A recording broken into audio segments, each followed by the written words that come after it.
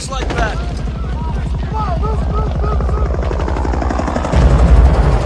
I love the smell of napalm in the morning. Good morning, Vietnam!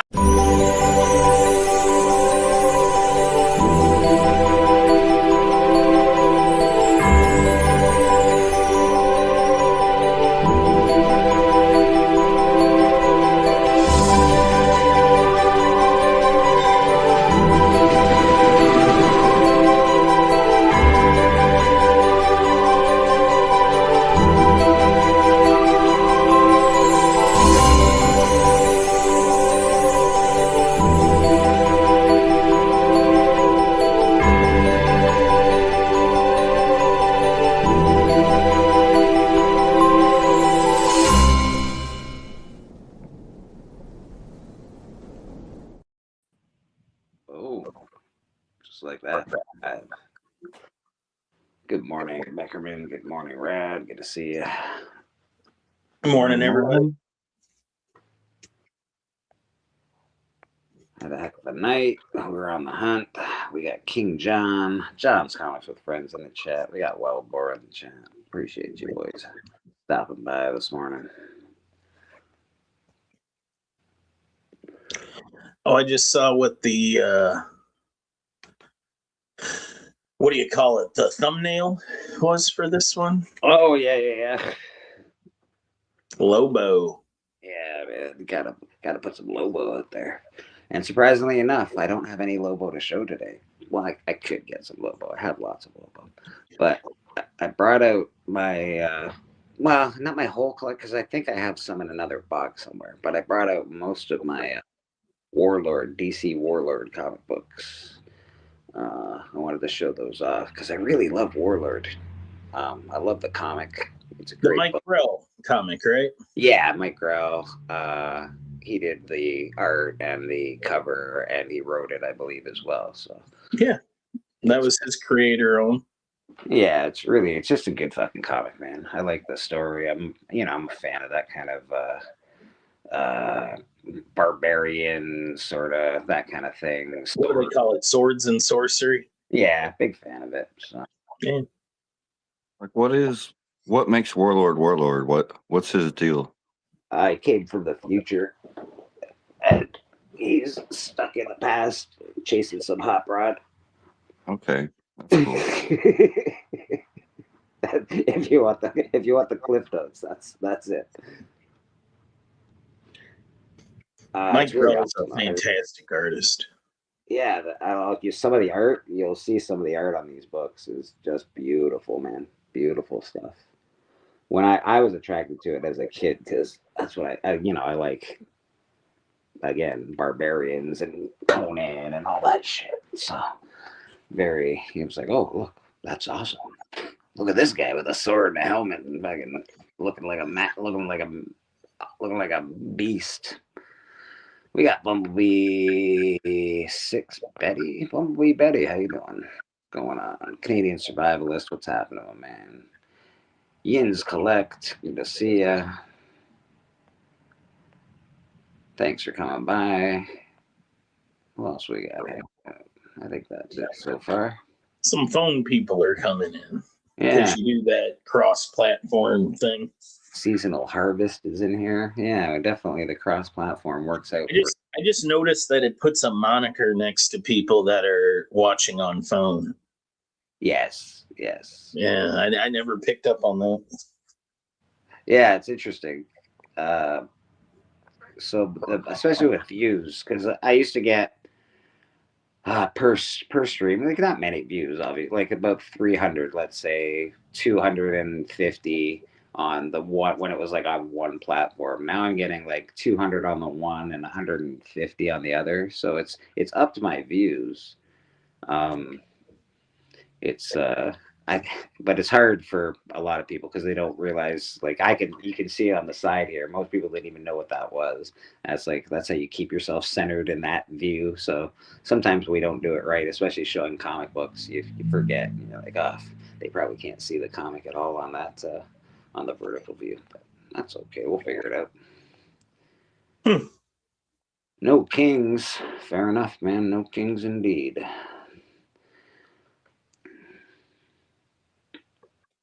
Well, other than that, what's new and exciting in the world of comics? I haven't really been paying attention this week to any comic book news. I did my solicitations this morning, and I got I get they need to sell books, right? Yeah. So I fully understand the need to put in a description, especially the closer to FOC you get. But I'm currently reading DCKO, and if you go through the solicitations for the books after DCKO, it kind of points to who's going to win. Oh no! Really? Already? Yeah. Maybe they're trying to throw you off. Well, I mean, I don't have it completely figured out because I'm not trying to. I'm trying to. But suddenly, Superman's not in any books. Superboy takes over his book. Superboy Prime. Yes. Wow. Yeah. And then there's like there's an event called Legion of Superboys, as all the Superboys compete for the title. So where's Superman? Does he have too much Omega energy? Can't come back to Earth? Who knows? But then also Aquaman becomes Emperor Aquaman. And I know there have been people like Legion of Comics early on was kind of rooting for Aquaman as a underdog in all of this. So, okay. Well, I've only heard a few of the battles, and there's some I definitely disagree with, but that's just me being like a nerd. I don't think Zatanna would have lost against Harley Quinn. I don't think Lex Luthor could beat the Demon. But hey, that's just me personally. And with Superman, you have to write Superman out of a story, otherwise he just wins. So most Superman stuff that he's involved in, his power. We're getting a Demon title again. What's that? Speaking of the Demon, we're getting a Demon title, which is exciting. That is exciting, actually. I think Travis will be super stoked on that. As a writer, and I can call it, you're now a writer. You're somebody actively writing a comic book right now. Yeah. How challenging would it be to all right, here's your character for this book. Oh, by the way, he has to rhyme constantly. That actually wouldn't be very challenging for me personally. I fucking love to rhyme, dude. I mean, it definitely paints you into a bit of a corner for dialogue, though. Yeah, you really gotta dig deep sometimes to rhyme with some of these things. Yeah, you don't want them to visit an orange grove or. Well, you can always message Eminem, see if he's got anything for you. Yeah, I believe that is somebody who showed how you can rhyme with orange. Em, I need your help, bro. I gotta rhyme this whole fucking comic. What am I gonna do? That's funny. Demon's a fun character, though. He's fun to read. His story is pretty cool. I don't know if I don't know. I'm glad that Lobo's being written again by. Is it Scotty Young is doing them? That's. Yep, Lobo by Scotty and Jorge Corona, and then we're getting a Firestorm book, which is probably those are probably Demon, Firestorm, and Lobo are probably my three most anticipated books. Firestorm's cool too. They haven't really done a lot with Fire. Well, I guess in the Flash show they did a bit with Firestorm. Yeah, and I mean, for those of us that were fans of the '80s Suicide Squad title, that ran for a really long time. It really did, actually. All the villains who always died were always Firestorm villains. Because he has the most disposable God-rated villains. Sorry, I'll write that. Oops. There we go. Much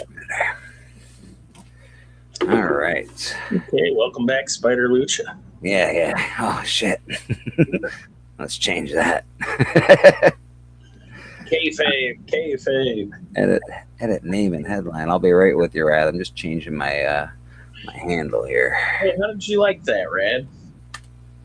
You are muted if you're talking. It's good. It's good. The art looks really great on it. Yeah. Oh, let's check out what Rad's looking at here. Oh, nice. I really actually wanted to get that, and I did not. Issue 2. Yeah, I'm gonna have to get the. I don't know how many issues it's going. I like Santa stuff. I can't help it, man. Is that And horror. Todd on the cover? What? Was that That's, Todd's cover? Brett Booth. Brett Booth. Okay. It's got an interesting look to it. I know a guy that likes that kind of stuff. Ryan Riley, how you doing, brother? Oh, that's cool, man. Good art on that. Yeah, Jason Fabok. I don't hate that one bit. That is very cool. You really see it, like, I feel like this is his best work doing his own thing on this. This is Yeah, so dude. good, bro. This is so good. Like, look at the art in this book. Yeah, I enjoy this. This is part of the Geiger verse. This is, Everybody's been big on Redcoat, but I feel like for me this has been my preferred book. I don't blame you at all. This is very cool. Well, there are people who do not like Jason Fabok, and I'm going to give a shout out to John's Comics for Friends. He's not a fan of him or his novel. He doesn't like. We didn't like Finch either for some reason. Yeah. Well, I mean, they're very similar styles. Yeah, and I'm in love with it. I think the art on this is phenomenal, bro. Yeah, I can't say I hate that one bit. Don't know much about the Spawn books, I'll be honest. I can't add too much.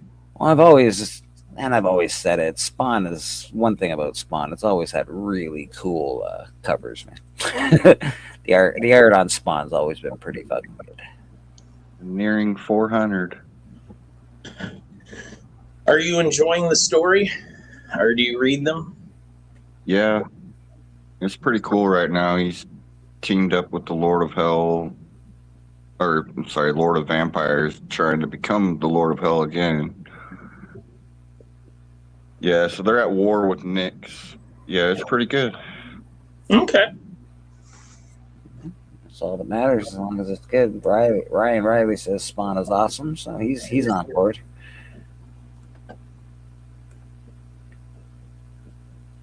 Oh, Ooh, we have a blind bag. we got a blind bag, people. Are you going to open it? Are you? Yeah. Really, yeah, you're really gonna open it? Oh my goodness!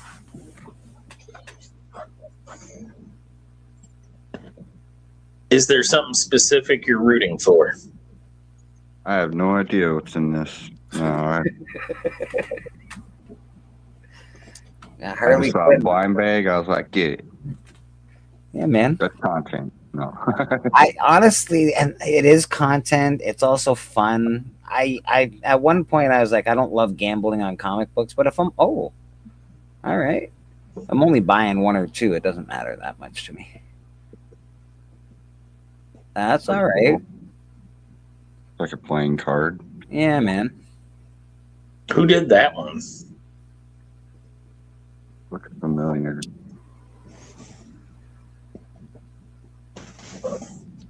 Amanda Connor. Okay. I gotta say, I love the art on the last book you showed. Much better than this one. I don't hate it. I don't hate it. It's all right. Just my style, just my taste. That's all. Hey, now we're talking.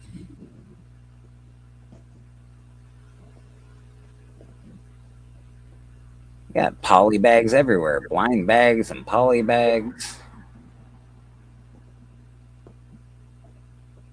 scissors here.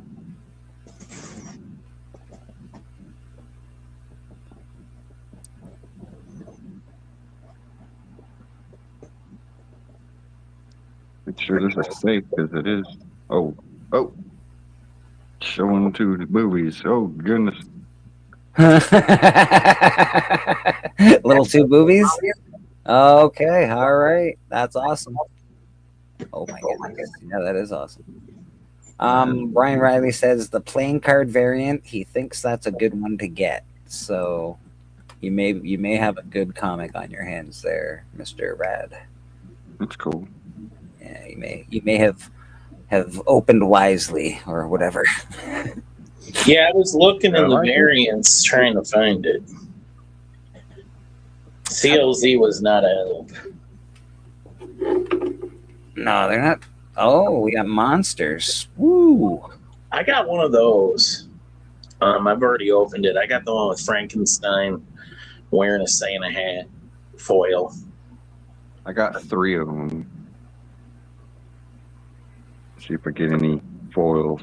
Give me foils, baby. Let's go. Shiny goodness.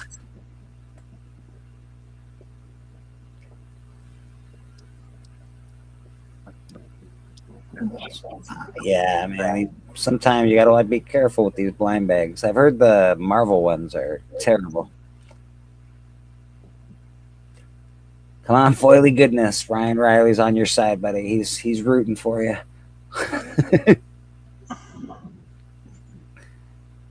I think we also want to see a golden ticket, right? Is there tickets in Yeah. this? Oh, get a ticket. I wanted that. One of those Marvel blind bags had a Rodney Downey Jr.'s autograph. Oh, get out of here. Really? Yep. Yeah. God dang. No That wonder was supposedly a big money one.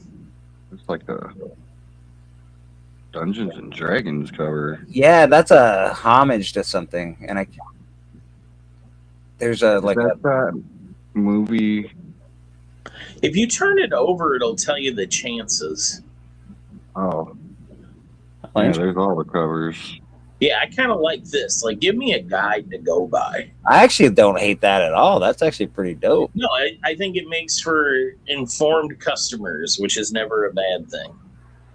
Yeah, D&D homage. I'm like, yeah, it is. I swear to God, I think I have it just like near me somewhere. Which I see it down at the bottom. Does that mean a good thing then? What's it say? No, it's up here. These are like foils and metals. Oh, okay. Yeah, it's a cardstock A05. A05. Okay, so one of the commons, but still a cool cover. Yeah, That's pretty dope, man. I actually love the guide on the back. I think that's really cool. No, it's very helpful if you're going to do blind bags. That way I don't have to go hunting to see if I got a hit or what. Yeah. Yeah, no, that's very cool. Oh, we got blind bags opening this morning, folks. Don't go away. You don't know what's happening. Reg is giving this away on Bleaker's channel.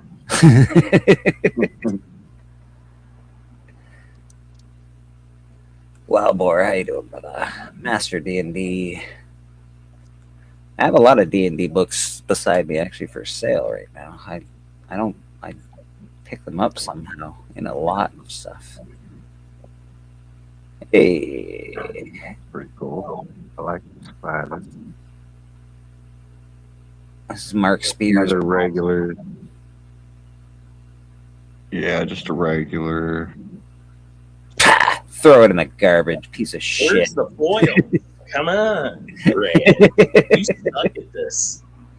You're doing it too much. You're doing it wrong, Brad. I gotta feel the foil through the bag. Think foil. Everybody think foil. Metal detector or something to the comic shops. Come on, man. Everybody think foil. Foil. Foil. Foil. Me too, Wellborn. Me too. All right, last one. Oh, it's not a foil. But it looks like a cool one, though. It is cool. It is cool. Cool, I like that. Yeah. All right. Got the regular here. Okay. Still cool. It's still very cool. Still cool. I dig it, man. All right. Well, folks, you got a treat there. Bleeker, you should clip this and make a short out of it. I definitely will be doing that. See if you can get some of that blind bag madness rub. Gotta get that rub, baby. Gotta get that rub. I feel like everybody did them for a minute there, so it can't. There had to be a dilution. Every time they come out, well, especially like a really popular one, anytime it comes out, people are all like, I opened 100 blind bags on my channel, or five this time and 5 that time. I was gonna open Monsters blind bags, the wolf one, but mine got stolen or not delivered, or delivered to the wrong address. Who knows? Happy New Year! Wishing everyone all happiness and success in 2026. JSS Brooklyn, how you doing, brother? Good to see you.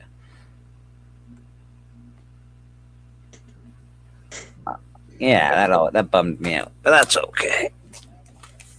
Well, that sucks, man. Yeah, it bums me out.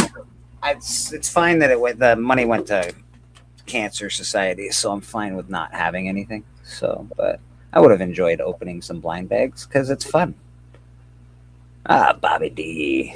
You know what, Bobby? I already know that you're having a great day. You feel great about yourself. You got a championship fucking. I already know. How you're feeling this morning. I don't need your attitude. I can feel your attitude through your good morning, everyone. I can feel it. For those who don't know, Bobby last night, with the assistance of yours truly, just kicked the teetotal BM out of Bleeker. Total. It was it was close. It was close, mister. 0. That's Becker math. Yeah. We got some Steiner math going on around here. But no, there'd be division and multiplication. We take your 23% chance. 23 and a 3% chance. Oh, you had it with my 99.5% chance. This Harley Quinn might be something, because I'm looking through the back and they got the checklist. It's not on here. I think that's what somebody Survivor said that you might have had a hit. Ryan Riley, maybe? Ryan Riley, I believe he said it. Yeah, he's like, I believe that that's a good one. Yeah, it's not on here. There's a lot on here. There's a lot. There's so many.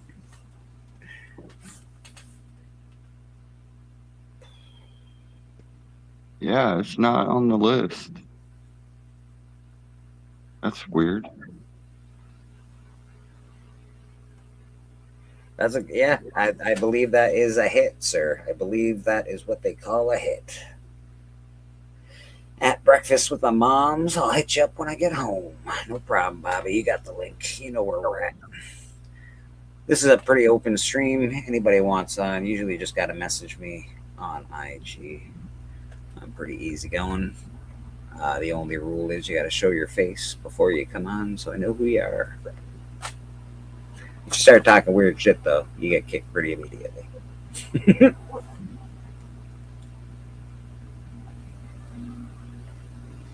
Yeah, man, it's fun. Bobby's the champ of the hunt. All's right in the world again. Bobby, New Year's champ. Jake Paul, beat up. Andrew Tate, beat up. World's resetting itself. Bleeker lost. That goes without saying with Bobby winning, jerk. You know, just gotta rub it in. Gotta fucking rub it in, Mike.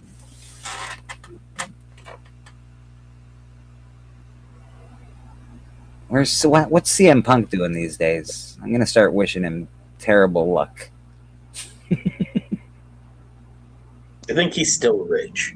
That's fair. Yeah, that'll do it. Isn't he trying to be an actor? Yes, he is trying to be an actor. Who isn't in the wrestling business anymore? That is true. Street Fighter has half of WWE in it. That's a fact, actually. All right. So I brought some cool. I've been threatening it for a long time, and I keep saying it.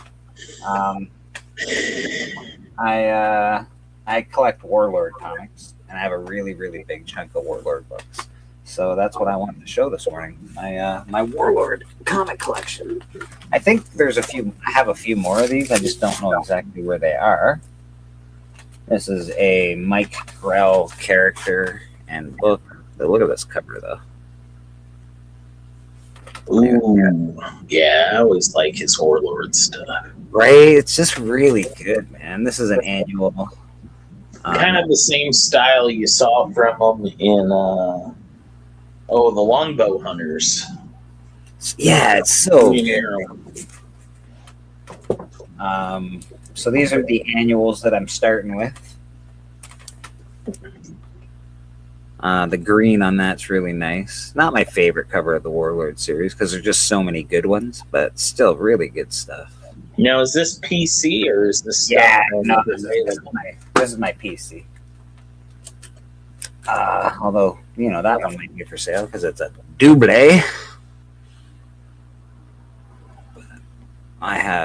I really like Warlord. This is actually a comic that I'm actually going to try and finish the run on Warlord. I just pick them up every now and again. This is another annual. This is annual number 4. Look at that, the devil's head back there. It's just awesome.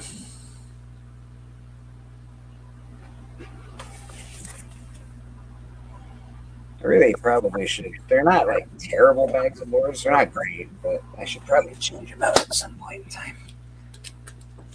This is a really cool annual. The art on this is fantastic. Looks very like a painted cover. It is just freaking awesome.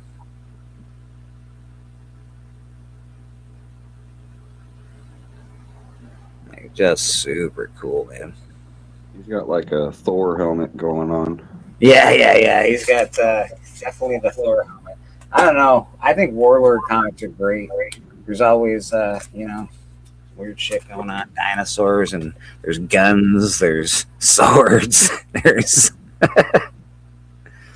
It's awesome. Oh, I'm kind of looking.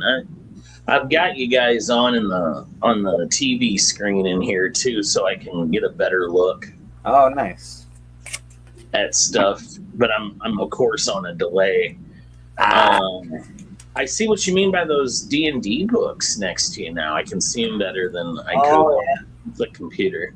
Yeah, I got tons of D&D stuff next to me. Yeah, just look at that. Look at that cover. Riding a crocodile. Yeah. Riding a crocodile? Are you kidding me? I love crocodile covers. Well, I think it might be a serpent, but he's got crocodile vibes. With the gun sight, the sight on him, I think that's awesome. Yeah, it looks kind of snakish, but that mouth is definitely crocodilian. I haven't looked at these in a while, man. Every time I pull one out, I'm just like, oh, that's awesome. So I really we got death. Yeah, We've that's got cool. awesome horses. You got Warlord there. This is a great cover. This is so good. And Warlord didn't start at DC, right? Yes, it did start at DC. The first appearance of Warlord was in DC. Boy, why did I think Warlord was completely creator owned? But it can't be if it debuted at DC. Yeah, they DC first special number 8, I believe it debuted. Okay. Does it say 85 cents on my book? I think it does, but there's like an 85-cent thing right here or something. But that's okay. We'll have to replace this one eventually. Well, at least you know how much they had it for. Yeah. How much I bought it for, probably. Yeah. Namen loves those. Wow. That's where I first heard about it, was through Nauman. He's always talking about Mike Girl and Warlord. The header is really cool. The art is really good. It The is. only thing I have to say about Warlord is that if you've read Longbow Hunters, it's like, what is Oliver Queen doing? It is a read though. Like these books have words, lots of them. So if you're into like newer comics and you're like, I don't like to read words, you probably won't enjoy these very much. But it is a wordy comic. I get blown away by some of these covers, man.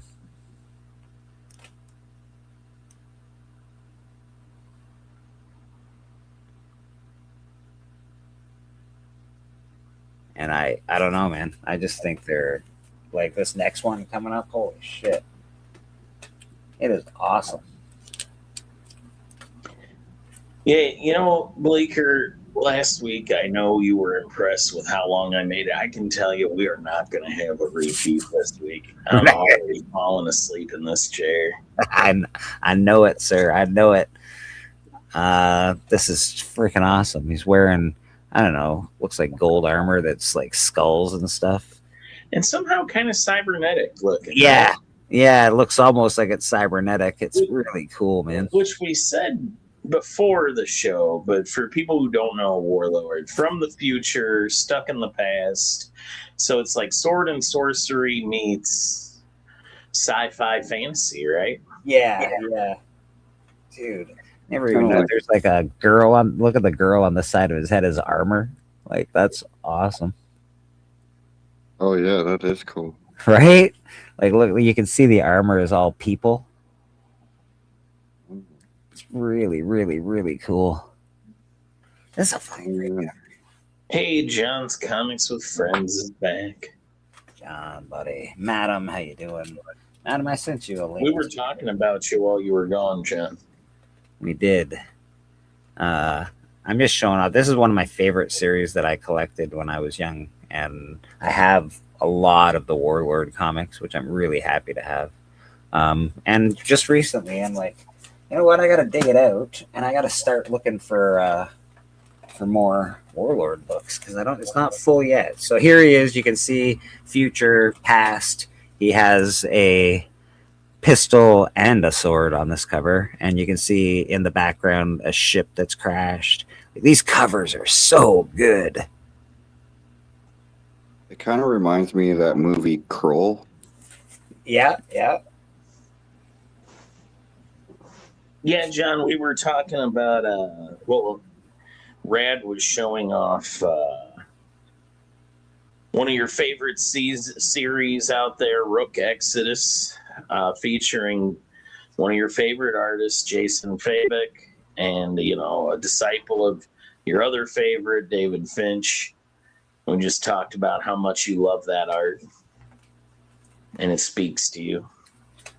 Yes. John loves it. It's his fave.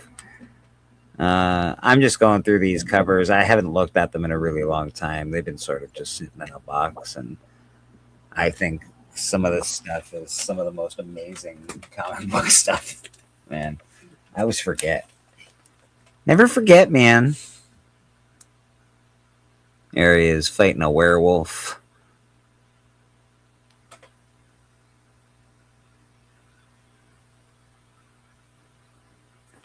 Yeah, dude. Oh, this next one is really, really good. Oh, yeah, this is good shit right here. Look at that. It's on fire. Tied up. You got skulls on top. It's just so good. It's really dynamic art. I noticed though, where are the Mike Grell detractors, because I'm not counting a lot of feet. Well, we got a couple feet on this one. That young lady has some. That young lady has some feet. You know, you got to have a good underwater cover at some point in time. I'm glad to see that Grell defended himself And against the mounting accusations. you know, just for good measure, he's like, I better put feet on this one too. There we go. So. The last few issues, he was really phoning it in. A lot of foot fetish people out there that want to see the feet.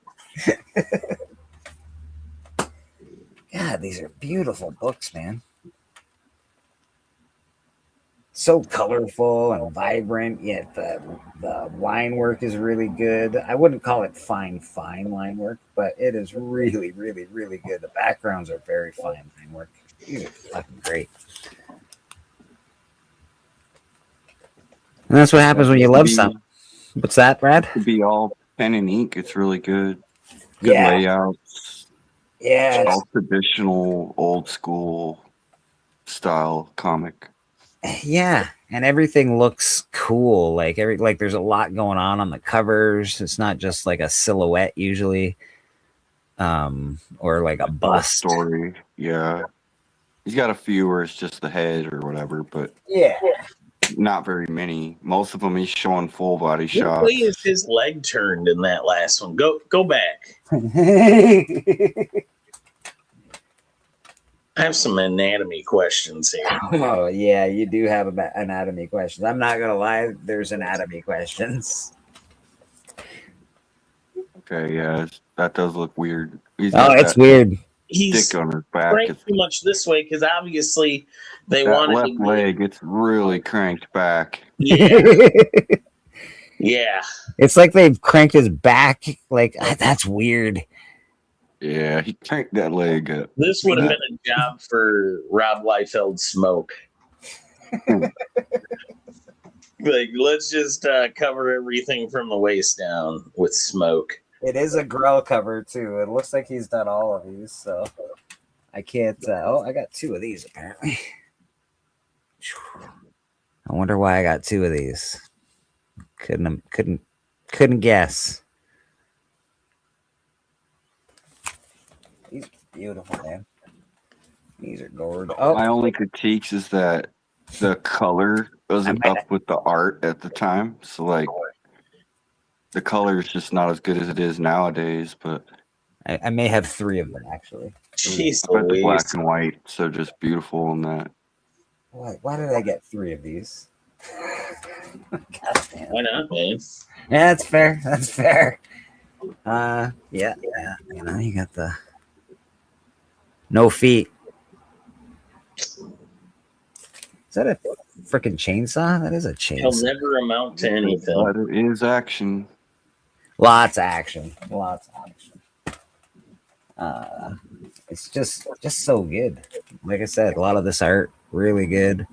That one cover questionable at Well, Really good and at the that's lady. the thing.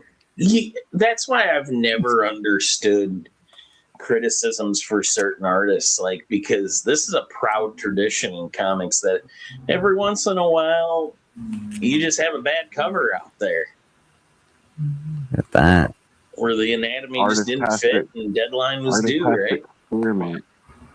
Yeah, you know what? He was probably drawing and erasing and drawing. He said, "Fuck it. This is what you're getting." He's doing all them interiors too. Yeah. He did all the interiors, all the covers. He wrote all the story. That's a lot of work. Yeah, it's no joke. It's a big run. It's not a small run either. I would have to say this is probably my least favorite cover that we've run across so far. It's kind of Nothing. busy, isn't it? Muddled. Yeah, not that it's a bad cover. Just it's hard to figure everything out on that one. Like everyone's the same color. Like the palette is. Flesh melding together there. Yeah, it just sort of looks like a flesh pot, which is fine, I guess. I don't know what this is. Oh my goodness, the Hunter's Moon. We got looks like a Black Panther looking character up here. You certainly begin to see the tropes that Grell has in his cover poses. Yes. The hero is always faced forward, but turning over his back to whatever's menacing him. Yeah. So that you get that full body shot. And layouts aren't easy. No. But that left leg also looks a little weird. And He was curved how's he there, not yeah. falling over? Clearly He is off not. balance. You got the leg balancers of skyscraper. And that one's so good. Yeah, apparently you got to get this one 3 times as well. So, Well, and he's kicking that poor gal in the face. yeah, Every one of them. she deserved it. She knows what she did. First one, he did like a little cover design. Oh my goodness, let's pick up this last stack here. I don't remember this episode, this issue. Gonna have to read it. This is completely out of contact. Like there's no, we don't have Warlord on the cover. Up in the air. Is he balancing on whatever's behind him, or I think he's just sort of in the air kind of thing, and it's just sort of stamping his foot? Didn't want to cover up Mike Grell's signature. Hey, that's where I'm gonna sign. He's got keys in his hand. Looks like he's gonna free somebody somewhere. Oh, somebody! Yeah, like keys are in motion too, so maybe he's just hopping up and down. Look at those! Look at those buns. All right, let's take a look at this. Well, he clearly works out. Clearly, he has a very good regiment. He's very regimented with his legs. And the waist, I mean, just great anatomy there. So it looks like I got a lot of these doubles because there's like I get the newsstand plus the directs on them. Is that one warlord wearing a dress? The other one's not.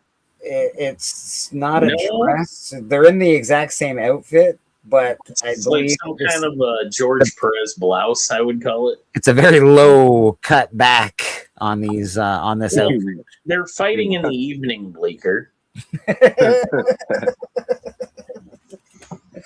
Let me wear my low cut stuff if I'm gonna have a fight in the evening.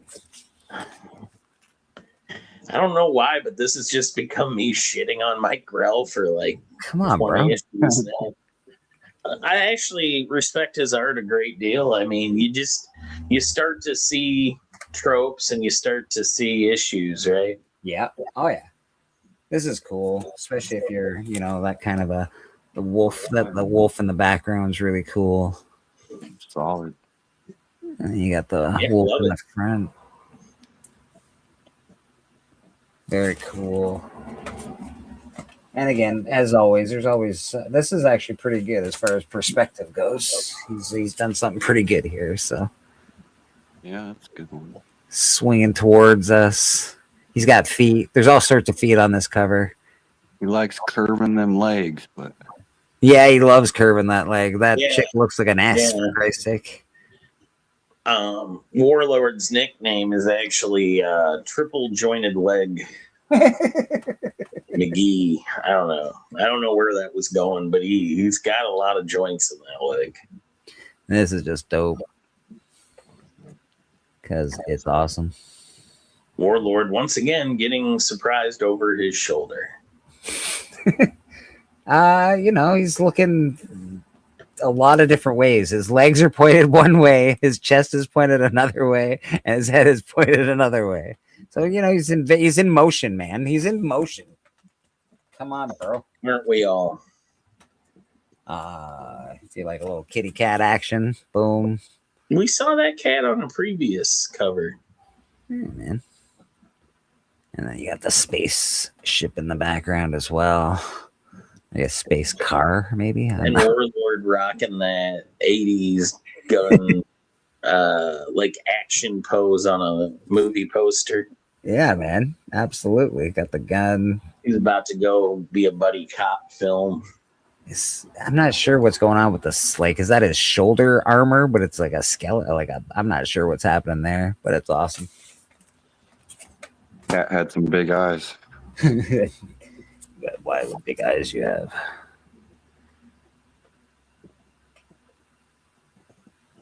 Very neat. Good blue. Very strong on the characters, a little weak on the backgrounds. For these ones, yeah, big time, man. Big time. Towards the end of the run, he's probably getting tired. That's nice. That's a good one. Oliver Queen in the background there. Oliver Queen, Deja Thoris. Just Yeah, the full body with the headshot in the background always looks good. yeah. The way he did the headshot of the background looks really good. This is a weird one, but I like the.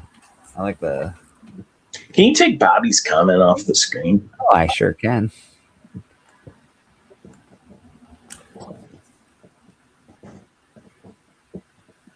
Oh, just weird. That guy, a walrus? Yeah. It's just so weird. And then again, you got that cat. You got the woman. You got everybody's in there. These are all Jeff really, says that he's looking at maybe getting the omnibus for this because he had all the issues back in the day, but got rid of them. yeah. You should. I like that he mentioned glossy stock. Nothing will turn me off an omnibus if it doesn't feel right and doesn't look right. If it's not laid out well. This is probably one of the weaker covers that we've seen. Just sort of looking at a piece of ID, I guess. Nothing. The very 80s. Yeah. Like that cover really has like been the- used successfully on books like Suicide Squad and The one you showed right before that was really good. Yes, yeah, where he's kneeling on his, he's kneeling down with his sword and stuff. Yeah. Oh, and there, that is really good. well, yeah, you got to bend the leg. You got to bend the leg, bend the body, and make them look a different direction. That's how we do things around here. Oh, hello there. You've caught me once again bending. Oh, Welcome back to Warlord this week. and a 1, and a 2, and a 3. This is a good one too. Very cool. Got all his characters in there.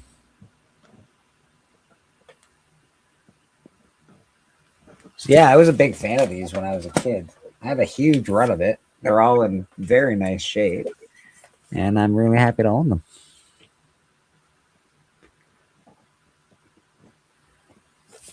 I went last night looking for the first appearance of Warlord. And the guy rejected me. Well, that sucks. I know. I was disappointed. Very disappointed. This is looks like it's, I don't know, future, past, future. I'm not sure what's going on in this issue, to be honest. We've got future here, past here, but with future in the background. So I'm not sure. What's the first appearance of Warlord go for? It depends. I was looking at a 9 point something or other. Yeah, because you're one of those. And you can, I think, like, people, it's not that bad. It's like just about $200. Okay. It's not too bad. I tried to get it for 95, but he said no. Try 96. It's gonna be my next one. Be that guy. 95.50. Yeah. Dragons and I don't know, ninjas, all sorts of. He's got a pistol in this one, so he's shooting. The fact that he has the pistol and the sword in some of these covers is great. Maybe we should try new negotiate instead of like countering with another price. Just like get to know the guy. Like, oh, that sucks. What are you doing tonight? I do have time to counter negotiate. I just haven't figured out if I want it. I really want it. I should. No, don't send another offer. Just be like, so what have you been up to? I feel like someone's been reading a lot of Vampirella and going, you know what? That's a good look. We should use that look. So anyway. Sorry to see that you rejected my offer on your Warlord appearance. How about the Stranger Things? Everybody's talking about it. I haven't seen it. Did you go to the theater? Yeah. Big small town. What's the weather like where you're at? Where are you from? Oh, California. I know a guy in California. And then if he's like, do you want to talk about the book? No. We've moved past that. This is about us now. Tell me about you. What are your hopes, your dreams? Your dreams. I know it involves getting way too much for a Warlord first appearance. Just, oh, you know what? I'm gonna skip that one. Not that it's not cool, but I really just saw this one, and that's freaking awesome. Kind of a Frank Miller ripoff there, huh? Yeah, a bit of a a bit of a Dirty Harry little thing going on here. I guess it's hard to accuse somebody ripping off Frank Miller when he ripped off Dirty Harry. Yeah. But yeah, this is my Warlord collection. I just wanted to show it because I'm pretty proud of it, to be honest. I have a really nice Warlord collection. And if anybody out there has recently rejected somebody's $95 offer for a first appearance, we're just wondering what you're up to today. Yeah. If you're having a good day, are you doing any yoga? Yoga's nice. It's a big bird, man.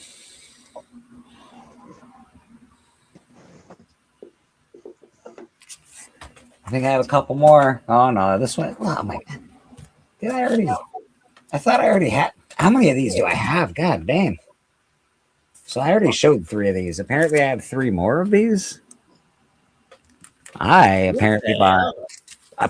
buy this one really spoke to me, people. I don't know what it was that spoke to me, but this one. And if it speaks to you, That's reach one of out to those. Laker and you can probably buy I it. don't know if I have that book or not. I guess I might as well buy it just to make sure. Just making sure I have this one.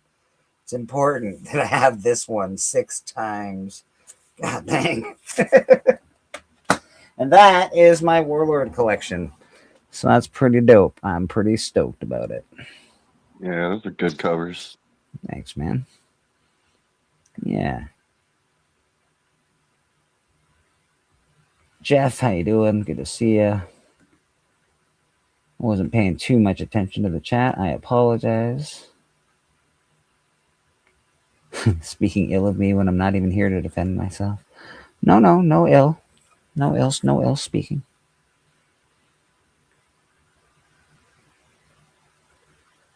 I wonder where TM is this morning. Usually he's a bright and early fella.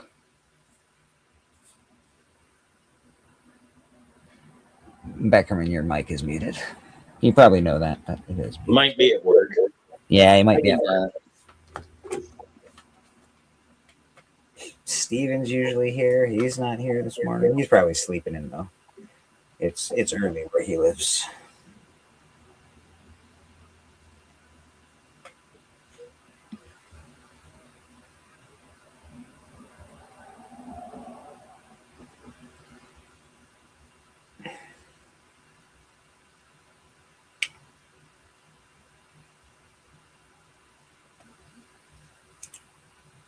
Are you drawing anything today, Rad, or are you just chilling? Well, I'm taking a little chill right now, but I do have stuff I need to be drawing. Fair enough. All right, gang. It's nap time. Would love nap time. Have a good nap. Yeah, I'll most likely be back. Nap time's happening pretty early this week, so. Well, you were up late last night, so it makes sense. Yeah, I was tucking. But I took a nap yesterday, too, so I should have been better than I was, but Too many of those people on the hunt tax my patience. And A lot of taxing going on. I agree. yeah, well, I'm off to go pull some wealth out of the ground. Talk to you later. Oh my gosh, Jesus Christ.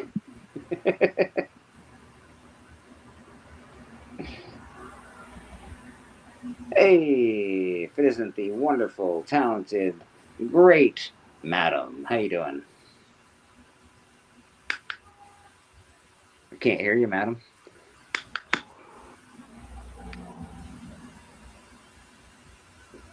Still can't hear A lot you. of coffee going. You are unhearable, but you're very pretty, so I guess that works.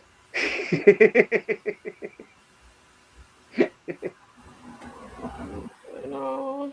I might have to jump off and jump Oh. back on. Hey, there you are. There you go. Now I hear you. Okay, this has been happening when I've been jumping on dude, for some reason. How are you guys doing? Not too bad, not too bad. Just sort of chilling out. Your friend, what was his name again? Chris was his name? Adam. Did he make it back home and all that jazz? Yes, he did without any bad stuff happening to him. Without any incident? That's good. Yes. Good. And what I usually say to people who fly on a plane, and this is no offense to mutes, but I usually say, may you please sit next to a sweet smelling mute. Yeah. Yeah. Because that's what I wish for. Yeah, I'd have to say that's accurate. I don't want to sit near children. That's basically what I don't want to sit near. That's people that are just constantly like. Yeah, I want to sit near the dude that has earphones in watching a movie. That's the guy I want to sit next to. Yeah, exactly. Yeah. I'm with you. I'm with you. People. Finally, someone good looking on the panel. Thanks, Freddie. Thanks, man. Appreciate you. I saw you had church yesterday. Why? What happened? No, just like an unboxing. I think I did. Was it an unboxing I did yesterday? I said church, I thought, and I was like, what's this church? Yeah, I always put church on my stuff. I always put church on my stuff. I think I did Christmas Mass on Christmas. I did. No, it wasn't I didn't say church. It said, "Let's go for a rip, let's go for a rip, bud." I think that's what the title I used on it. Right, and that implies what? A rip implies let's rip a package open. That's what I was wondering. Took a big rip out the bong. Yes. That's what it means. Go listen to the song and tell me that's what it means. But that's what it means in comic book land. So that's what we're doing. That's what we're doing in comic book worlds. Right. Yeah, I went camping last night over just for one night. I got in a tent with my partner, and we went camping. Who camps for one night? When it's an hour and a half away, you camp for one night. One night? That's it? It's a beginning camping experience. We don't want to overdo it. We just want to dip our toe in the water. One night? Toe in the water. You know what I mean? Like, listen, I'm going to tell you about something about myself. Someone says, I don't mind walking. I walk everywhere. I walk. That's fine. But if somebody says, let's go for a walk, I'm going to say where. I'm not. It's camping for one night. It's almost not worth my time getting off the couch. I could just go to bed. True. But there was a beautiful full moon out. I got a beautiful picture behind a saguaro cactus. We made a fire, attempted to fish, right? Attempted to avoid everyone else making contact with other people. You know how it goes. We're camping. Why are all you people here? Get away from me. Fair. That's fair. Did a lot of camping when I was a kid. My parents loved to camp. They had a trailer and stuff like that. It was always really fun. I enjoyed it. I won radio on this radio show just a couple months ago in October. I won tickets to go see a band because I told the best story about being sick.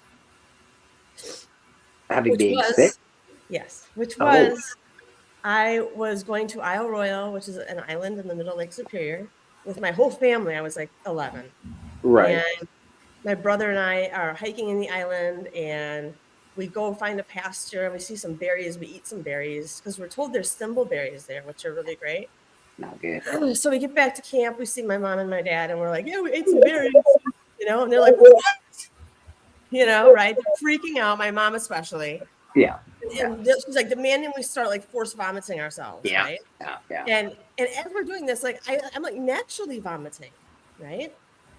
And then my brother also starts naturally vomiting. At what point my father starts naturally vomiting, at which point my mother starts matching. So we all have the stomach flu. And we're all stuck on an island where there's no motorized vehicles. It's just you have to hike in and hike out. And there's only a helicopter or a ferry that will take you out. And we are not near the dock. We're like 5 miles away. We're all down with the stomach flu. I would like wake up in the tent, like dry heave, and then like turn back over. It was horrible. So lucky for us, the Boy Scouts had been camping a little close to us, and they heard about our plight, and they said they would hike us out. So the Boy Scouts hiked us out 5 miles to the ferry, hiking all our backpacks. I was in the back of a Boy Scout, who Are you I kidding really me? didn't appreciate that I was on him because I was 11. I was like super Yeah, light. But, nothing to appreciate there. The goddamn 11-year-old kid, fucking God, I gotta carry this thing out. God dang it. Better get a patch for this. Fucking eating goddamn strawberries in the goddamn field. God dang it. Yeah, so the Boy Scouts basically rescued us, and then we got the ferry home, and then everything was fine. But I threw up. That sucks. I threw up 28 times in one 24-hour period. I'm guessing there's no. Is there like? Because I've been sick camping before. Is there running water, running toilets, any kind of no? No, this is real. No, I didn't think so. But no, this is real. Like everything's on your backpack camping. Your dehydrated food, your water purifier. That's not good. That's not a good situation, man. I've seen a lot of people on alone. They're like, "Oh, got the stomach flu out of here." So, yeah, it's not good. Yeah, so because I thought Sari, she gave me the tickets, the DJ, and then like later on, like a month later, I'm sitting here listening to the radio and I hear my voice and it's me telling the story and she's replaying it for people. Well, that's a funny story.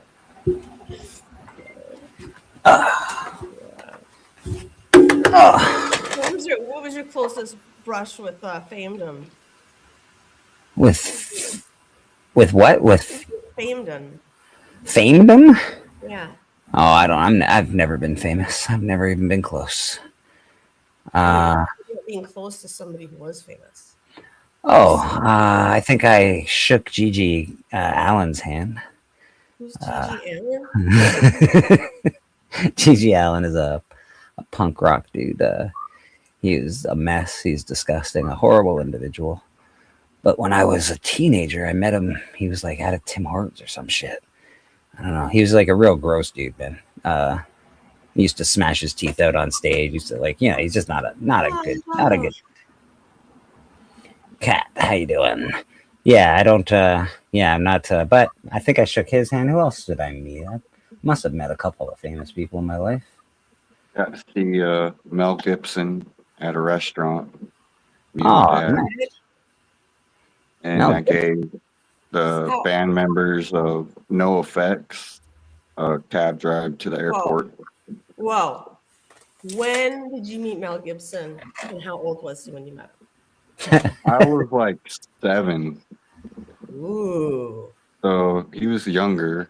Yeah. I'm trying to remember what movie he had just done. He had just finished Braveheart, I think, when I met him. He was probably still in great shape. At his hottest. God damn it. Wellbore says he saw Lloyd Robertson on an airplane once. Nice. I've definitely I've met some singers and rock stars and stuff, but that's like being in a line to get a signature. It's not really meeting anybody. It's not like meeting someone by chance or anything like that. Right. Well, I met Al Milgram in the back of a seat of a car going to a con. He just happened to be going in the same ride I was going in. So I was like, oh, nice. I had no idea who he was. That sucks. That sucks for him, really, to be honest. He's hoping. He's like, yeah, she's gonna know who I am. It's gonna be great. Like, hi, who are you? Fuck. From nothing across. I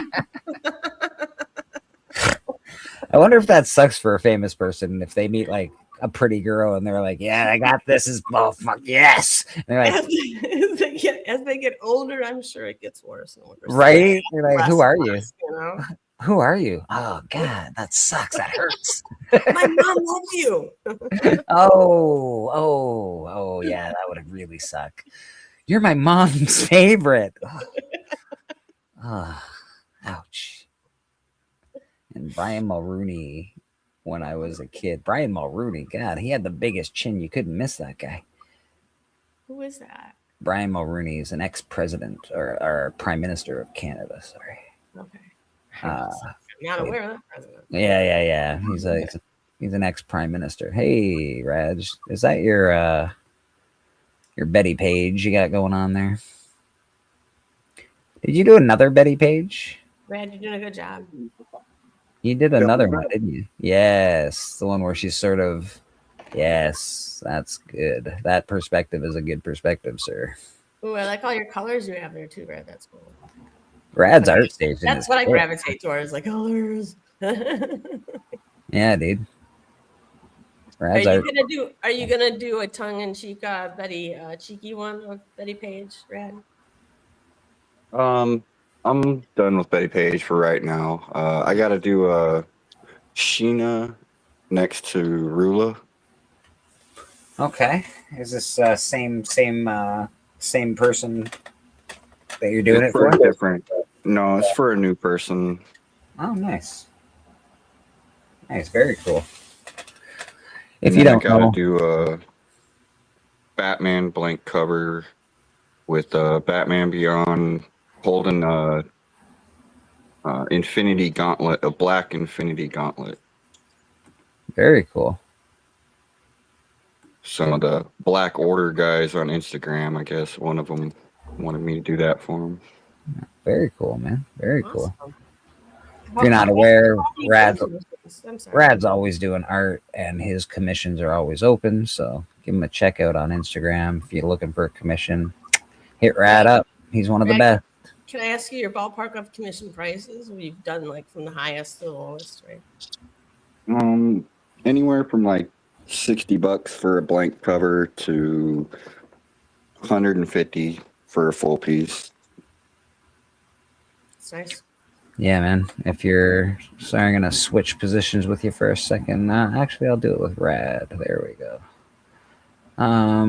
Yeah, I've got a piece of Rad art here that I keep. I got a few, but if you want to see what kind of work he does, he does. Excellent. I love the look in his eyes. He does very, very good work. Look at the hair too. Like it's just everything's perfect on this. Love it. So I Rad, love the dark shadow underneath his collar too. yeah, man, Rad is an awesome artist. So check Rad out if you want a commission. Get him to get you a commission. It's wicked. He does it great. And Rad, right now, are you commissioned? Like you have a commission to work on? Are you like do you have several to work on like lined up, or are you?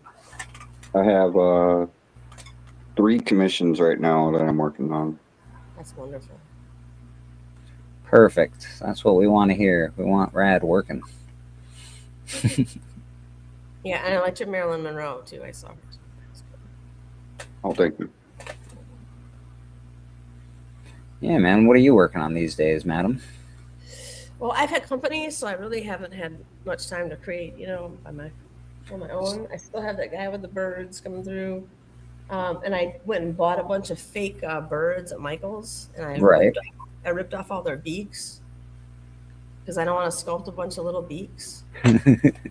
So I ripped them off, and I'm sticking them on now. I'm making All right. Hey, man. It's the process. Got to trust the process. That's all. And I found something like a treasure at Goodwill. I found a drafting table Oh, nice. for $19. It's glass and it pivots up, It pivots up and down. and $19, and I got military discount as well, so it's just 25% off of that. So Boom. Good for you. I just That's feel excellent. like that was winning. Yeah, man. No, you also Wait, you were in the military? No, my ex was. I was a spouse. Okay. You just still take his discount. Well, I do have a respectable amount of years that I also consider myself as being in the military. As this, Okay. Okay. like over 19 years, I think, of service. So I'll take that discount. yeah, absolutely. Absolutely. Yeah, no, that's cool. That's so I know you don't draw as much as you sculpt, but you do very nice drawings. Like I've seen your art before, so Thank you. I know you sold a piece or you put a piece out for Comics Curing Cancer, which was very cool. I think you and your buddy did a piece, and they were both pretty good. I don't know. You were going to do it on church one day, but you didn't show up. I can't remember. Oh yeah, we were gonna do the poison ivy thing, and that did go actually. Yeah, I imagine that sold. It was really nice. I have a piece of original art I can show off from Please. Reindeer Snake in 2000. Please do. Please do. It's Lady Death. Very nice. Isn't it beautiful? I like that. It's like a A4 size. God dang, man. Nice, huh? That's like just such nice, good blacks. That's the hardest thing I have for art. I can't do nice blacks like that. Yeah, I think the trick to doing black and whites when you're doing really stark contrast is you need to have like 50% of the page be black and 50% of the page be white in ratio. And then I think it makes a successful page. I get afraid to put it on, like all that black on there. Like it's just weird. Oh, that's nice. It's not David Nakayama goodness there. Nakayama goodness there. To show off. This. Beautiful. Kindle. That girl's got a heck of a, yeah, That's that's a lot. That seems like a lot. I think if you stop right here, it would be normal. She's got extra padding back there, man. I'm telling you. And then I have the metal one of course. Ah, very cool. Very cool. You ever gonna hang those up or? I don't know where I'm gonna. I mean, I collect stuff. I don't have a place though. You know, that's like designated for things. Yeah, yeah. I kind of travel around the house, right? And I have this Amarillo. Hack and slash. Frisian. I love this. Very cool. And then as many comic books as I have given up, it makes you realize which ones you really like, right? Yeah. Okay. So I really appreciate Middleton. Oh, that's beautiful. You know, like should be in a frame in a museum. Yeah, that is actually a beautiful piece of art. Again, Middleton. You know, Yeah, kind I of got a one better. Rococo style. And then Carla Cohen. I've used this for reference for so long, so I couldn't get rid of it. It looks like, goddamn, it looks like a picture almost. Like it's just so good. Yeah. Yep. But donk indeed, Wellbore. Wait. Indeed.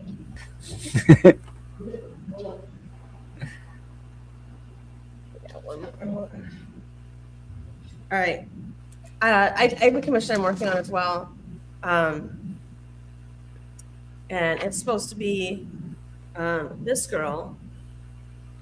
Right. Do you know who that is? Not off the top of my head. Right. I know it's awful, isn't it? Like I've been working on it for like hours. Can't and hours remember her and hours. name. So I'm gonna have to start all over. So just for all those artists who just gotta start all over sometimes. You're just gonna start over? You're just doing it? You're just starting over? Yes. Oh my goodness. There's so many things. This is my reference picture. Ah, okay. Right. So it could be Selena Gomez? No, that's Selena, not Gomez. Not Gomez. Selena. Just Selena is her name. Selena. Yeah. Yeah. Yeah. But I'm afraid I didn't want to do this with the mic either, because I mean, she's not, it looks like she's a porn star practically. She's Right? I mean, who wants to? I don't know. So it's I'm yeah. She's got that mic a little close. gonna have to redo this once. That's fun. It looks good. It looks good. I don't think Looks so. spot on. Thanks for that. Well, I don't know, man. I think, if you think you need to redo it, you need to redo it. If not, Exactly. If it's not up to my standard, I don't want to shove off something I'm not confident about. If I'm given a lot of time to do it, So sometimes that's the best thing to do. Scrap it and start again. just like in the Agony and the Ecstasy, the Michelangelo freaks out at a bar, and he says, all the wine has turned sour, and he's like, if the wine is sour, we throw it out. And some guy takes a sledgehammer and he starts knocking off all the tips of the kegs, right? And all this wine starts flowing out. People start going out and go, ah! He's like, yes. He's like, if the wine is sour, you throw it out. And then he went back and he scrapped a whole bunch of shit he had done and redid it to make it good. That's what you got to do sometimes, man. I know it seems like a lot of work, but sometimes it's worth it. I can't find my art book right now. I just went looking for it real quick. I didn't look hard, but I looked a little bit. I'm like, where the fuck did I put that thing? Didn't you just have it?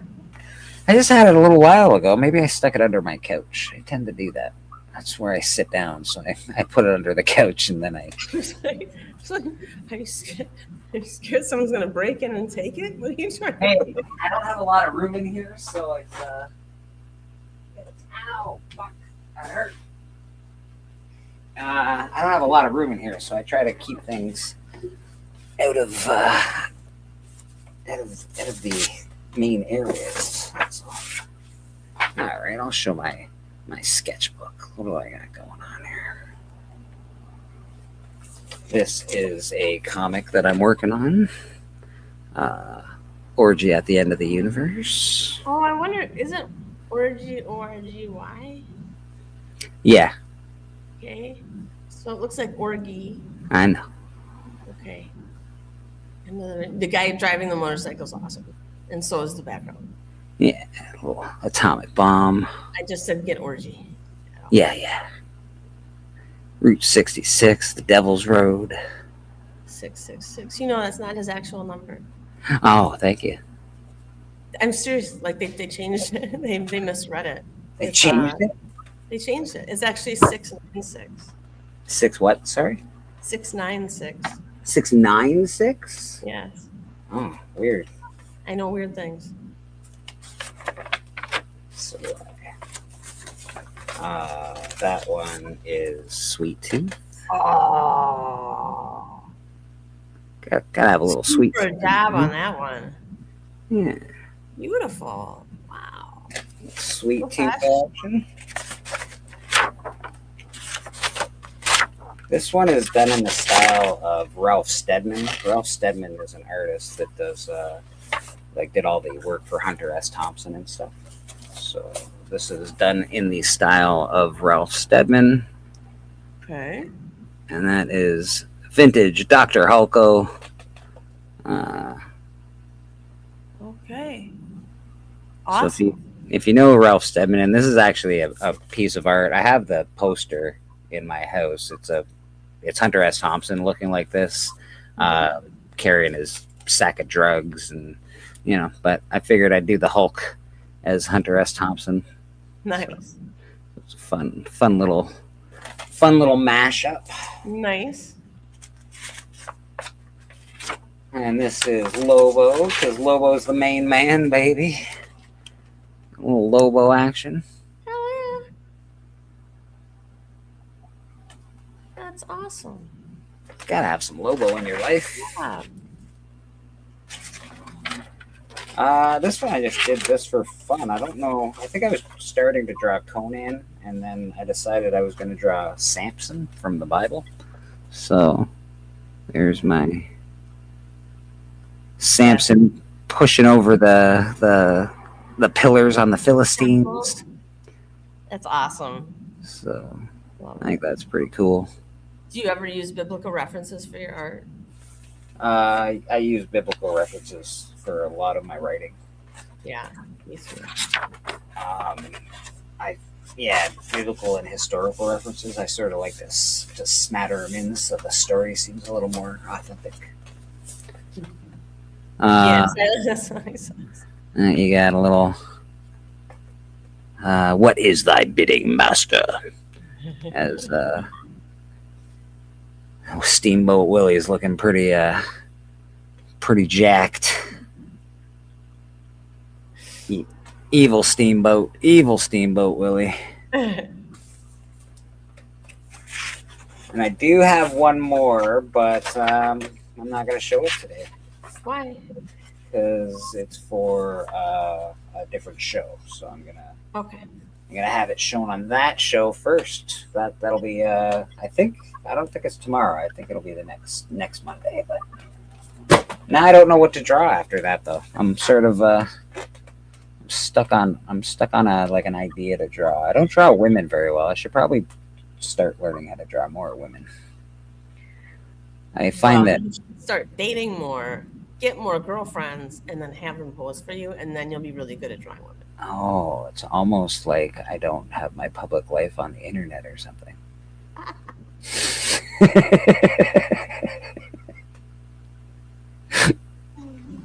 I think I'm doing just fine, my dear. But models, live models, that's where it's at. Yes, me. Ever read any Strontium Dog? I have not read that. No, right now I'm reading Warlord. I'm reading Savage Avengers and reading Absolute Batman. Oddly enough, that's an interesting title for me to read. I don't usually read a lot of new stuff. I don't read everything, so guess what? I don't know everything about everything. Weird. I don't know. It's crazy.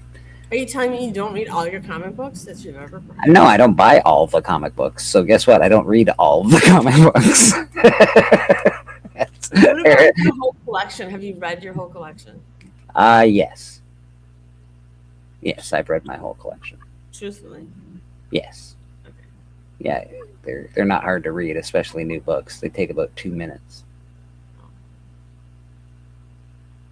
I I never read the books I'm interested in, but I don't always buy books that I'm interested in reading. Sometimes I buy books just for the cover art. So That's half and half. Because that's the best art you're half gonna my find. books I've read, half I haven't. But even the books, like, so I get slabs. I'll buy a slab or someone will give me a slab. Immediately when I get a slab, I go on to online and I read the book that I get that's in the slab. So yeah, all the books get read. I like reading comics, man. I think they're fun. They're not all good. This is what I hear. As an adult, like my age now, like obviously when I was a kid, I was like, yeah, bring on Spider-Man and bring on the Hulk, and I want to read Thor and I want to read all this cool shit.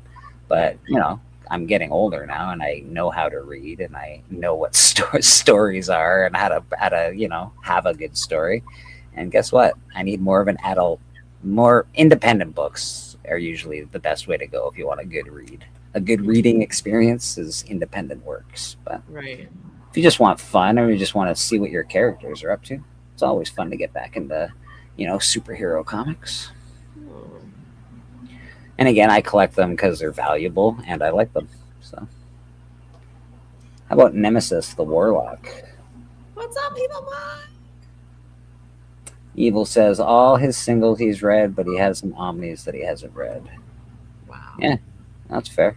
Evil might definitely. There. I hope they're I know holding he might something read special. his books. Yeah, he reads his books.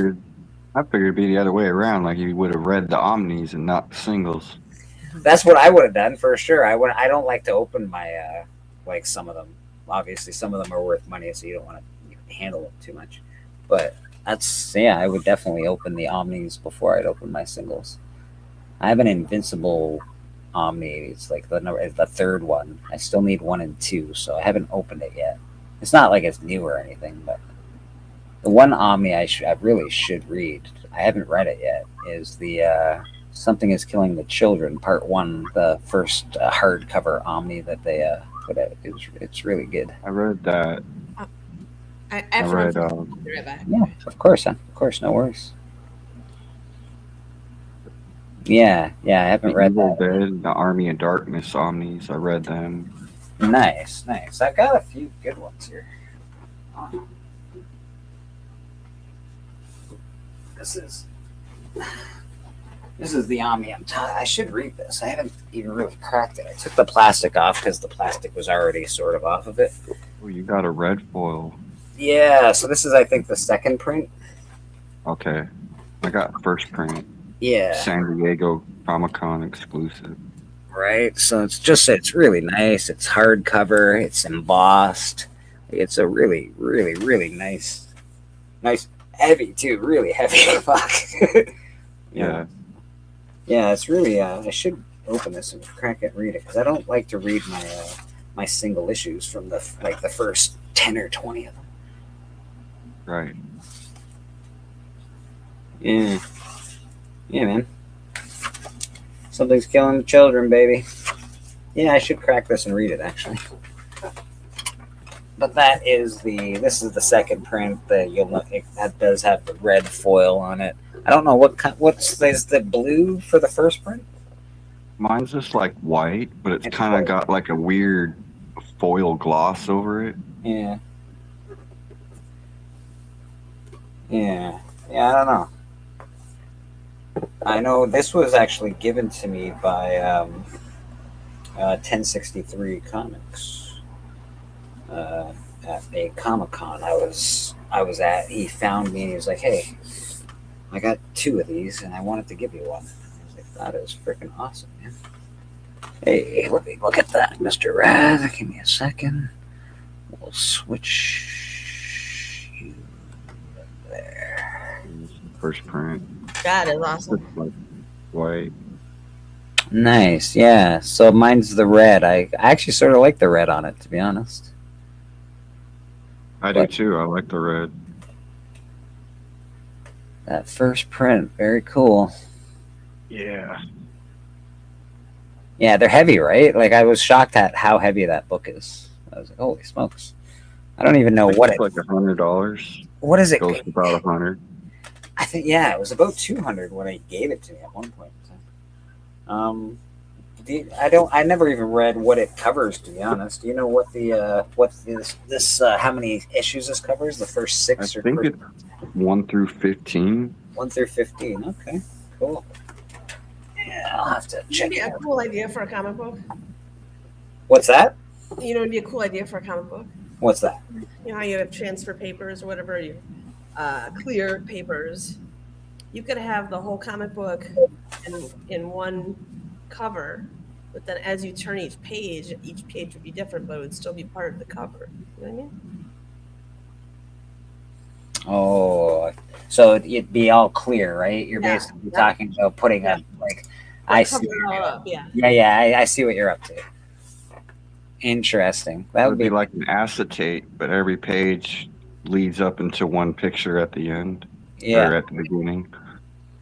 Yeah, that's interesting. There's cool art that you do like that. I've actually asked an ex-girlfriend to do art with me like that. It kind of reminds me, like, there's this Japan anime, and it's called Colors, and it's about this guy that he dies, but then gets resurrected in a teenage body, and he has to like remember who he was and why he self-deleted himself, and as he remembers who he is, more and more color comes into the world. And so like as you're watching the cartoon, it gets more and more colorful until it becomes like a full, you see everything clearly at the end. It's kind of the same idea, but yeah, it's cool. Kind of like what was that? At Pleasantville? What happened when color came back into the light? Do they do that in that? I think so. Joe, what is it? Joe Face or whatever's going on there. Yes, Frost is yeah. getting a TV adaptation. It is. It's going to be a cartoon, I think, though, isn't it? So Oh, I don't know. yeah, it's going to be an adult cartoon. Crossed is going to be an adult cartoon, and it's going to be. It may do something because it is a really violent, crazy book. So Crossed, if it comes out as a cartoon, it might actually do well. People do like that kind of thing quite a bit. I like all of Garth Ennis' stuff. I actually looked at Preacher. Frost recently. I tried to buy a couple copies of it for, because I sell comic books. So I tried to buy a couple It's a weird copies, story. but it's pretty expensive even now. The first print of it's very expensive. Yeah, rated R animated. I'm very curious to see what they're gonna do with it. I wonder if it's gonna be popular. I think kids obviously love anime or animation. I don't know if are adults going to enjoy it. People my age, I don't know if they're going to enjoy it. I will, but I don't know if everyone will. I know my dad, when I was a kid, he fucking hated cartoons, dude. He absolutely hated cartoons, especially if you mixed cartoons with real life stuff. He's getting mad at it. This is stupid. You watch stupid Oh, shit. wow, they're gonna make a Grimm animation. That's cool. Yeah, they're doing a couple of animations right now. I'm just mad they canceled The Last Ronin. Me too, brother. Me too. Idiot. And yeah, it's just because of studio takeovers, right? They don't want somebody else's. That's that guy's legacy. I want my own legacy. Scrap all the projects and start again. Screw the fans. Screw money. We don't need any money.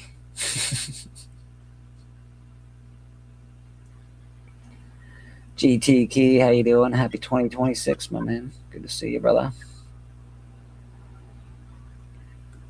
Yeah, it started out with a bang. I've actually got a lot of birds in the air right now, so I've been buying comic books sort of crazy for a minute. I gotta slow it down. It's not a shopping spree. I know. I think, you know what? I haven't bought comics in so long that all of a sudden I was like, I need to buy comics. And I went out and bought 2 or 3 big ones. I was like, oh, okay, I gotta stop. What about the blind bag things? Did you do that? Rad opened blind bags today. They were pretty cool. Hmm. Last Ronin was issues with script. I heard it was a studio scrapped it because it's a different studio that owns the studio that wanted to do it to begin with. But I could be wrong. Susie Q, good morning. Garth Ennis got to start writing 2000 AD. Oh, I see. 2000 AD. A lot of good people sort of got started over there, to be honest. A lot of cool writers and artists do some stuff for Judge Dredd in 2000 AD and stuff like that. It's pretty neat.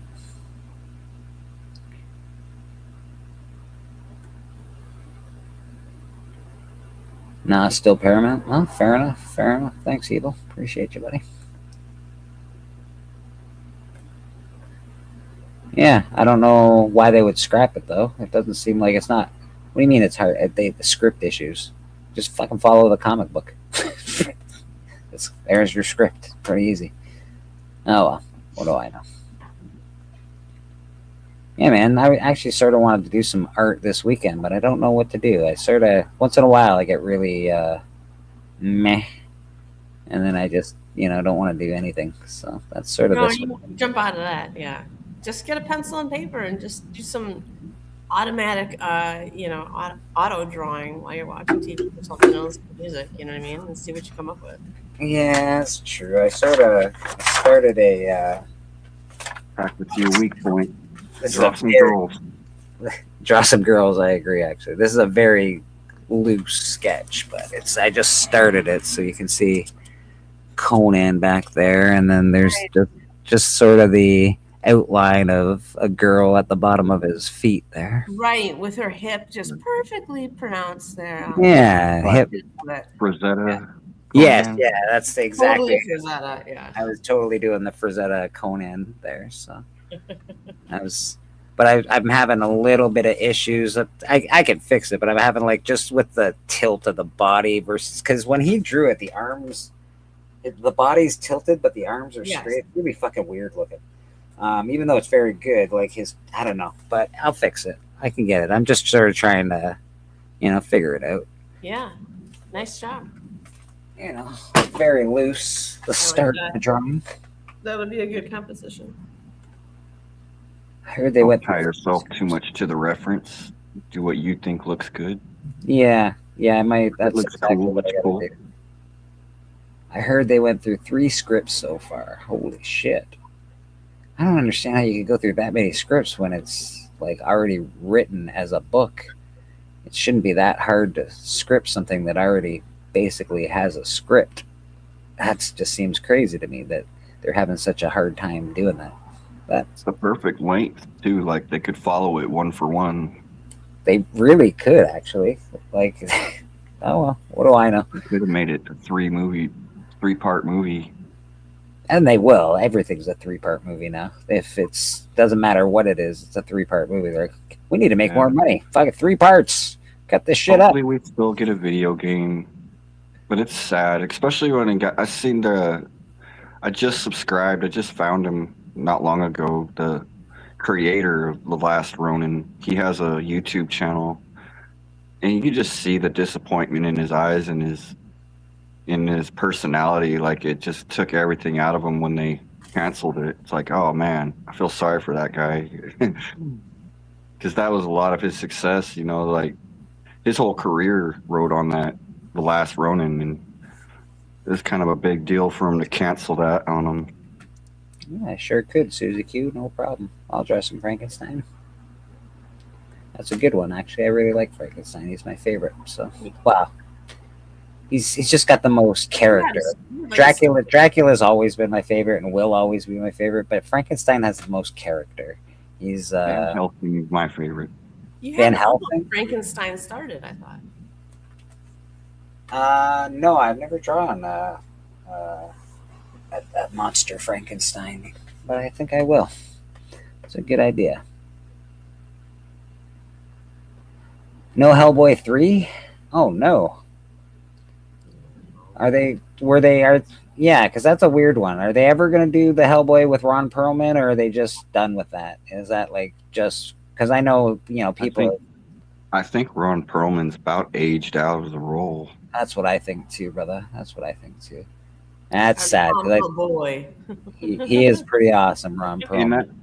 that guy that was in Stranger Things that did the new Hellboy, Yeah, he looks like him. It's just I think they needed a better script or something. Like I feel like he could do it. I don't know. He didn't have that same charisma as Perlman, but I still liked it. It's the look. Perlman's he's a tough guy. And when he gives the look of, you could he's very tough, and that other guy didn't do it. What's wrong, Boston? We can't hear you. All I do is eat a little bit of Chinese food. I can get myself into that role. You don't gotta sit there and talk about me like that. Like, oh, you ain't got it. Give me a chance. Give me a chance. It's 74. Holy shit!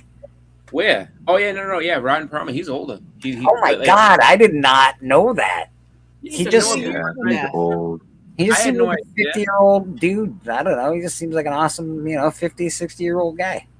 You know what's crazy is I didn't realize. I mean, obviously you wouldn't because he was under all that makeup and shit. But I didn't know that old Beauty and the Beast series like that was like Oh, yeah. early, Yeah, in the that was 80s. That was him. him. I was like, no way. And then you find out, right, that okay, so he was in that in the 80s, so he's got to be old. And then you see him in person, you wouldn't think he's that old because he's in Wasn't great it like a TV soap opera? Was Yeah. that Yeah. Linda Hamilton when it was in that? Linda Hamilton, yeah. Yeah. They both did a signing together at Rhode Island Comic Con, and like, oh, we got Linda Hamilton. And at the time, I didn't have the first appearance with Terminator. If I did, I would have been like, hey, Linda, can you sign it? Because she wasn't that expensive. And it's just like, she's probably going to be beyond that now just because she was all in Stranger Things and stuff. So it's just like, or maybe not. Maybe she'll do more cons because she was at Stranger Things. But if so, I mean, that was one of the days I was kicking myself that I didn't have more money to go ahead and like, hey, I need to meet some celebrities and get some signatures because those two together, Celebrity, I want to every Comic-Con. I want to meet celebrities and get their signatures, but I'm like, that $200 bill is. I'd rather buy a comic book, bro. I swear, like there's definitely celebrities that aren't that I don't expensive. know. I mean, There's some there are celebrities I would go for their sig over a comic. Just Really? because they're harder to get. Like, you don't always run into a celebrity. Like, you're gonna get that comic eventually down the road. I say like you know, a good thing to do, a good thing to get every once in a while. Like if you obviously if you save for it, like I would just look at the announcements and be okay, you know, especially if you have months ahead of time. Like, you know what, If they're definitely- 50, if they're under $100, I may like 65. I think is a very reasonable price for a signature for a celebrity. sometimes When they it are. comes to $200, that's too much. That's You're- insane. Yeah, Well, 200 's too I much. get to shake your hand and you get to write your name for $200. Are you kidding me right now? No. Yeah. I know. That's Funny how enough, people start forging signatures. Yeah, they're already rich. They don't need my $200, in my Well, opinion. one of the And a lot of those guys, like, if they don't put the price that high, it's like their lines would just be swamped. Like, it would surround the building. Like, I think You- putting that price limit makes it to where you got a chance of making it in line at least. well, you know if what you're else is crazy? rich. Like, No, Yeah. God. too is like when I went to, so it was also Rhode Island Comic Con, and I got Christina Ricci to sign my Addams Family book, and there also were other people there. It was like they had the cast of Futurama and stuff like that, and the most expensive person in that room was Katie Segal. I was shocked. I was like, no way. I was like, she Really? tried to know everybody. Yeah, How much? she wanted like 150 or something like that for her signature. I was like, what? Damn, Katie. I heard was that, like, like, Mark Yeah. Hamill is Yeah. $200. Oh yeah, well, Mark Hamill, definitely I could see that. Like, I'm trying to think I know Boston Fan Expo got a lot of people. Like I remember they had Chevy Chase, and Chevy Chase is very expensive. He's like off secluded in the corner. I guess he's think not really. Robert Downey Jr., he's really expensive. I have yet to see him come to a convention. I think he only does stuff out in California, but yeah, I'm sure he's probably easy like $300 to $400. Most wrestlers are reasonable unless you're like a Ric Flair or Bret the Hitman Hart or something like that. Brett wasn't that bad. Rick I guess is kind of Brett because I got Brett for like I think $100, which Brett was Yeah, over. I almost got to do a full size bronze statue of Bret Hart. I bidded on it. What? Oh my god. Yes. What? That would have been cool. What? Yes, full size. They wanted him in his wrestling gear and everything with the hearts and everything all blinged out. And they wanted him full size, and I quoted them, and I hadn't heard back from them. So I mean, was it WWE that was asking if you can afford a bronze statue of Bret the Hitman Hart, like a full size? Like I want the Hitman in my Full-size house. bronze statue. I think it was someone from his own like family or his assistant or Damn. someone. That's fine. That is a hell of a birthday present or whatever they wanted it for. Like, yeah, I need my own bronze statue, Maybe please. it's just like maybe it's just him. He's just like something. I won't be here. I think I want to be in bronze today. He's like, wrestling never gave me a statue. I want my own goddamn statue. It's gonna be right outside my house. I would like to be immortalized. Was it going to be a Right. life size? Was it going to be a life size one or like a Yes. big one? Oh my No, it was God. life size. Oh my 'Cause god, that would have been so dope, dude. I know. In fact, when I got the Foundry to quote me for it, they said, just so you know, as a side note, everyone here is really excited to do Bret Hart. So if you get this, like, First of all, I mean, I'm just thinking materials alone. 'Cause that man's over 6 feet tall. Like, that's a 6 foot tall statue. That's gonna be really expensive just for materials. yeah, Dude. Oh yeah, my bronze is not a cheap endeavor. And you think it was one no of one his ever family? said bronze is a cheap thing. You think it was his family that tried to hire you? Is what you're saying? Then Yes, I do. I think it was family or his staff or someone who was like, hey, maybe out here in the compound we need a nice statue for centralized. try to I'd maybe say- they're trying to surprise Brett with a statue, get him crying on camera. No, I mean, if that's his family, man, they love his ass. Because my family doesn't love me enough to give me a statue. I don't No, know. no. Well, not I'm getting sorry, a but bronze if they statue, love I'll him tell that you much, that. they have bundles of money that he gave them. You know, Oh, probably. because Imagine that. I've just been saving my allowance because I want to get Dad a nice statue one day. Like, ooh. Like, I don't even know if I'd want a statue because then, like, all your enemies back is that where he lives? Look at that statue. Is that him? Like, no. We live across the street. We don't live. Rocky had a statue for years. It was pretty cool, you know. Yeah, they took it down though. I don't They know. did. They did. Why did they take it down? Philadelphia hates Rocky. They're just like, the Rocky era is over. Yeah, they probably put it in the museum because it probably like, I mean, honestly, with it being outside and stuff, it's probably gotten exposed to element. I mean, everything else. They probably put it inside to keep it from like breaking and stuff like that. But it used to be out there. I never went to Philadelphia to see it, but it used to be out there. On the steps of that museum. I would imagine as time goes forward, people are ruder and ruder and worse, and I'm sure the statue is getting vandalized or something stupid. I bet you a bunch of those people went up there.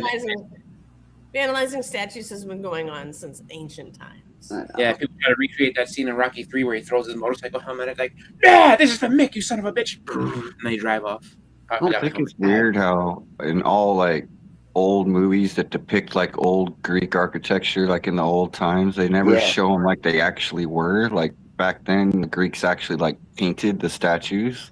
So like they had like skin color painted on and all the armor painted up, had their eyes all colored. And sometimes they had ivory inlaid eyes. Yeah. And then They they did the same thing about the pyramids as well. Had an outer shell to it or something. Yeah. I wonder how it was painted.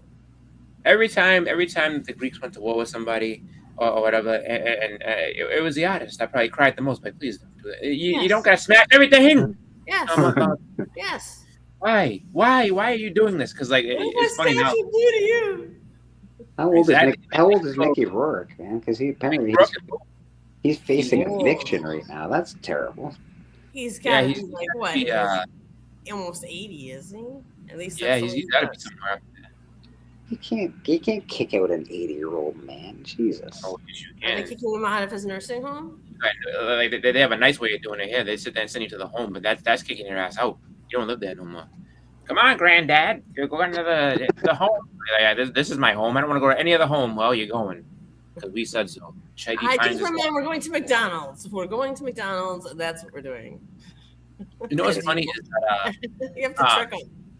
For Mickey Rourke, like he had a weird career. Like he at one point he did something that got that I forget what it was, but like he skipped out of movies to do boxing for a little bit. Yeah, he went into boxing. That kind of ruined his career. And he got his fucking face punched in a lot. Yeah. What happened to his face? Is that what happened to his face? Yeah. He got in a car wreck.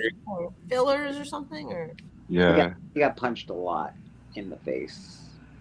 His boxing career was a detriment to himself. It wasn't good.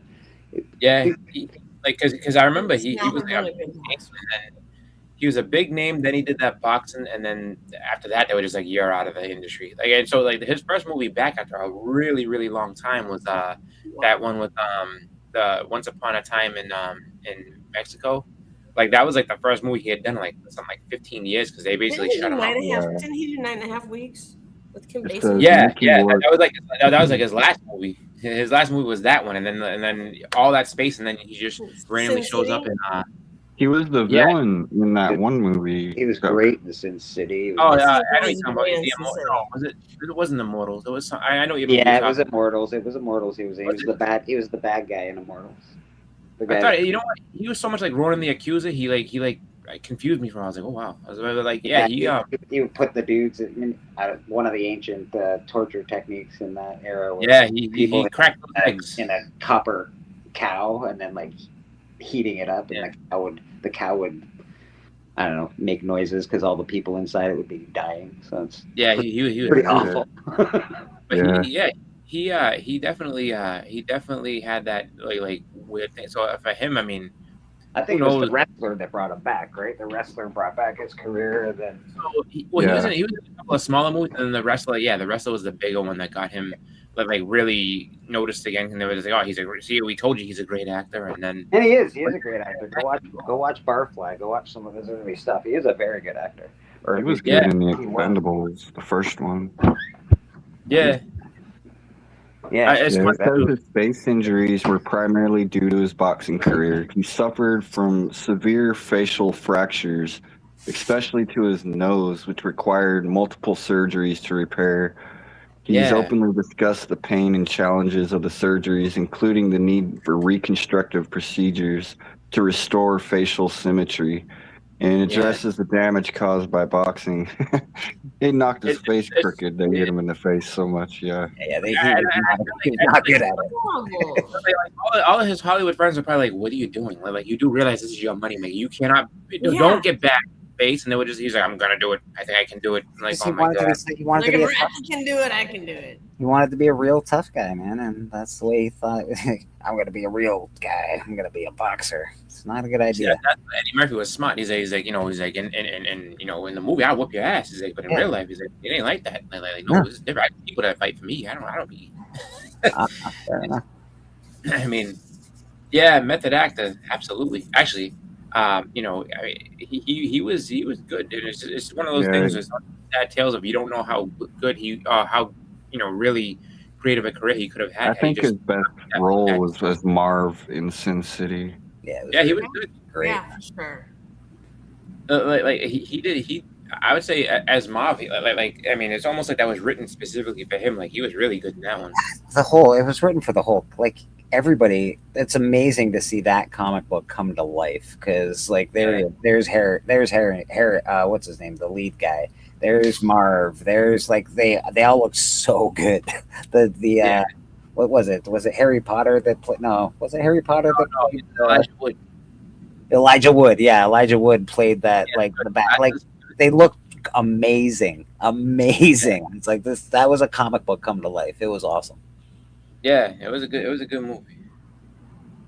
Iron Man 2, yeah, that didn't do very well. He was, it sucked. But think about it, though. Like, I mean, you go from doing nothing for years to like all the, and it's like you at least got your chance to be in these movies for a while. So it's just it's just sad that what was Susie saying, that like he owes all this back money on this and that, and he's about to get booted. Like this poor guy, I made a remember couple when bad decisions and squandered his wealth apparently. Well, you got to, you know what though? He's rich and wealthy and whatever. He's got to have a few friends that he's foot the bill for a few times. Hopefully, they can put him up, or at least like it's I don't want to ever see somebody land in life like that when you're old. You have nothing to do. I remember seeing Sin City in the theater and being so blown away by Yeah, how it was the artwork was, the art style of it, the cinematography and everything. yeah. And I told my father, and I'm like, yeah, Dad, he's really conservative, whatever. He's like,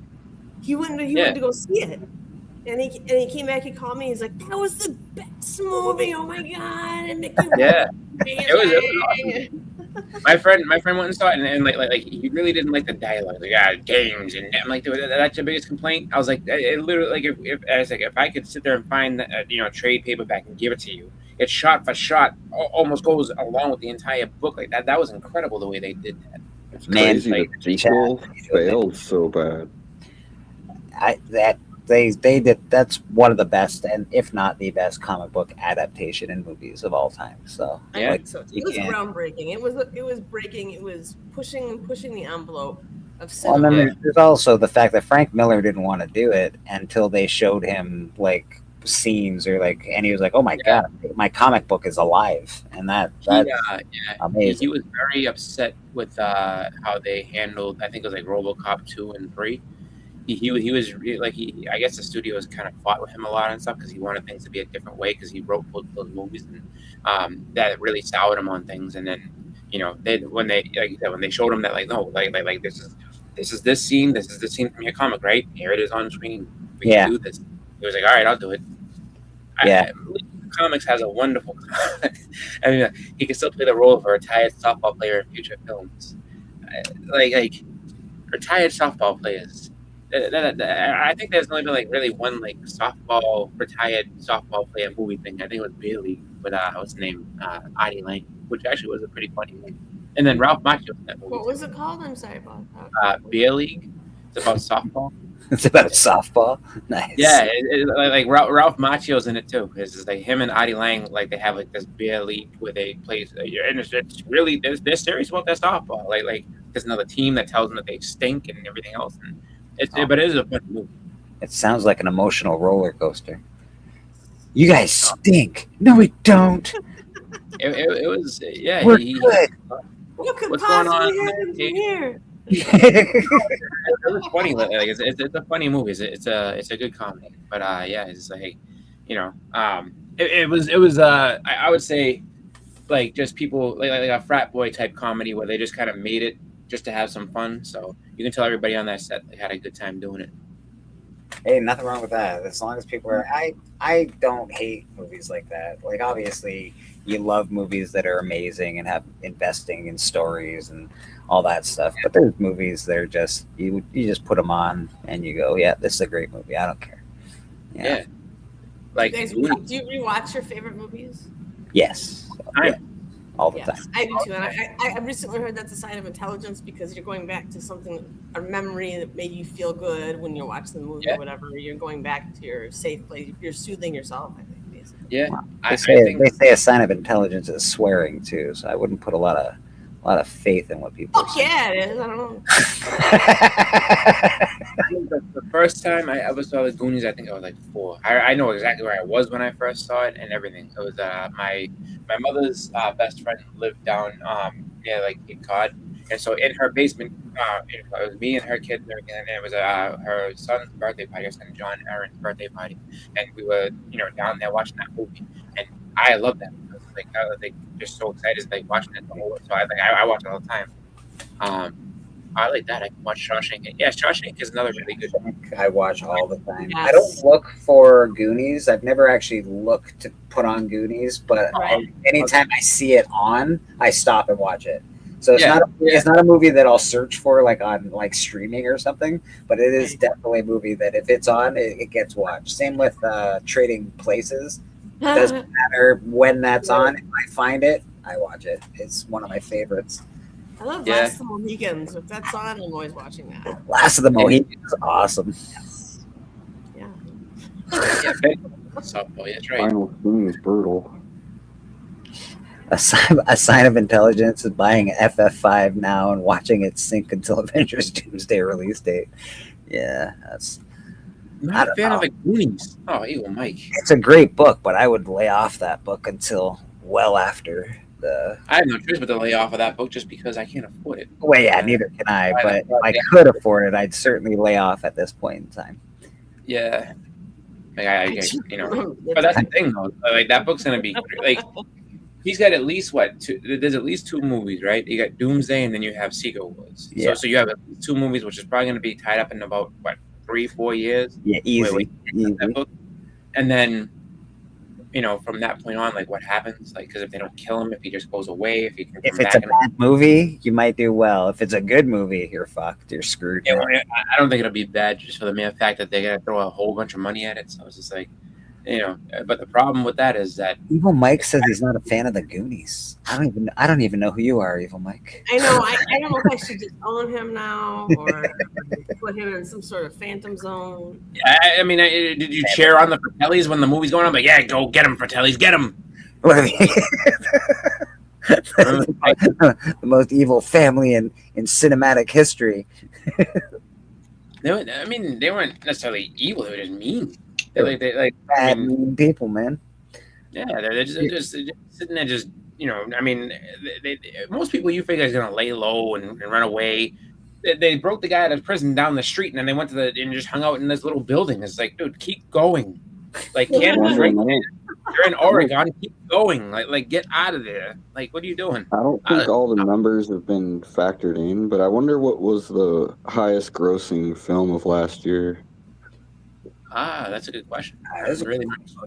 I I bet you Legion. Avatar. I bet you just popped in the chat. No, So well, Legion. Avatar came out at the tail end, so I don't know if all the money is there yet.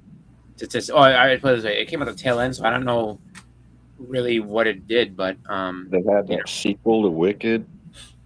yeah, that's another big one. I actually sort of I'm agree worried with for you that on wicked this. girl. I'm afraid she's just gonna just turn into dust soon, and so I don't. I think Legion's very correct on this statement. Not that I want this to happen, but it's going to be a complete bag of buns. But if they lean into it and just give us a fan service fest, we can still have a blast watching it 1 or 2 times. Then they need to kamikaze the MCU.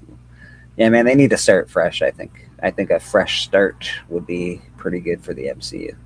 I just don't know how they'll do a fresh start when it seems like it's always the same people that are the same controlling heads that say we need a female lead in every movie. We need Yeah. to change every male character into a female in every movie. It's the same people every time that are making it. It's like to really reboot it, like we need to get rid of Disney. Yeah, you look at that. Yeah, they only own it. Legion of I Comics think says that's the only way. Neza 2 was the highest grossing film of last year with That's it too. over $2 billion. Evil Wow. Mix says Demon Slayer, Infinite Wow. Castle, Chainsaw Man, and Neza 2 over $1 billion. Fuck me. Wow. Dang. So these, Yeah, Utopia 2. Really? these anime Asian inspired shows are I really think I heard that Chainsaw Man made $800 million in 2 months. Jesus. Yeah. Yeah, like I when I heard it was there was a I had Chainsaw. never Like heard of the Neza. the other two I never heard of. Neza 2 was on Yeah. HBO right now. Okay. Goonies was filmed in Astoria, Oregon. It's a big tour. Yeah, that's what I mean. Nice. Keep driving north to freedom. Don't stop. That's crazy. Yeah, Anime, they did. Japan anime outdid Hollywood. Yeah, that is crazy. That really is crazy. Hollywood must be shaking in their freaking boots right now. Yeah. Oh, what? Canadian Survivalist says, I hear Marvel is trying to do a reboot of comic stories to align with the MCU. Didn't they do that? Like, didn't they sort of have a line that was attached to the MCU, and then there was like a regular line that wasn't attached to the Well, MCU? it was like the Ultimates. Yeah. Was what it was all kind of originally based on, and then it kind of strayed out. Avatar made it on the top 10 of 2025 with only 2 weeks of playing time. Yeah. That's pretty good. Yeah, I would say that. You sort of knew Avatar was going to do well, though. It always does. It's a spectacle, right? I don't know if the movie's good per se, but I know it's a spectacle to be seen. When I saw the first one, I was like, oh, when I very first saw the first one, I was like, oh, yeah, like it looked really cool, and I was like, oh, this is a really good movie. And then I watched it again later on. I was like, this movie sucks. Like the story's stupid. Like it just wasn't like when you look at other big movies that like actually have a better story than it doesn't hold up. It's like it's just just a lot of expensive money. And then James Cameron being a real baby about I refuse to release my movies and with this MCU thing happening because they're he was afraid of losing money because the movie was Being better. that there won't be no Avatar this year, what will be the biggest movie of 2026? I mean, I would assume Avengers Doomsday. Supergirl or Doomsday. Confirm Boston is extremely wrong. No, I'm not. Believe you. Yeah, I don't know. Yes, I heard it here first. It wasn't as good as everyone makes it out to be. Like the first one, it doesn't hold up. It's not as good as everyone makes it. Legion's a big fan, so everyone's entitled to their opinion. Yeah, I was impressed with it visually the first time I watched Avatar 1. Yeah. I was very impressed with it. The story, I liked the actor at that time that they got to play the lead role. I don't know whatever happened to him, but I enjoyed his. He always was the same. Terminator Salvation, I think. I don't know his name, but I know he's in Terminator Salvation. Yeah, I enjoyed him, and then so I didn't mind that part of the movie, but I didn't go, oh my god. Oh yeah, This that's is right. That Taylor Swift movie. Did that Taylor Swift movie come out this year or last year? Because I remember that movie went nuts. Like people Chainsaw Man, Chainsaw Man was big. Yeah, so all these animes and Asian inspired movies are kicking ass, and Hollywood is getting left in the dust, man. Yeah, oh no, Legion is a huge fan. Yeah, he's a big fan. I'm intrigued. Have you been to Disney World to go to the Avatar ride? They have the two of them, the Flights of Passage and then the Navi River thing. I've never been to Disney World, so I wonder how some of these these rides actually are for I don't know. I hear they have a really good Guardians of the Galaxy ride, that kind of shit. Yeah, the Guardians ride is fun. I went on that. That was a good time. The you just came from the House of Mouse. Yep. So, did you have an awesome time there, or did you go on all the rides? How'd you do? You know what? You know what was good about it was that I haven't been to Disney in like 5 or 6 years. So it was like, so it was kind of, oh no, it's probably been like 5 or maybe less than that, 4 or 5 years. And so it's long enough that things have changed a little bit. Like my wife tries to go like every year. Like she usually would go with my brother-in-law and sister-in-law, and I'm just like I like they usually go in August when I can't because that's for my job. I'm not able to go because it's really busy. It's a busy So time of year. Yeah. and two, that I don't want to go to Florida and melt because in August it's literally like 5 million degrees. So I'm just like, I'm good. But like, she's like, oh, it's so fun to go. I was like, no, you know what? I had a lot more fun going this time after this whole long break. Like, oh wow, a bunch of whole new stuff. Pretty cool. All right. So I'm good for another 5 years. I don't have to go back for a while. Which I know there's a bunch of different Disneylands. Which one did you go to? Disney World, Disneyland, Disney? Yeah, Disney World. I've never been to Disneyland, and I really don't have. I'll say this much: I don't have a desire to go to Disneyland because I want to go to California. But Right. I would rather. Disneyland is smaller. Yeah, I would rather go there and see, and I would rather go to California just to see it. But I know that there's no way that everybody go to California. Like my wife's like, we'll make it a family vacation. Great, we're going to goddamn Disneyland. I don't know if I can spend a whole because I've heard that it's smaller and it's more manageable to do. So I don't know if we can spend a whole week over there like that. It's like I'm not spending a whole week. Like if we go for let's say like a 3 or 4 day trip, it's like, all right, we'll do Disneyland one day and then Universal, and then I want to actually see this state because I've never been. So I want to see a beach. Fair I enough. want to like just see some of the touristy things, and then if it stinks, I'll never go back. But if it's cool, then I'll be, hey, you know what? I had a good time. California because the top speed's 55. Yeah, there we go. No, I It's just want so to be able to, damn long to get through that state, and it's a semi truck. yeah. That's the other thing that's kind of like that made me like kind of really open up my eyes about it because my friend was saying that he has to like his family lives in California, up in San Francisco, and he was like, yeah, we're gonna go to LA, so we'll take a plane down. And I was like, a plane? Why don't you just drive down? He goes, do you know how long of a drive that is? I was like, no. He's like, that's like 8 hours apart. I was like, no, it's like there's no way. He's like, look, and he's like, look how big California is. He goes, the whole West Coast is made up of 3 states. They're enormous. He's like, California is a very long place. You can't just drive. Or if you drive, it's gonna be like 2 days to get down there. I was like, I couldn't believe it. Yeah, when Forever. my parents, when they were younger, they drove to Disney World or Disneyland. It takes 3-4 days of solid driving to get there. Unbelievable. From here, and it's a long ways away. Hudat says Disneyland was great, less crowded, so he loved it. In a week, you could do Disneyland, Universal, go to the beach, and a few other things. Yeah, well, like, that's fine by me. Like I just know that my wife would be like, "We're staying in Disney the whole time." Like, no, I don't want to stay in Disney the whole time. I want to go to California and I want to see it, and then just make my decision. Then, like, would I come back or would I not? Just because it's just one of those things where it's just like I feel like if you, How was it financially, boss? You don't have to tell us what you spent, but was it hard? Was it difficult, or how'd you find it?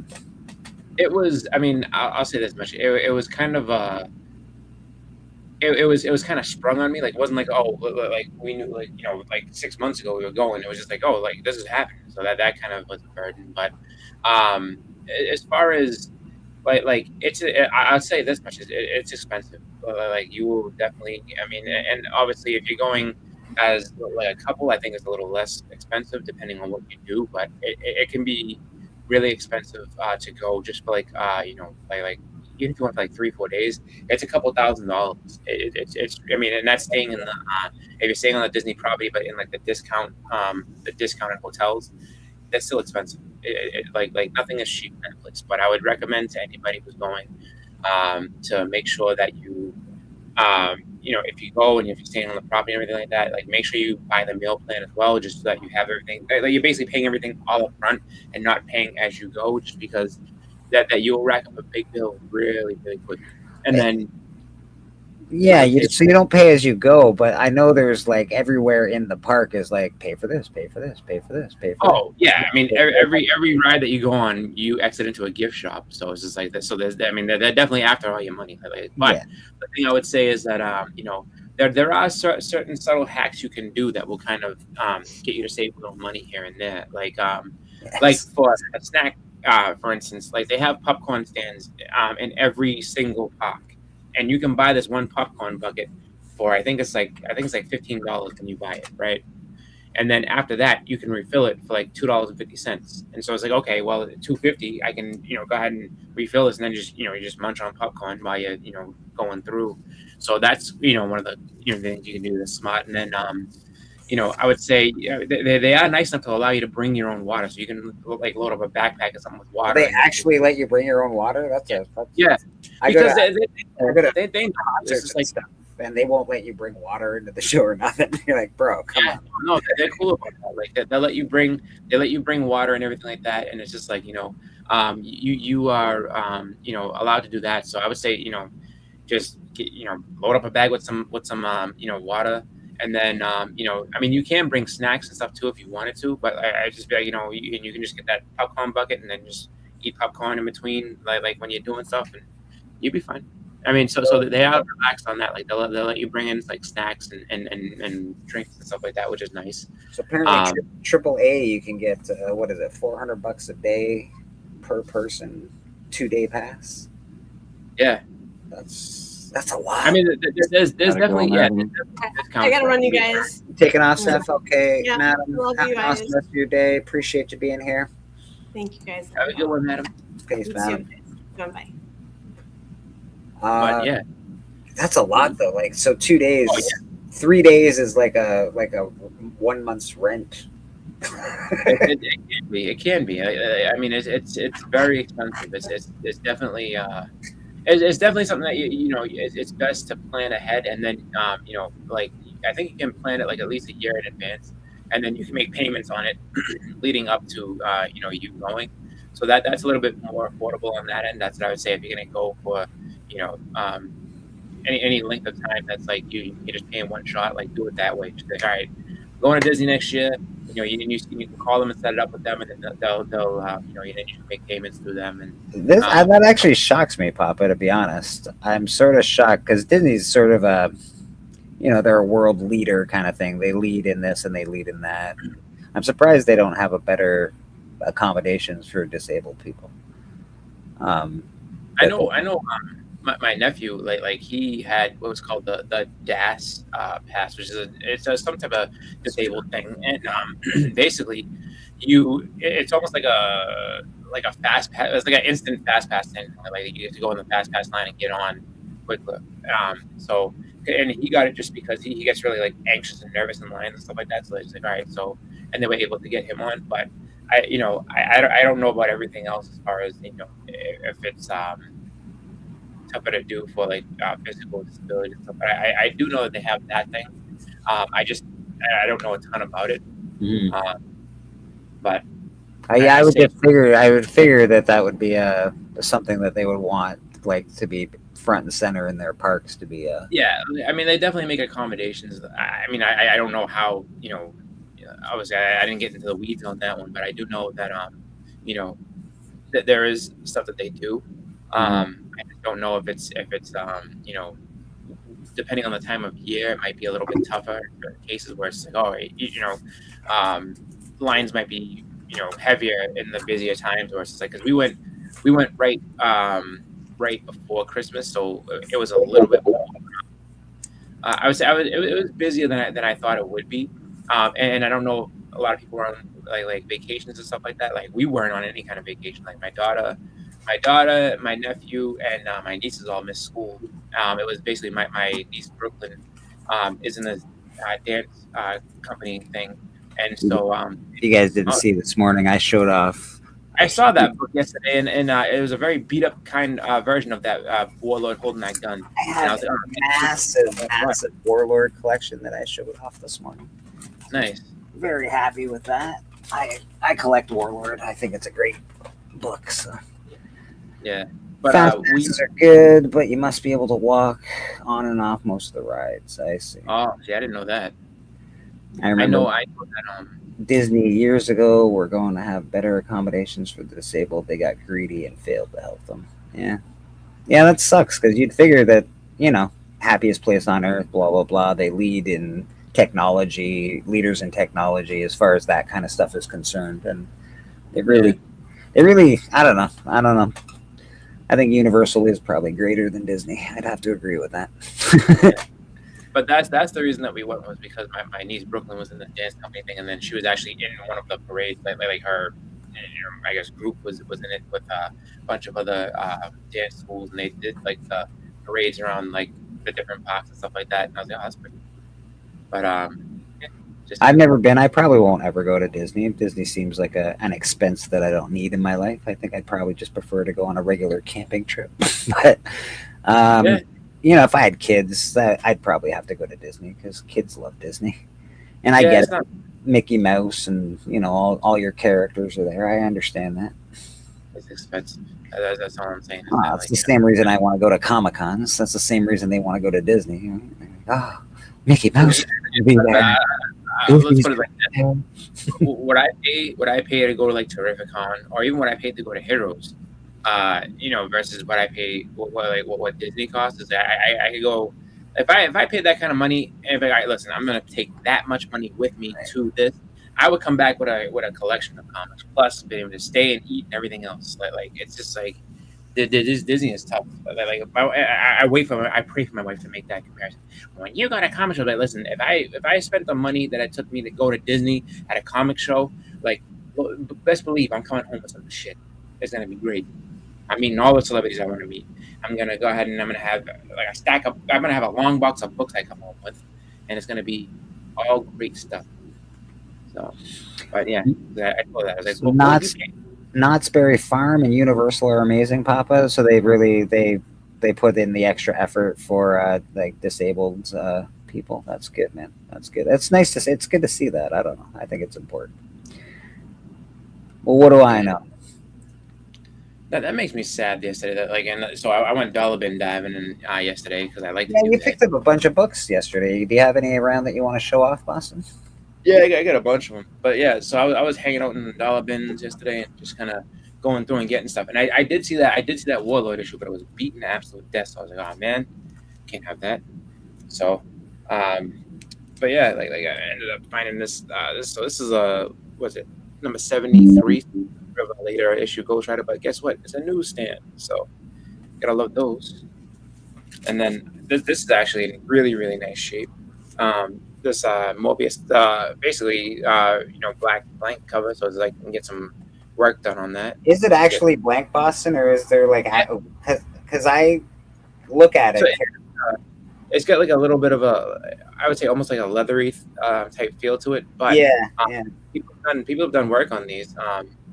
And so I definitely would get a sketch on that just because I know a couple of people that like to do that type of work on that type of stuff. So there's a guy named George Deep that does it, and he does pretty good. So get some Spectacular Spider-Man. Got a whole bunch of Spectacular Spider-Man. And I was like, for $1, yes, yeah, take all those. Go ahead and just give me some $1. This is an epic dollar bin diving you went on yesterday. Yeah. It's funny, but like as you kind of go through and just look at it, people go, "Oh, there's nothing good in there. Nothing good in there." Like, there's always good stuff in there. Just look, because like there's a lot. I mean, luckily, like it's basically I think a lot of the overstock that they have that they've had over the years, and they just put them in there, and some people just kind of get by them just because they don't want to go. I can say with 100% assurance that there's people. I'm one of them. When I had my shop going, I would put interesting things in my dollar bin. I'll put a $10 book in there just to see if anybody finds it. And it also keeps people coming back. So you got to replenish that dollar bin, right? Look at this. Who's finding Spidey super stories in dollar bins? Super stories in the dollar bin? Yeah, just chilling. And it's not all roughed up and ugly. It's just just needs a bag, new bag and board, like some Marvel Tales, like nice reprints from there. I could buy a Hulk 181 fine price for a Disney experience. Yeah, you probably could. That's what I thought too, Apex. I thought there was an embossed Morbius on that cover, on that black cover. If there is, I've never seen him. I've never really looked hard enough to find him. Yeah, I thought there was because I've looked before and I'm like, this has something on it. Stepo is on the way soon. Nice. Well, right now we got Gary, Splash show me. added to the panel. How you doing, Splash? Hey, did somebody say Spidey Super Stories? Someone did. Someone got Yeah. a dollar bin the other day. Yeah, be dang, I swear. You know, There you go, Splash. Choke on it. Choke on it. that's all For right. $1. Made me happy. And then I actually really like these covers because they're cool looking. This is Web of Spider-Man number 10. Not Web sure of who did- Spider-Man is a good run. That is a real good Yeah. run. Got a And good- then they had some of these old Marvel tales in there too. Take those. And then got this. So Yeah. this is I guess one of the keys in Shadow Man, which there's not many, but this is like the first cameo of some character. So I was like, Shadow all that right. was those Marvel Tales. You need Yep. to keep a lookout for those Marvel Tales. There's a bunch of those covers that were redone from the original. Nice 90s newsstand of Silver Table. Like, you don't see that often. And then some newsstand Crew the Wanderer. Silver Sable just never did take off. No, it never did. And then some newsstand ROM. All right, so I have another flex of 2026. I have a complete run of Gru the Wanderer, so take that, comic book There you community. go. Take that. And then some 90s and Doctor Strange. I even have the Canadian price variants.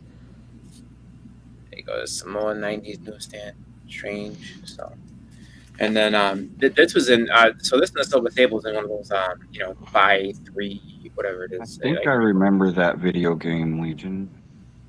I never played that. I know it exists. I never played it though. And actually, I want to say I thought it got good reviews back in the day. Back to the Silver Sable. Yeah, they gave that a good push. They even did the sparkly what do you call it? The chrome cover and all that, and they really pushed it hard, but it just never really went anywhere. Her and the Wild Pack. Flash, you're getting picked on in the chat, apparently. Oh, Emma, Yeah, that's probably why I don't look at the chat. Susie Q saying sorry about that Texas Tech game. Oh my gosh. Yeah, and stick around, Susie Q. I got something here that I'll open and everything here in a minute. Yeah, my Red Raiders, defense great. Offense sucked. They went to sleep. It happens to the best of us, man. Well, that's what happens when you give them 26 days off. Aaron Mordo got his own comic.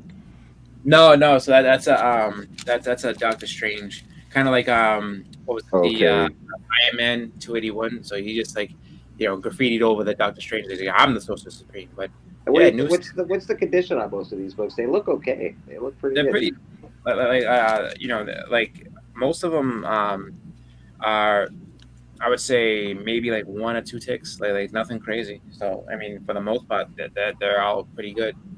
I was actually shocked at some of them. Like the Morbius one has nothing on it. Like the Morbius one literally is just no ticks, no nothing on a dark cover like that, which is pretty crazy. But yeah, I just just going through and checking these things out. Oh yeah, I forgot. And then I also found, where is it?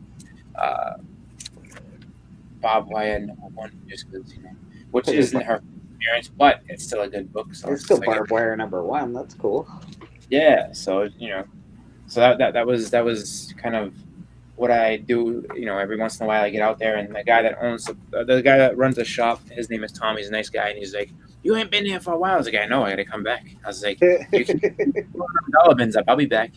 So I think I'm gonna make that at least once a month trip to go in there and see what's in the dollar bins, and then just call out the good stuff. But there was a guy that was there before me, and I as soon as I walked in, the guy sitting there smiling, and he has like this Spider-Man McFarlane, and it had the one with the big Mary Jane face, and I was like, oh no, let's look at this, invaders are raiding my bin. I don't like this. depends on the Marvel Tales you get, Apex. There's a couple that are worth actual money. Like, I think Marvel Tales 101 or 100 or something's worth money. It's the reprint of the first appearance of Punisher.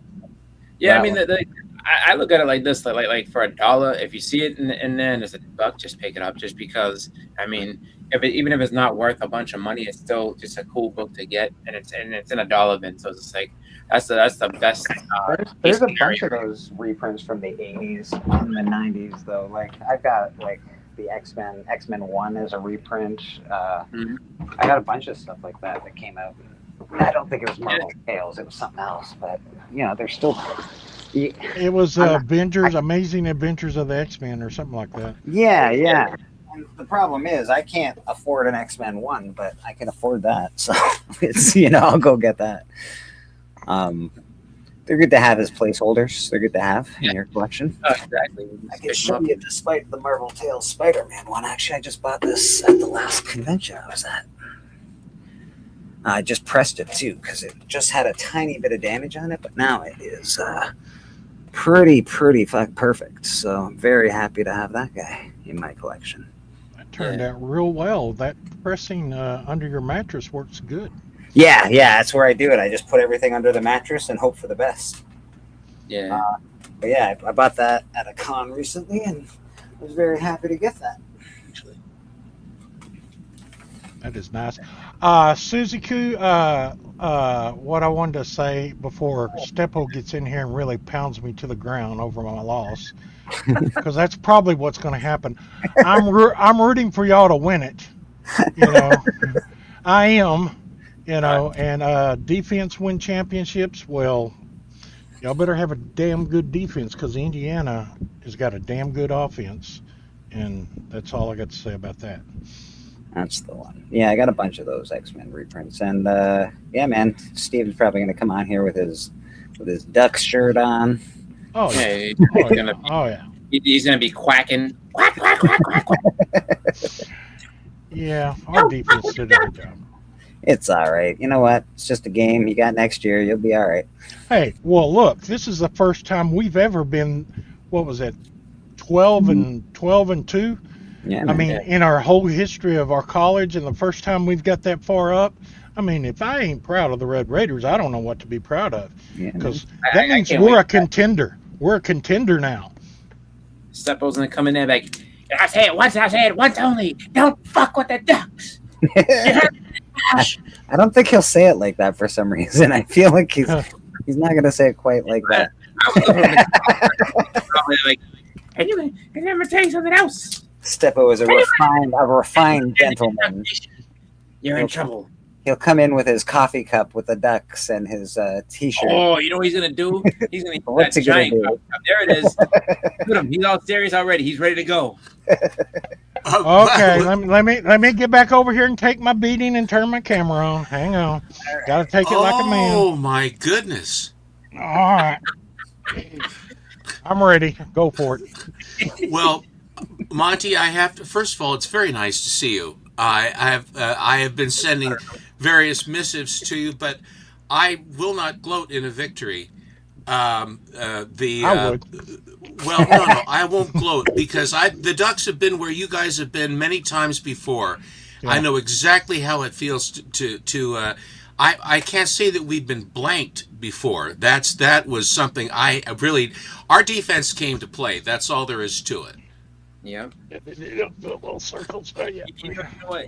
Little burn there. Yeah. All right. I know. Yeah. It was 0. I know that. Yeah. You know what else too? The other reason why Steppo is, and I understand your position on this one. The other reason why you don't see them like, and you know, the Ducks fly and we'll pour all over your face and this and that, because it's not over for you. You got one more left. So no, we have potentially 2. But 2. But the fact is, we are going to see whether the Oregon can defeat Indiana. And I realize, even though I think Papa might be right, because my feeling is that the Indiana absolutely humiliated Alabama in the Rose Bowl. I mean, it was so obvious the SEC shouldn't be there. Notre Dame should have gotten in, not them. The other one though that who came in that got in on an eyelash was Miami, and and Miami, oh my heavens, knocked over Ohio State, and now That and was then a Ole Miss knocks over Georgia. yeah. I That mean, was the moon is going to come up square. there was some big upsets in those final 4 games. Yeah. I mean, there really was, and James Madison shouldn't have been in there either. Do you know who the coach of James Madison was prior to the guy they have now? No, I don't. The guy who's coaching Indiana. No wonder. The- No wonder. Yeah. So what we got going here is Oregon is going to have a challenge against them, and it is hard to beat the same team twice. If the Indiana team that played Alabama shows up and plays the Ducks in the Peach Bowl, then I think it's going to be very, very tough sledding for the Ducks. But they got to play the game, because if you had said, was Ole Miss going to win? No. Was Miami going to win? No. But they did. But they did, and they thumped them. So we'll see what happens. But Texas Tech had a bad day, and they had the layoff. The layoff, and that- they should reschedule the whole thing. There shouldn't be a whole month in between games for the semifinals. It and killed everything. us last year. I mean, Yeah. you can't wait that long to play. No. And you know who on Lanning said we should be playing in Lubbock, Texas. We should not be playing here. He said, I'm happy we're here, but it would be only fair because of we should have been playing in Lubbock, which would have been a home field advantage, would have made a huge impact for them. Yeah. Yeah. Splash, So did you see I am very thrilled, and I was actually quite stunned. Our defense screwed up your quarterback so badly, and we stopped the running. The running Rebels couldn't run. They could not run against us. Well, we had like 4 plays, and like say, all right, that didn't work. Let's go over here and do this one.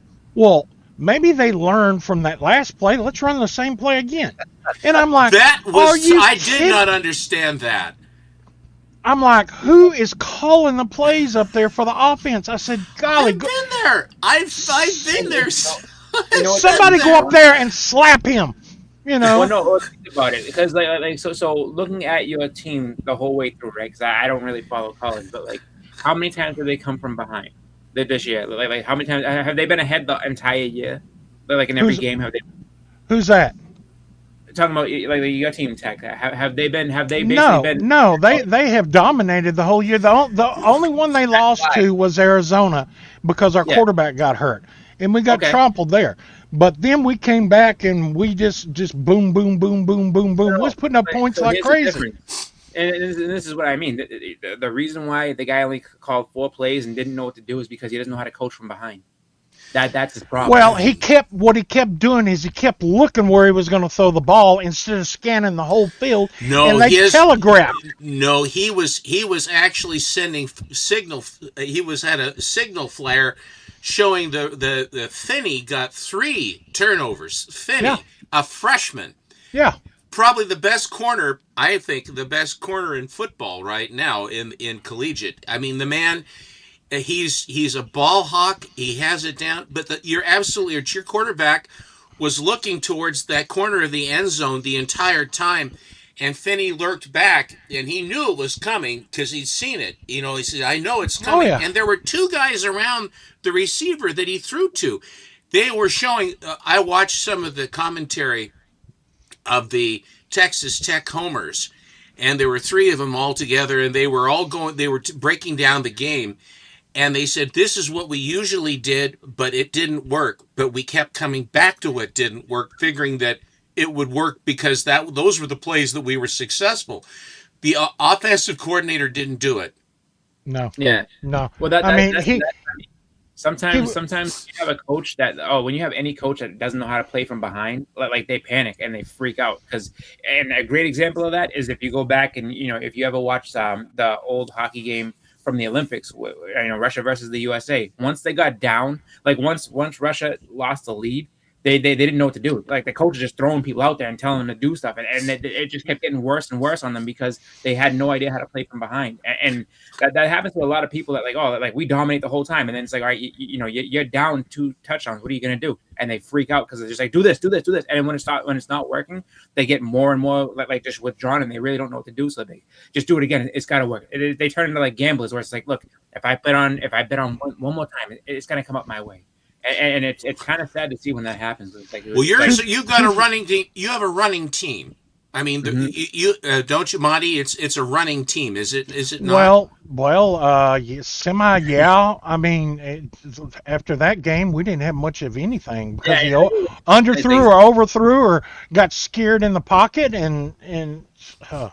But I got two things to say. Arizona, Pop. We didn't have a starting quarterback. He got hurt in the secondary quarterback. He just ain't old enough. And for IG, there's a little puppy dog. Oh, just a good boy. All right, I'm good. Now you can go. Flash, did you say you had something to open today? Did you say you were going to open something? Yes. Yeah, open that. Steppo, go ahead. What was your final thought? Oh, I was just going to say that it's you got to play the game. And the records are the records, but you still have to play the game. My dad always used to say that. He said, well, on paper, why even bother playing the game? Tell that to Ole Miss and Miami. That's right. So we'll see what happens going up. But I think that Papa may have hit the nail on the head because I watched what Indiana did. Their quarterback really is the Heisman Trophy winner. He is a phenom. Yeah. And Dante, I think from what I hear, Dante Moore is going to come back for one more year to season to get himself better because to improve his game even beyond. But he's going to have we're going to have a hell of a game against Indiana. But we did have a chance to see what worked. We'll be able to use the last time we played them as our template for what not to do and what to do better. So we'll see. We'll see where we go from there. But it's going to be. I think it's like 65% say that Indiana is going to beat Oregon. I mean, and I think the line is they're pretty confident that Oregon's going to get smashed. Good. You know what you do? You put that chip on your shoulder and you shove it down their throat. Thank you. Okay. What I got here. Open this in shame. Open this in shame now. Okay. What I got never here. in shame. Just joking. What I got here, I should have opened earlier and everything. I thought I was going to do a show on my channel, but Halloween didn't work out, and Christmas got it all decorated, and I got sick for like 5 days, so I took it all down and everything. But this right here is a Christmas card. Hold on. You put up that whole set, and you took it all down, and no one got to see it. God dang it. Well, I'm proud of you wearing the colors too. I'm proud of you wearing the colors. I am not a T-shirt fan. Okay, it says this is from Stephen and his lovely wife Susie.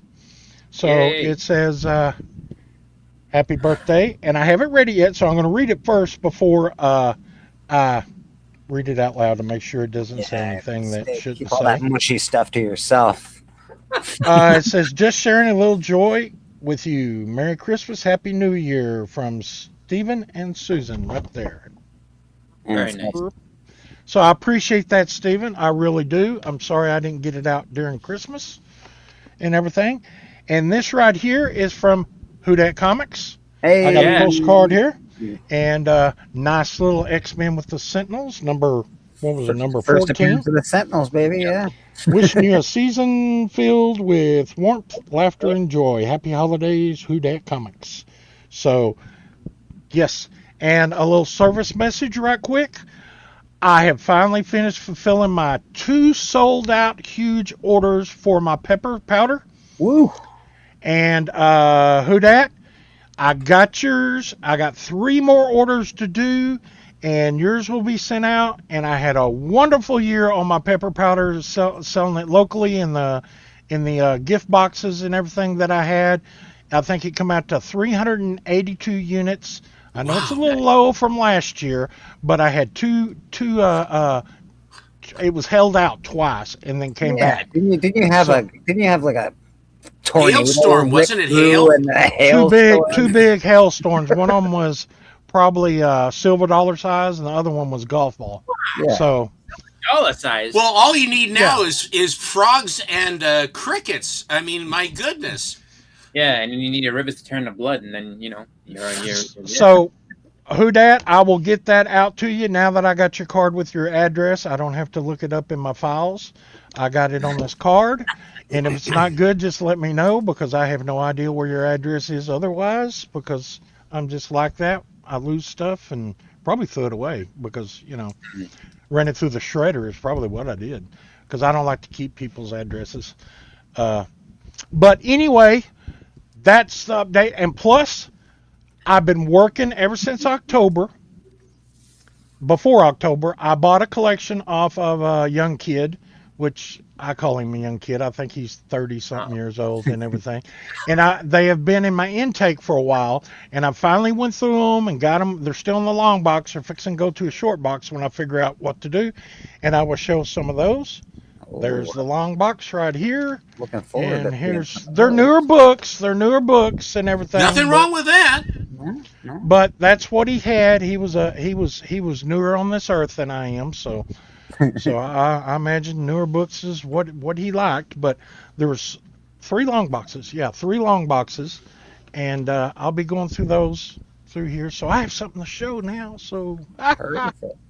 I showed off a huge pile of Warlord comics this morning. I have a very big collection of Warlord comics. So I got up at 5:30 this morning and had to do a bunch of stuff because tomorrow I'll go back to work, sadly. But anyway, I had to get my clothes done. I had to get all the washer, dryer, kitchen cleaned up, go to the grocery store, do some stuff around the house the last minute. Nothing like putting it off until the last day, and then now I'm out here, and so.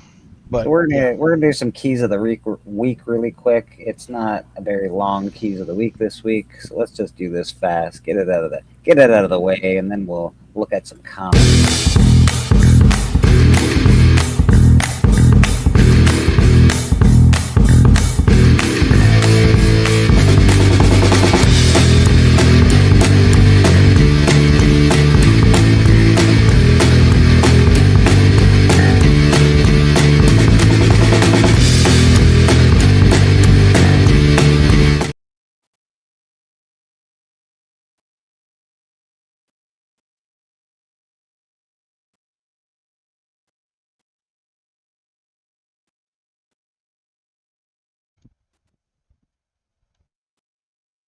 I think you might be muted. I am muted. Okay, there we go. First, we got Absolute Batman. Been on the list a minute. All absolute stuff's been on here. Origin of Arc M, the Arkham of the Absolute Batman. I'm really having a hard time meeting people. I do not like the bat signal, the Batman emblem on the front. I'm sorry. Very Frank Miller-esque Batman symbol. It's been Frank Miller right from the jump, and I think the way his proportions skewed. Yeah. And I actually it isn't my absolute favorite, but I like it. I really kind of like it. I don't. I like it. I like the big. I think Bleecker explained it best. It's like a little kid having his favorite dreams of what Batman stories he would make, and he just spits them out. Yeah. Well, that defines Frank Miller, it's kind of doesn't like it? a little kid's fantasy of Batman. Go back up to that first one again. I'm sorry. This one here? Make it big. It looks like I drew that, dude. Come on. Well, you actually can draw Splash. I've seen some of your art. Well, it looks like I drew that like I was 10. I mean. I don't actually really love any of these covers to this book. They're really missing out not having Simon Bisley do any covers. Yeah.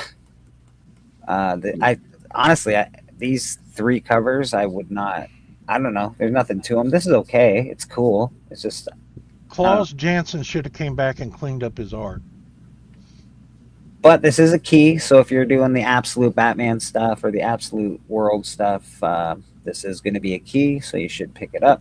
I stopped at about issue number 4 or 5. I stopped, and I had all a slew of the different variants of that, and I sort of reached the same thing with the Wonder Woman, not the Superman, but Wonder Woman and Batman. I did kind of, all the screwy variants that they had on those early ones. So it's like 30 bucks or something like that for that, just that small number. I'm sorry. This is a key that does not fit the lock for me.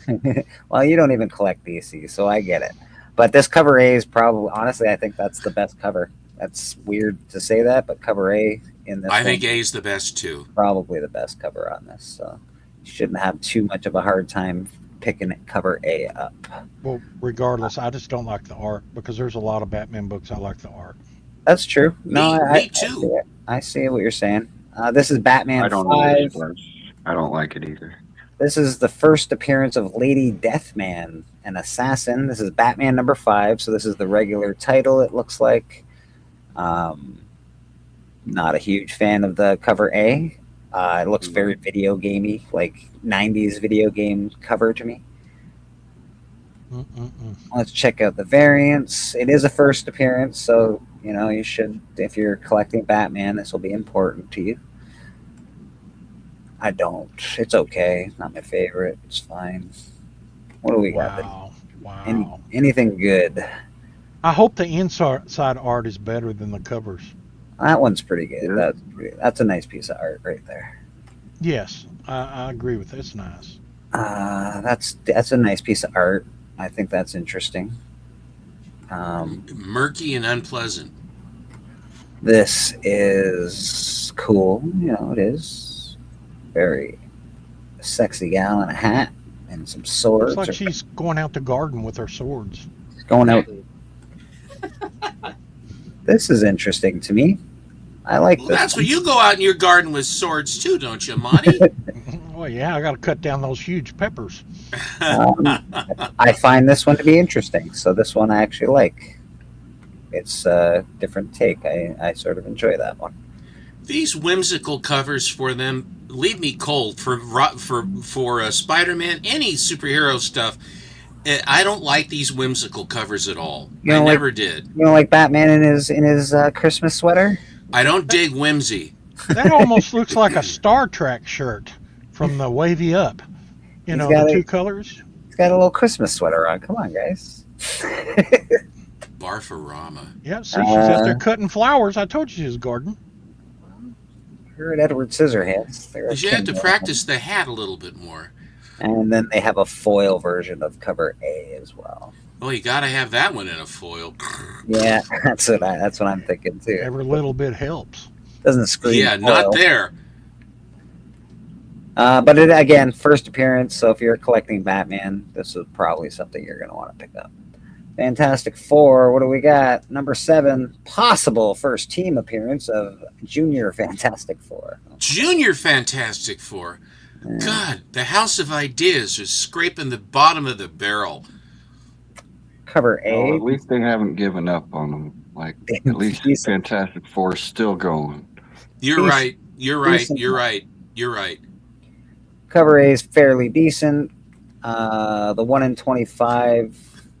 I guess if you like cats, you'll like this. It's got Black Cat on it, it looks like. And I have a beautiful, I think it's Shannon, Sue Storm, a couple Sue Storms that are really, really pretty covers of recent note.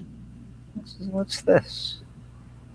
It's Scotty Young. Interesting. Young. I'm actually liking Scotty Young's art more these days. I don't know what he's done differently. Is your medication wearing off or something? It might be. I might need to go roll something up. I think you're going to have to up the dose to 500s. Fantastic Four. We got some floating heads. Oh my God, I haven't seen floating heads in a while. It's been a hot that's a derivative cover if I ever saw one. Why is Ben Grimm's head not? Wait. Ben Grimm's there. He's there. They put the number on the bottom right. Oh, God bless. Please don't. I don't like the side titles either, to be honest. No. That's got that old Hanna-Barbera cartoony look. Is that who's he fighting? Who the fuck is that? That's Looks Mole like it's Man. it's the Mole Man, but it's Yeah, the Mole the Man. gondola of a dirigible or something that he's riding around with his. I Yeah. think that the years have passed long enough that Mole Man could maybe get a new costume. Yeah, a little updated look would be all right. All right, so that's Fantastic Four. I think we got one more here. We got Marvel Rivals: The Cities of Heaven. I like the title. I like the title. Mm. Title sounds good. Let's see what we got. Cover A, Based on the video game. very video game sort of cover here. One Do you shot. play? Do you play Rivals, Rad? I have it downloaded on my PlayStation, but I don't play it. I've tried it. It's not for me, that type of gameplay. I find that you have to have 7 fingers on each hand, Yeah. and be able to use 2s and 3s at the same time on opposite sides of the control pads, and know exactly when to do it for the formula. I do not have that dexterity. What I find too is like if I don't start it on the release day, like everybody gets so good at it that if I start a month later, that everybody's done figured it out and they just stomp me, and I can't. Why go to a Learn that game and way. be waxed? Why go to a Yeah. game? You need to, you have to make that commitment to to take that portion of your life and jettison it out into the street. This is a one-shot story that pits Luna Snow against Hulk and Magic as she tries to navigate her way into the famed Iron Fist city of Luna Snow? Who's Luna Snow? Well, Luna Snow is a new character, and she was actually made in a different Marvel video game. It's a mobile game that she came from, and I guess Marvel's trying to push her as a actual character now in comics because she's part of the what's that Asian team? That book that has all the Marvel Asian characters, hero characters like Shang-Chi and I know the book. I don't know the name of their team. it's the Agents of something. Of Atlas. What Yeah, does that Agents chick of down there Atlas. on bottom look like? She's got a So she's a part Galactus of hat that on. team. Galactus. That's Galactus' daughter, Galacta. Oh, Marvel wants to tap into the Asian market to get more sales in the Asian. I Well, kinda yeah, like because that. there's I kind of 5 like that cover. Because there's 5 billion people over there. They can get them buying Yeah. comics. They get lots of money. So this is a decent cover. It's not bad. I actually don't mind this cover either. The Galacta on the bottom is sort of funny. Yeah, I don't know. This isn't a Who book I makes would their pick up. hats? This is not a book I would pick up personally. But if you do like Rivals and you like this character, it's probably be a good book for you. And Is it- oddly enough, Don't think it's her first appearance. I think she appeared in some other comics. yeah, I don't think God, this I'm is it old. first. I mean, I am old. So It's not that really a is key. keys of the week. Yeah, it's not really a key. It's just a first sort of a solo story kind of thing. But we got trending 20. Let's go through it Boy, quick. if that's the hot 10, wow, are we cold in the wintertime? This is the trending 20. This is what everybody's buying this week. I actually like this cover. I've never even heard of it. I've never heard of it either, and I really I like hear this about cover. it. This is actually really It's like cool. a handbook. Yeah. I love that cover. Okay, so this is fun. That's trending. We got Green Lantern 67. First appearance. Papa said he wants back in. Oh, Papa's out. Yeah, I got him. Sorry, Papa. I can't see you when I'm over Back into the light. there. Papa, popping back into my life. Hi, There we Pop. go. Green Lantern getting some heat from the TV show news coming out. A 9.6 sold for $588. A new record that brought attention to this overlooked historical introduction of a character in the Green Lantern mythos. Rory Dag? Yeah, Okay, fair enough. he's underappreciated. I've never heard of him. That's because he's overlooked and underappreciated, Steven. Okay, I'm sorry. I didn't read the puff. I'm sorry. Oh, Rory. Yeah, you call yourself a comic fan? Jesus. Don't even know Rory. I can't believe it. Marvel graphic novel. Interesting. I think I actually have this graphic novel. Wasn't I have that one too. what was the little orange puppet? Sunspot? No. Who was the orange puppet? And his pet was Rory. I used to taunt my son with him. I'll have to think of it. Al? It starts. You talking about Howdy Doody? No. Not that old. He's an orange puppet that. I can't think of his name. My son would be after me if I did. Is it Alf? No, not Alf. It's but his pet was Rory, and it was like a little kid. It was like a Sunday morning cartoon. The only Rory that I know about is so they had. Oh no, wait a minute. You talking about that David and Goliath thing? Like David and Goliath, but it's he goes, yeah, oh yeah.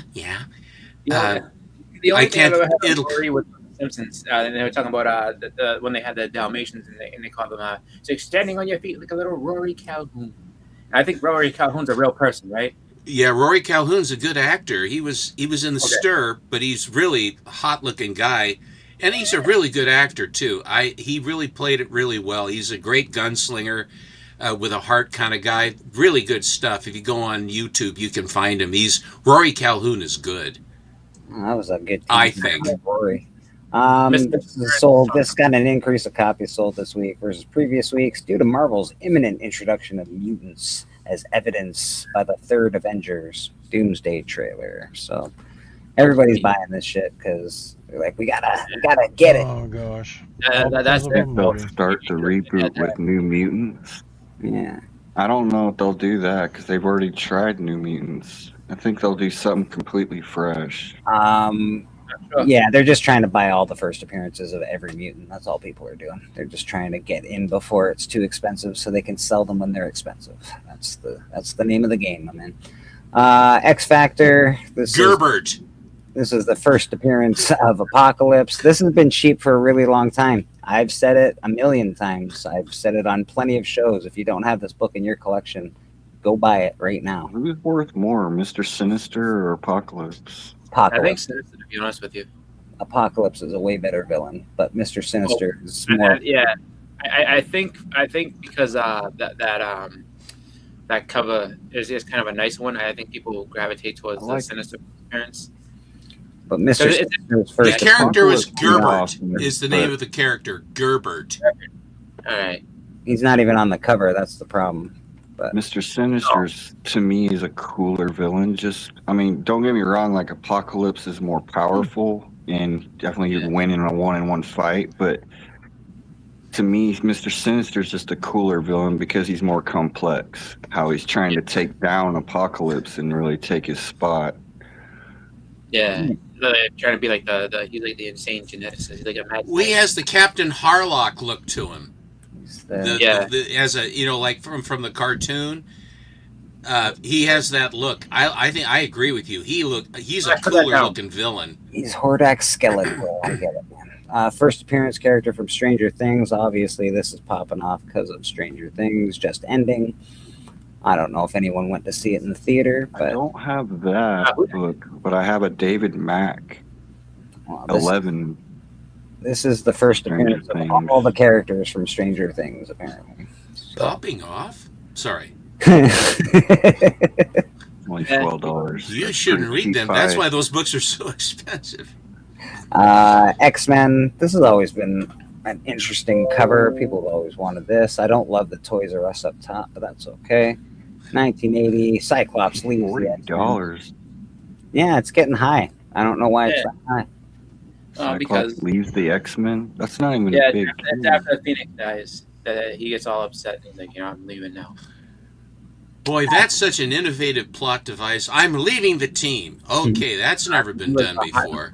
He was the leader, and then he just like, you know what? I've had enough of this shit. He doesn't leave very long. He comes back.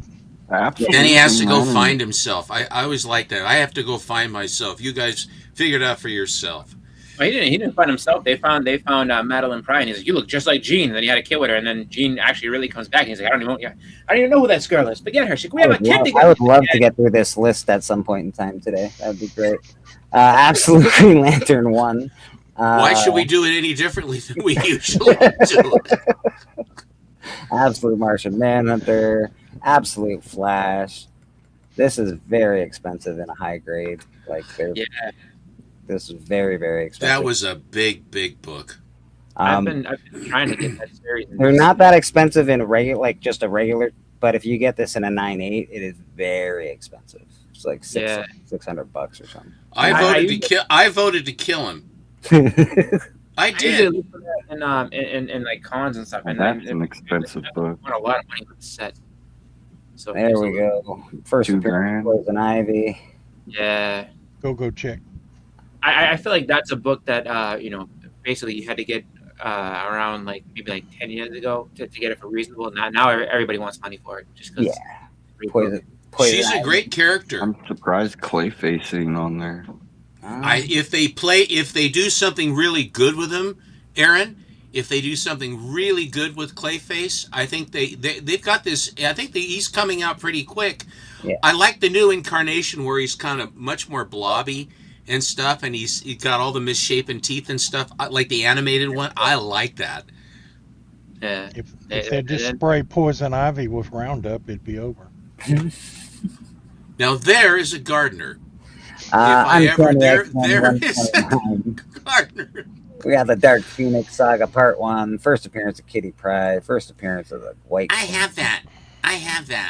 Get your drinks out, folks. Get your drinks. No, you don't. I do. I probably got Good. triples of it too. Absolute Wonder Woman.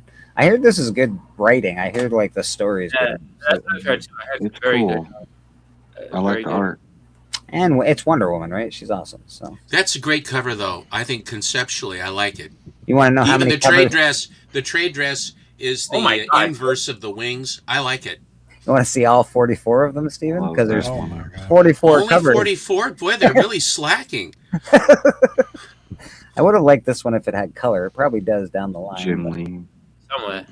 It needs a little bit of color. In I it. think Wonder Woman is a character. They've taken good care of the character. Nice. Yeah. I like that. What? And I like the skeletal horse. That's cool. Yeah. And black and red too. Yeah. I'm trying to think what they called those in Harry Potter. They had a name.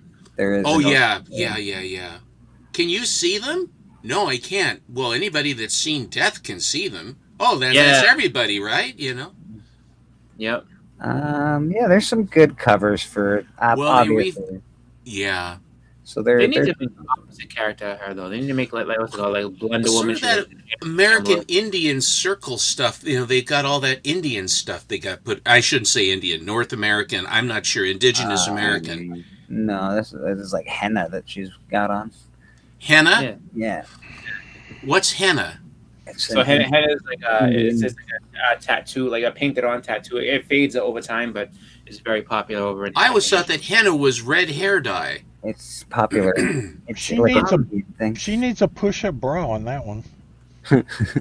Well, thank you, Monty. Yeah, she See, definitely. look at it. She's kind of, it's not. She's relaxed. There you go. That's her lounge gear. There she is, looking powerful. Like the hair.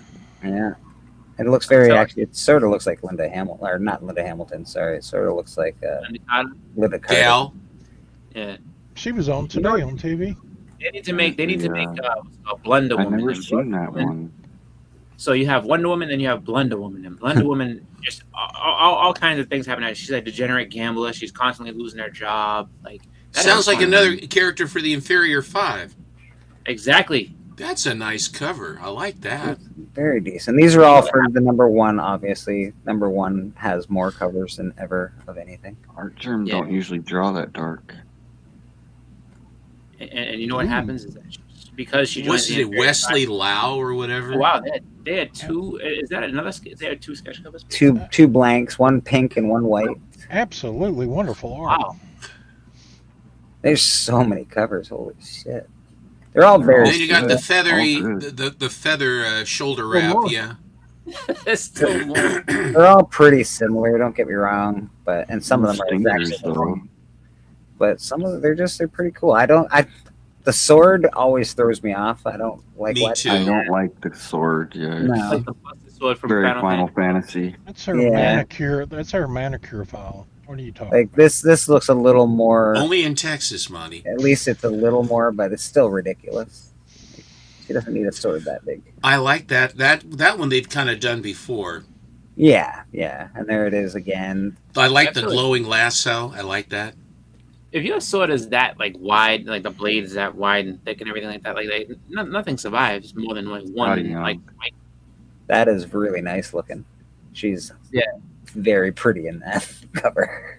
I like the very first one on the top. At the Okay. top. I'll go back Somebody- to it. Somebody needs to tell her sword makes her look fat. That's a chisel. Looks like to me like a wood chisel. Your sword doesn't match your shoes. you want to volunteer to do that? You see a woman that's carrying probably like a 400-pound sword. Yeah, that sword makes you look fat. Okay, no problem. It's for them. It's not 400 pounds though. You know that. It's Yeah, it's like- it is let me a buy- secret magical sword. Yeah, she's like, all right, no problem. Let me adjust your line of sight. And she That's chopped what her it. boyfriend kept telling her. That's like that one above it was like Bermeju or Federici. Like the angle makes it look bigger, I swear. Yeah. That's what That's he. what- Okay, fine. So you like You- this one, that's a Rad? very seems that just Yeah. sort of rolled off the tongue for you, I Bleecker. I like her Is that face. a comment you use a lot? Like It's the not that big, pose. baby. Just a second, honey. Let me change the lighting. It's just the angle, baby. Don't worry. Don't worry. About. It is in my vocabulary a lot. I'm like, it's just the angle, baby. Don't worry. It's not going to hurt. You're going to be fine. Shame on you. And that is it. That's it for what? Trending 20 and the whole comic thing. That's crazy that's sort of it for this week. Did I go through the whole Trending 20? No, you missed a couple. But it is Batman issues is another X-Men. And then the Ultimate Endgame number 1, All right. blind edition. That's it. All right. So Uncanny X-Men 145. Iconic I like that cover. by I like that Cockrum. Yeah, this is Well, a bit- that's the Cosby cover. Oh God. That's the Cosby cover, and that started to take off. I just got a high grade copy of that. Oh, I have this. Nice. What a great series this was. Well, he turned into a rat. Yes, he's Ratman. I knew it. It was Ratman the whole time. It's the whole time. Absolute Batman annual origin of the Absolute Batman. I don't care for that. You know, everyone's touting that and they're spending money for it. I don't care for it. I don't like that. I don't like the reddy brown. I don't dig it. It gives me Dark like Knight the vibes when he's fighting all the Cover B that I got that has his Batmobile. It's like a giant truck.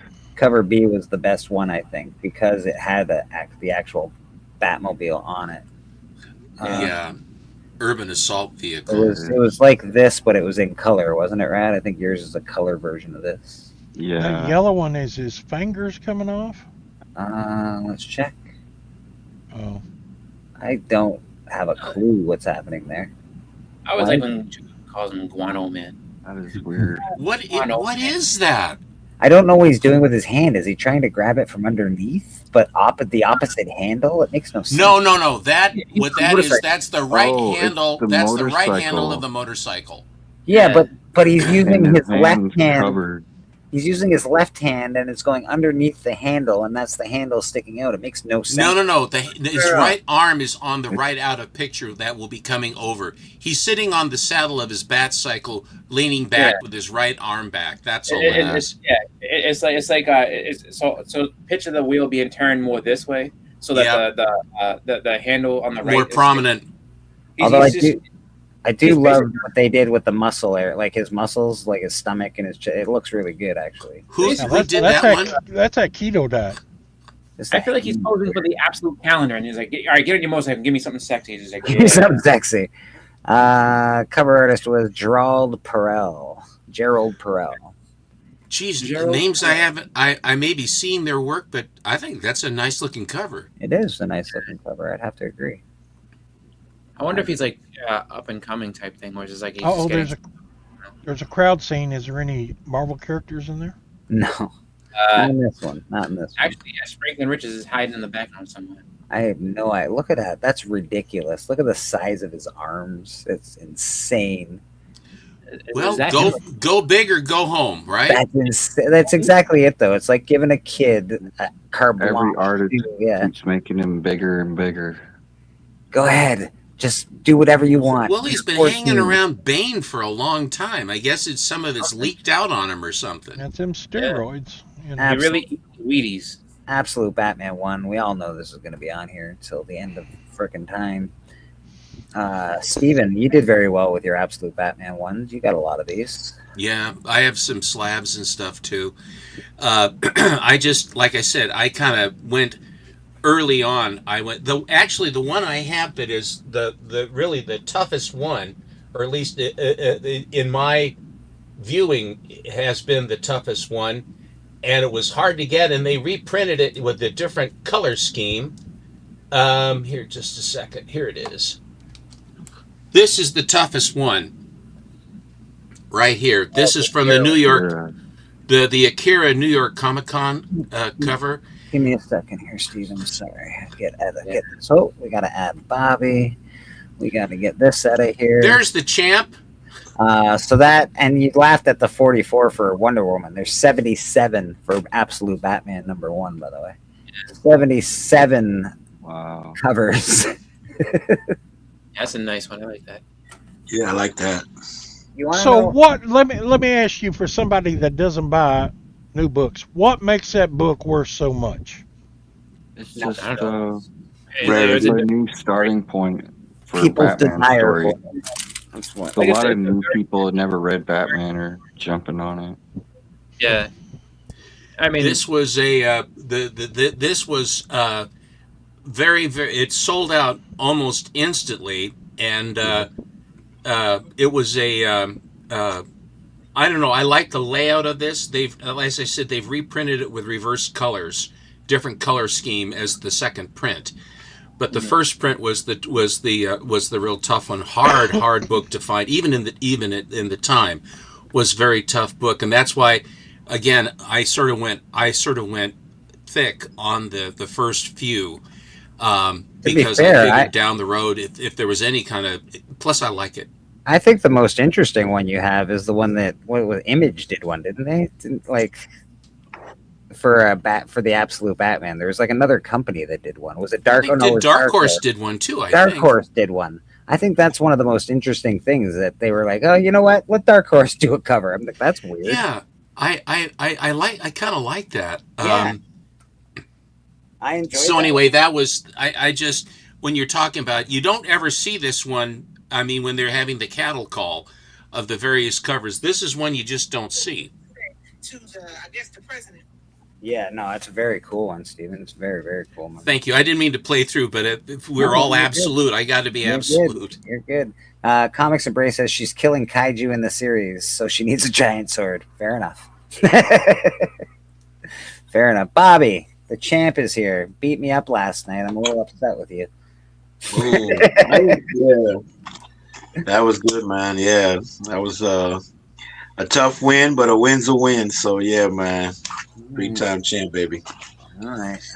We got him. Okay, see you later, Bobby. Bobby's got his overalls on. Have you been working in the yard?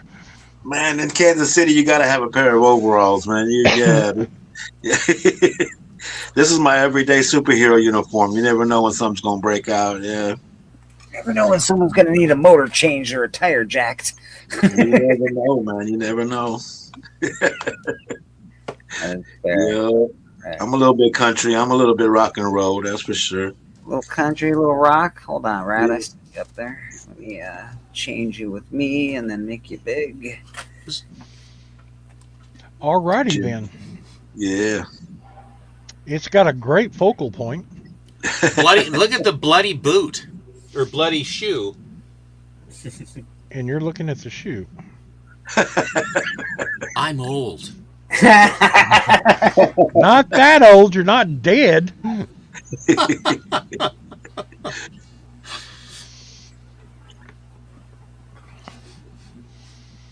Wow, what's that one?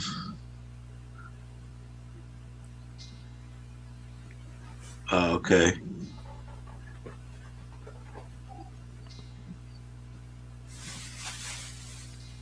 Wow. You know, Aaron, you always you really are an artist. You find all the artist looking type books. Great inspiration. Well, Frank, that's a departure. that's a Frankie. Yeah.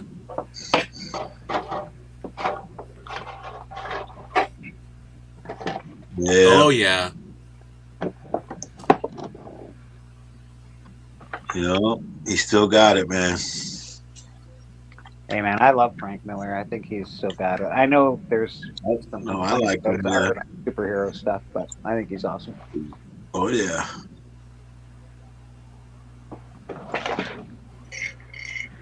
In fact, he's so awesome. I have a Frank Miller drawing tattooed on my arm.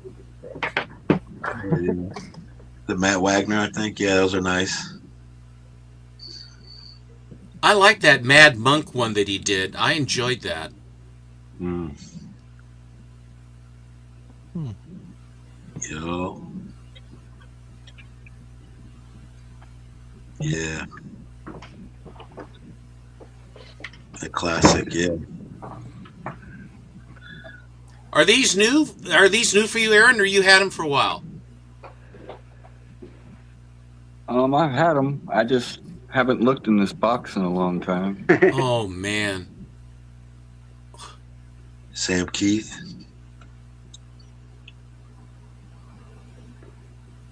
He maxified the Batman.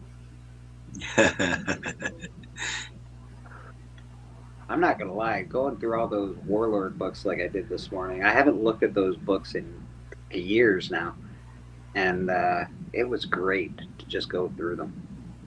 Yeah. I was watching you guys go through them. I was watching that. Yeah, it was good. It's just so, oh Jesus, man! He got a caddy. Boom. What a piece of art, though. God dang. Yeah, that's bad. He's not driving. I mean, sorry, he's not on a golf course. Mm-hmm. Caddy.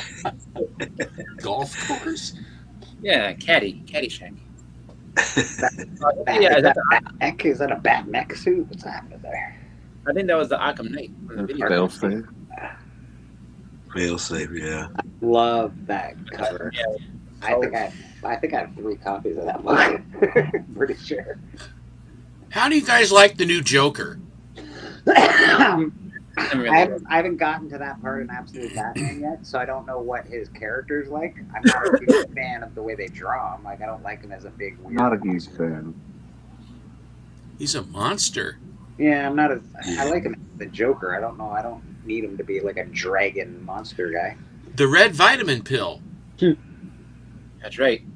The red vitamin. Either that or a really weird lipstick, you know. The lipstick man. And there I Lipstick am. man. Lipstick man. Get I'm ready. gonna rub you out. Brad, I gotta stop you for 1 second. We got Papa Wheelie being generous. I appreciate you, Papa. Thank you so much, my man. Let's give you some love. You know, oh, I can't play that because YouTube yells at me, but I can play this guy. Prefer a blessing from him. Why? He seems a lot more religious than you. Okay, but he is my number 2, and he doesn't really do the maybe same. I could just throw you out one. Don't do it. Don't do it, Charlie. Don't do it. Thanks a lot. I appreciate it. Okay, feel better. Appreciate you, Papa. Thank you, Papa.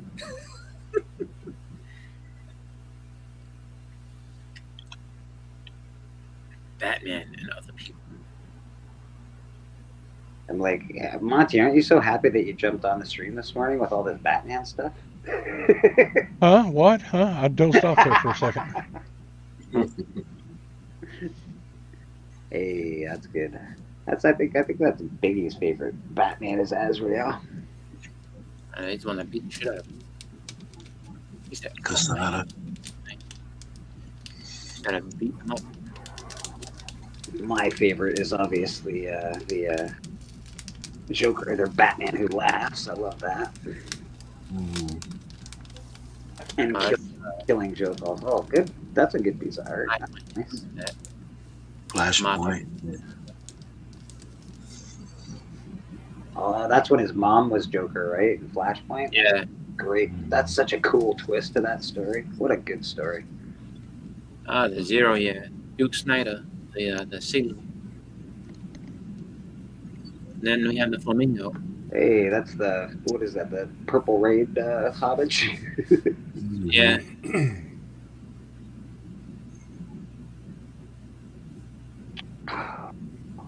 Death of Damien. Yep.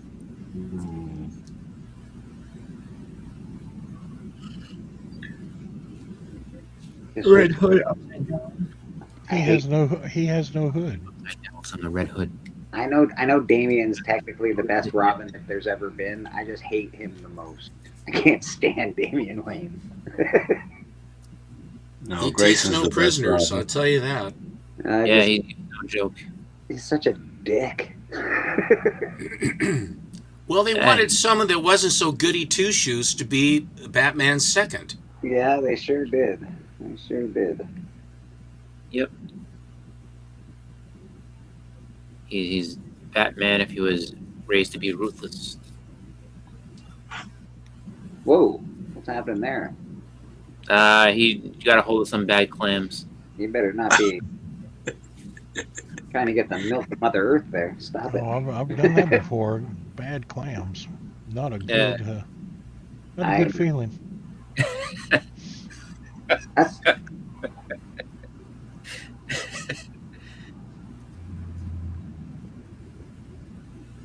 That's when someone told him, like, hey, you know what? There's a guy named Lipstick Man out there. He's like, what? Tucci's good. Yeah, he's good. Yeah, he's a nice guy. Is he nice? That's nice. Yeah, he's a nice guy in person. I've only ever met a few creators, really. I haven't met too many, but most of them are nice. Some of them are, That's they're nice. I whatever. like that. It's off of a Spider-Man book. Come on, really. Wonder which character came first. Oh, never mind. Ha. There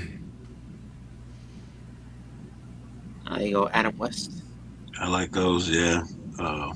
Alex Ross covers. He's amazing, dude. I know me and Biggie always get into this conversation, but Alex Ross is fucking awesome. I don't care what anyone says. He's one of the best. That's fun. What's that, Batman 66 or something? Yeah. Green I Hornet. was watching that this morning. Yeah. Really? Yeah, I would have been yeah. watching that. Like, how do you get to a whole episode of Batman? Oh, I was sitting there laughing at it. It was funny and everything. They had a Batgirl on there, and they were fighting. What was it, King Tut? Where'd you leave off, Splash? Did you same bat time, same bat channel? Are you gonna have to watch it again or what? No, I think the 66 was funny. The TV series, I really enjoyed it. I mean, it was real corny, and I laughed. And that's awesome.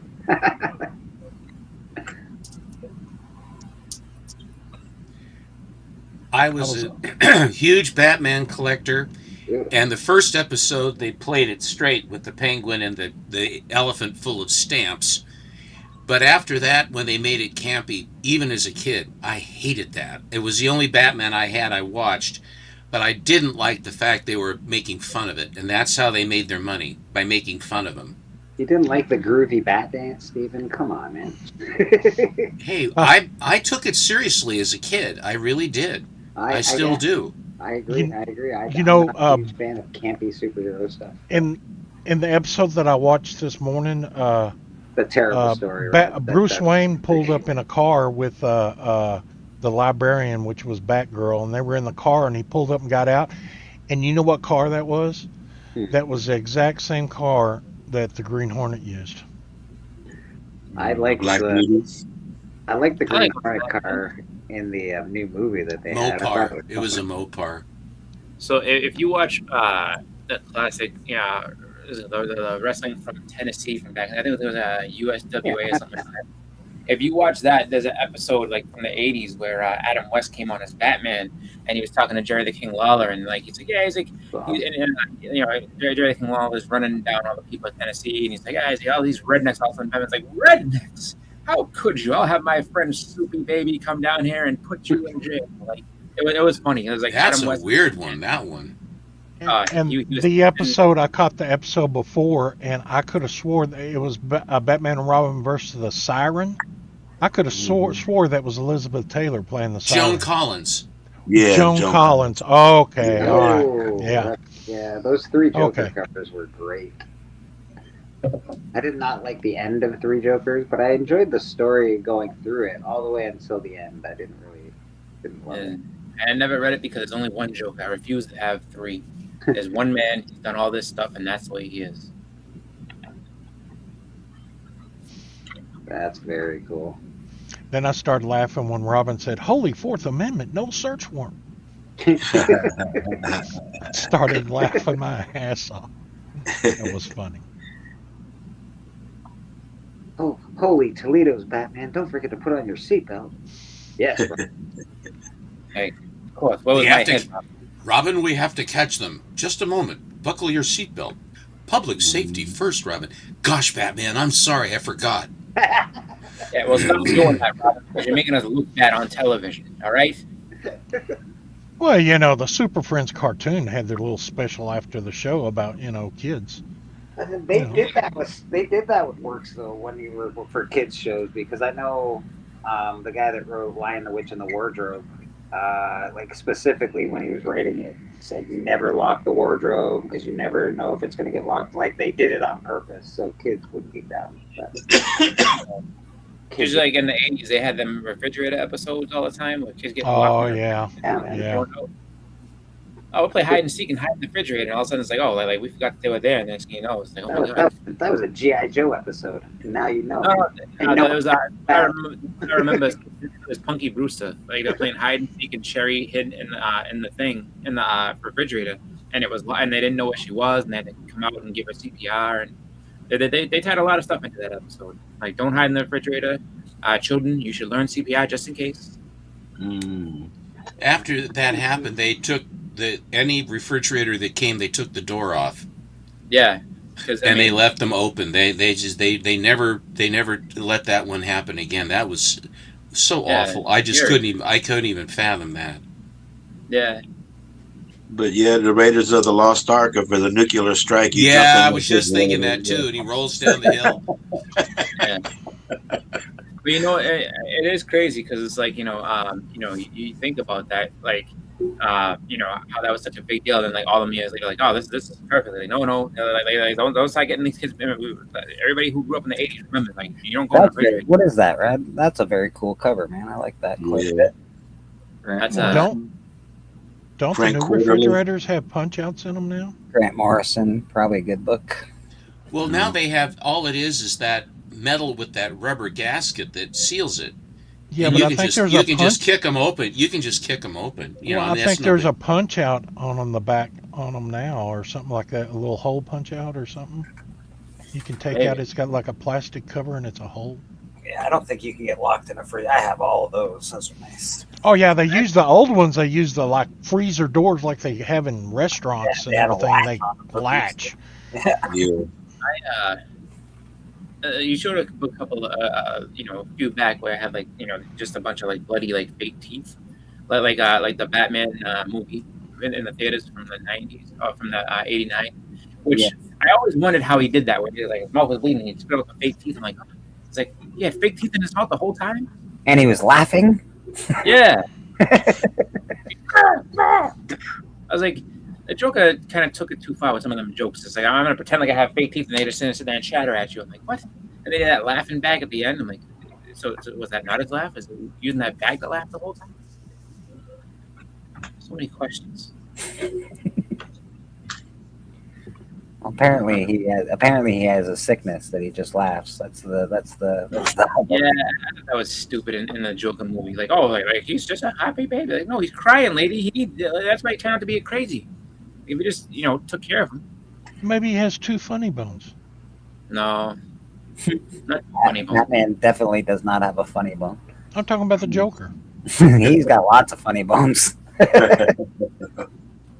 Yeah. Batman does not like humor. He's not a fan of it. No, and Killing Joke, he kind of like sneezes when the Joker tells him a joke, and he's like, "Oh, you thought that was funny, did you?" It's like, "Yes, that was very." It was funny. Yes. That's what it is. He's like, that was very amusing. Now we're going to jail. Bonding. Nope, no bonding. I don't do that. Vincent, okay, actors who were on the Batman show: Vincent Price, Art Carney, Milton Berle, Otto Preminger. Otto Preminger, for God's sakes. I don't know his name. Baxter, Ann Baxter, Sammy Davis, Jr., Zsa Zsa Gabor. Liberace. Is that how you spell Liberace? I didn't know that. Yeah.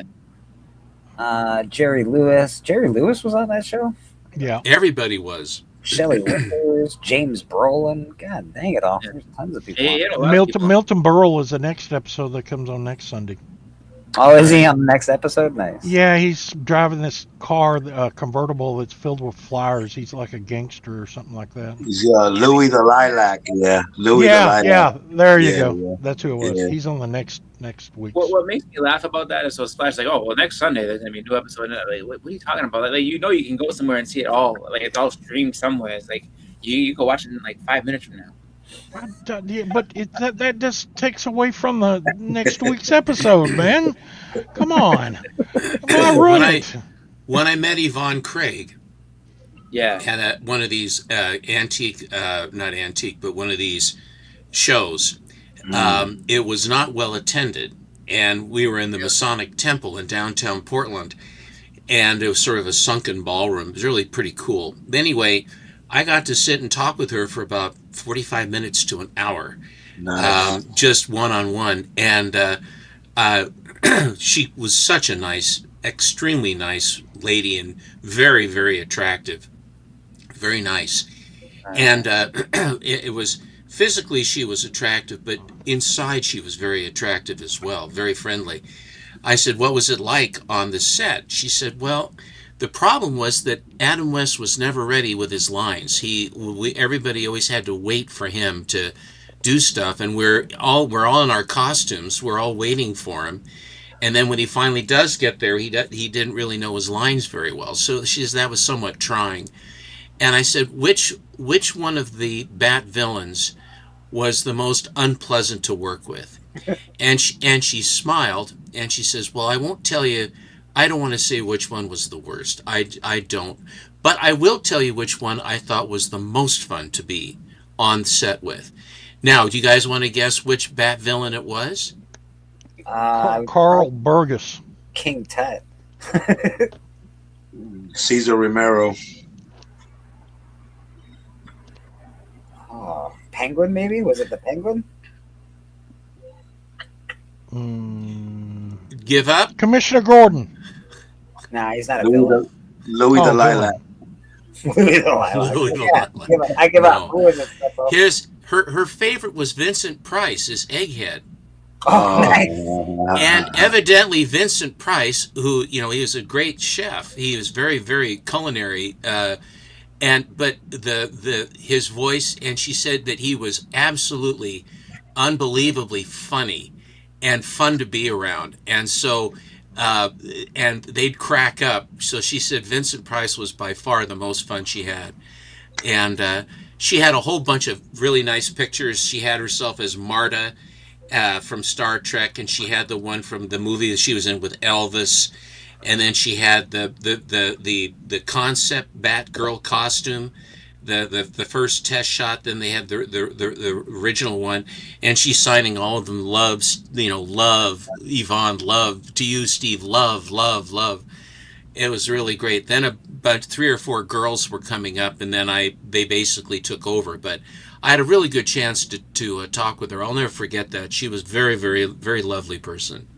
Nice, man. Would she say that Eggman was extraordinary to hang out with? Oh yes, absolutely.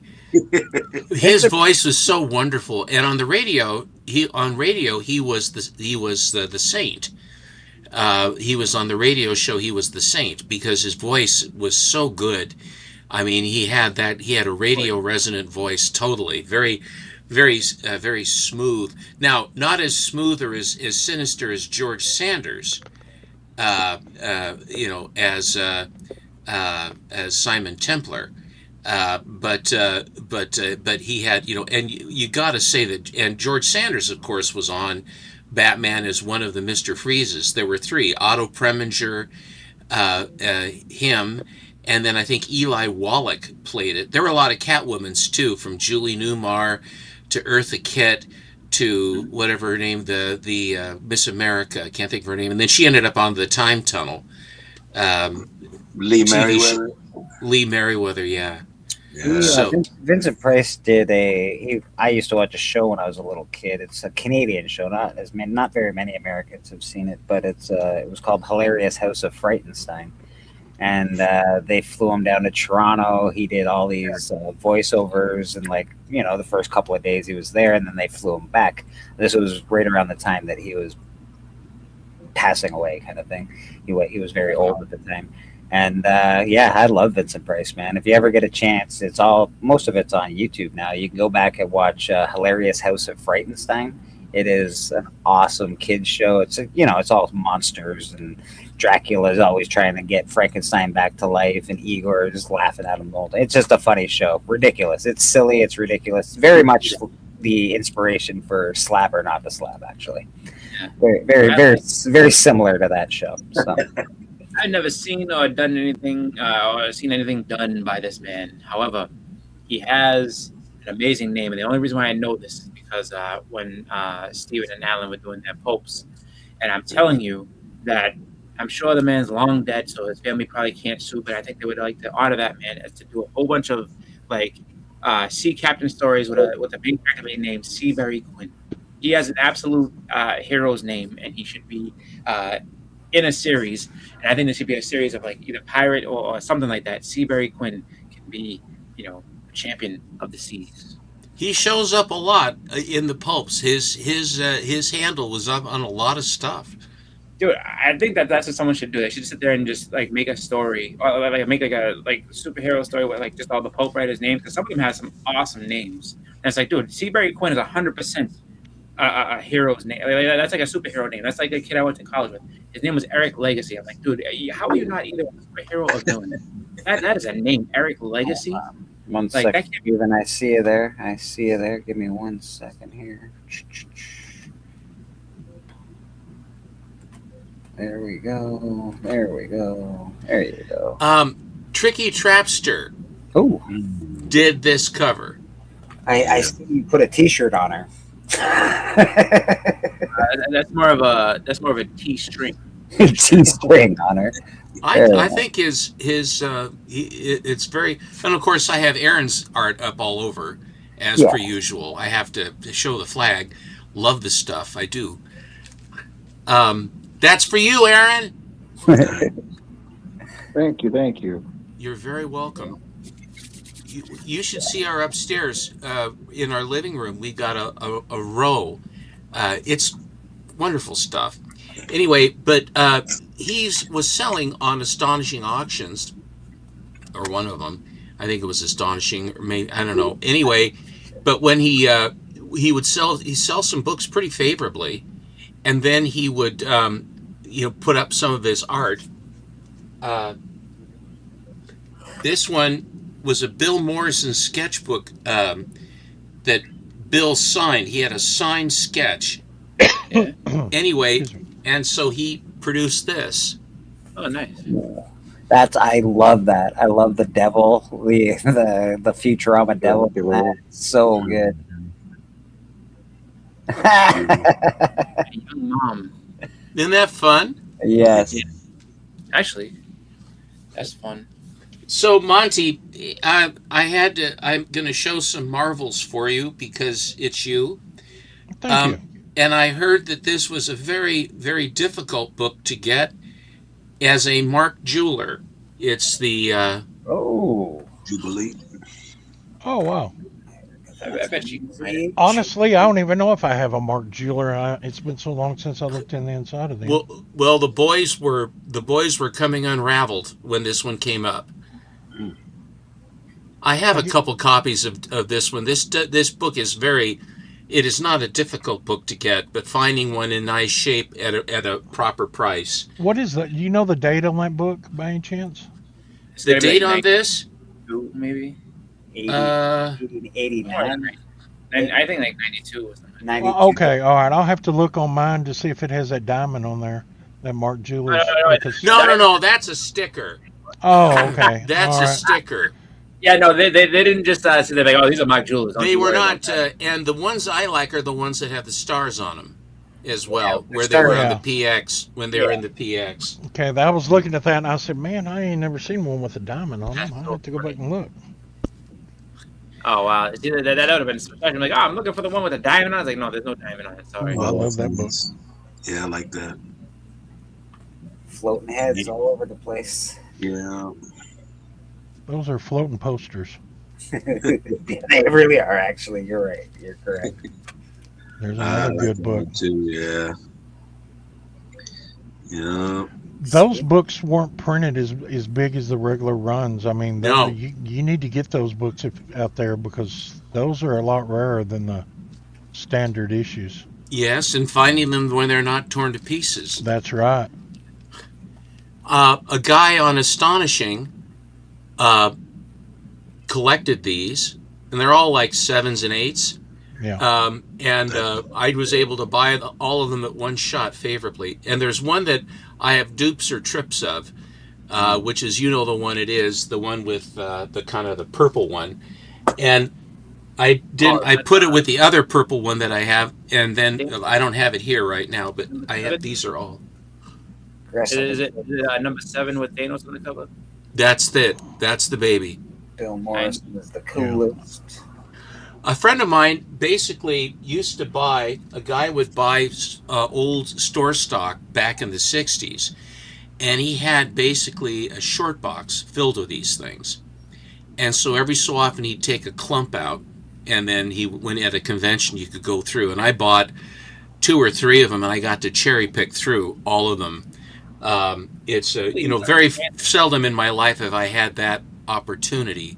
I did have that opportunity with all the class of '68 books, the new when they basically split in '68.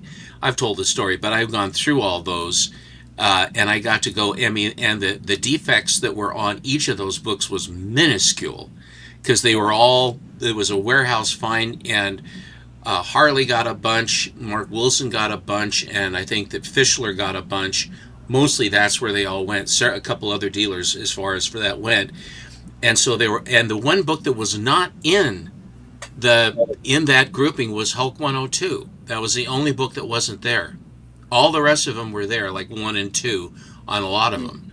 Iron Man's. I have them all pulled out, and if you are of a mind, maybe I'll show them all to you if you wish, or I can save it for another time. Nice. Yeah. That book right there, I had the hardest time finding it in real good shape. Yeah. Because that's a homage off of early Avengers, I think 11. Avengers 11. And I had turned down so many of those books until I found a good one that was in good square bound condition. Because see, that has the on the outside where it's got printed the Marvel in the white line. It took me forever to find that book without it printing on the cover. That's just the way they are, pretty much. This is a 9. Yeah. I really like the composition on this one, on number 6. I like the blue and the yellow. Yeah. Yeah. Yeah. That's a good story, too. The Living Laser. I want to say Kirby. Kirby cover. Yeah. I think I got that one on that one. I got it off this newsstand. Mm-hmm. I think it's 76, 77. There you go. I know I got that off the newsstand. Yeah. See? Correct. Aren't those fun? I think they're great. I really do. The only Avengers games I have is 10 and 7. Like that's the only two. But I hear what you're saying. Like I've seen many of them, and I wanted to pick them up, but yeah, like some of them are just beaten to death and say I can't do it. Well, alrighty then. But 7 and 10, I always end up finding. I don't. 7 of remember 9, please. 7 of 9. Oh, 7 and 10. No, I don't remember these adventures. 6, 7, 6, 7. What? it's a different type of an adventure. Don't say that. You'll end up somewhere in an alley. It's a little hot. Put that back up again. A little hot down there. No. Yes, she is warm.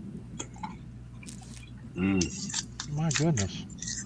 I don't drum. I just bomb. Yeah, you know what that is. That's her gonorrhea detector. So be careful. You have such a lyrical tongue. It's the. That's all right. See, you know what it was? Steven She's wanted cold to laugh. here. Wow. Yeah, no. Steven wanted to laugh, but he couldn't because he's like, that's a little bit too lewd for me. I can see it in his face. I was in a fraternity for 4 years, and I was in the hospitality industry, and I have been cursed by masters, and foul language.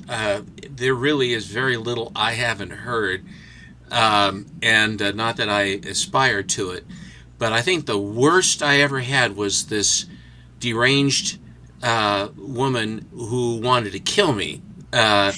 Wandered in off the street and was talking. We had a couple of pay phones by the elevator to the Imperial in the lobby, and it's one of these phones that had please insert coin, and so both of the phones are both going please insert coin, and she has both receivers from the two phones, and she's going, give me back my baby, give me back my baby, oh I need my baby, you've taken my baby away from me. And so we had these clowns that would walk around downtown, green caps, and they were there to basically help people, direct them, and all this other stuff. This was when Portland was used. I mean, you could walk around downtown Portland. And the only thing those guys ever did, and we had to pay for it, the hotels had to pay for these clowns, all they ever did was come in and use my restrooms. That's about the only thing they ever did. How's everything? Boy, your restrooms are nice and clean. Thank you. I said, thanks for coming by, Jesus. Anyway, so what were the odds? Here these guys come walking through the door. I said, perfect. And I said, guys, this woman here is having a problem. I would appreciate it if you would help her back onto the street. And because she was crazy. So I went downstairs to my office, and then about 10 minutes passed. Then these two guys show up at my door. And they said, yeah, Mr. Gentner. He said, yeah, that woman's crazy. I said, thank you. That was my assessment as well. He said, well, we're going to call one of the psychologists. We have him on call to come down and help. So this reedy looking guy, this wispy guy with glasses and sort of this unctuous psychologist looking kind of guy comes down. He says, Mr. Gentner, this woman is definitely impaired. I said, and I wanted to say, you think? And of course, it's right by the elevator. So the guests coming and going up to the rooms, what have you, has got this woman delaminating right in front of them. A great practice builder, really good for business. And so he says, well, let's go upstairs and we'll get her out. I said, thank you. So we walk upstairs, and then this guy says, her name was Ginger. He says, Ginger. She says, what? My baby. He says, Mr. Gentner wants to talk to you for a moment. And so he gives her my name. All right. Oh, no. And then I said, Ginger, I didn't know I was going to have to talk to her. I said, Ginger, I'm very sorry about your baby, but I really just don't think this is the right place to. And that's about as far as I got. And then she wheeled, and then she started yelling at me. What do you know? Ah! She came unraveled. And the reedy guy is like this. Oh, no, Ginger, it's okay. It's okay. I think she's off her medication. You think? And wait. And so then she says, he says, he says, well, do you want something like a cup of coffee to go? She says, yeah, I want a cup of coffee. And she says, and she looks at me and she says, and I want you to go get it for me. Mm-hmm. And I said, I'm not going to get you anything. And then the Reedy guy, I'll go get it. I'll go get it. So it cost me a cup of coffee. And then for the next 8 months, she's calling the hotel, and she calls up and she's cursing and is horrific, and she's focused on me, and she has superpower strength, crazy superpower. I mean, crazy super strength. Crazy people have super strength. They do. Never think that they don't, or else you'll have no teeth in your head. And I had to start carrying a revolver because she was violent, and I didn't know if she's going to stick a knife in me. And I would walk down to the garage to get my car, which is one level down. And if she wanted to be in wait for me in a darkened area, I really did fear that she was going to try to kill me. And finally, she called enough time. They had kept a log at the front desk, and they would say, I want to talk to Stephen fucking Gettner. And then they'd go click, and then she'd call from, and then they would mark down the time. They kept a log of how many times. Finally, she ran out of curses, and she started doing barn animals to try to get at me. But the very first one, she was an American Indian of some sort. But she went across the lobby when she was leaving, and she cursed me in Native American dialect. And it was the most outrageously disgusting sounding thing, the clicks and the clacks that she was pulling on me. And I had to say, and sometimes when you're cursed by a true loon, I mean nutbar, I said, I when she left, I said, I don't know what she said, but that was one of the best curses I've ever been cursed with. But finally they closed our mental hospital in Salem by the Capitol. They closed it. And yet when we I had to go to court against this woman. And the judge apologized to me. He said, I'm sorry you had to go through all that. I had my bellman and I had my switchboard operators there. I had the log of all the time she called. It was a real pain in the butt. And then they put her into Damish. They actually found room for her in the closed mental institution, ostensibly closed, because she was that far off of her nut and wanting to kill me. So I just thought I'd share that on a Sunday with you. That's a definite lemon tree. Hey, everybody! An old man's talking. Grandpa's the name. Did you know this tree dates back to frontier times? Wow. Shut up! Just a few more. Oh, hey now. That's funny. When you have a saloon in the lobby and bedrooms upstairs, there is a lot of things that go on. Yeah. That's one way they said, like, this guy wants to talk to you. Like, that would have been me. Like, who the fuck said that? I don't want to talk to this bitch. But, I want nothing to do with it. Do you have time for just one more lemon tree, or is it not enough No, time? go ahead, Stephen. Go ahead. My grandfather, we had two hotels. We had the Mallory Hotel and the Imperial. Grandpa bought the Mallory in 1943. He was an attorney, and then he basically borrowed everything he could to get the down payment on it. The Mallory was built by Rufus Mallory, who was, I believe, the Secretary of the Treasury for McKinley. Had this hotel built here in town, 1912. I think it was built 1910. I think 10 or 12. Anyway,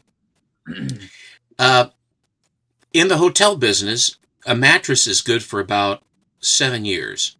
Now, a home mattress, it'll go 12, 15 years without any problem. And the various activities that occur on a mattress are generally the same. But in the hotel business, even though one of the things we prided ourselves on was very, very good mattresses, because a hotel is about getting a good night's sleep, and that's all there is to it. And with an older hotel, It has to be very, very clean and be very well appointed to be competitive with the newer properties. And a family-run business, you can choose to spend the money where you want to spend it. The good news is you can make all the the good news is that you get to make your decisions. The bad news is you're making all your decisions.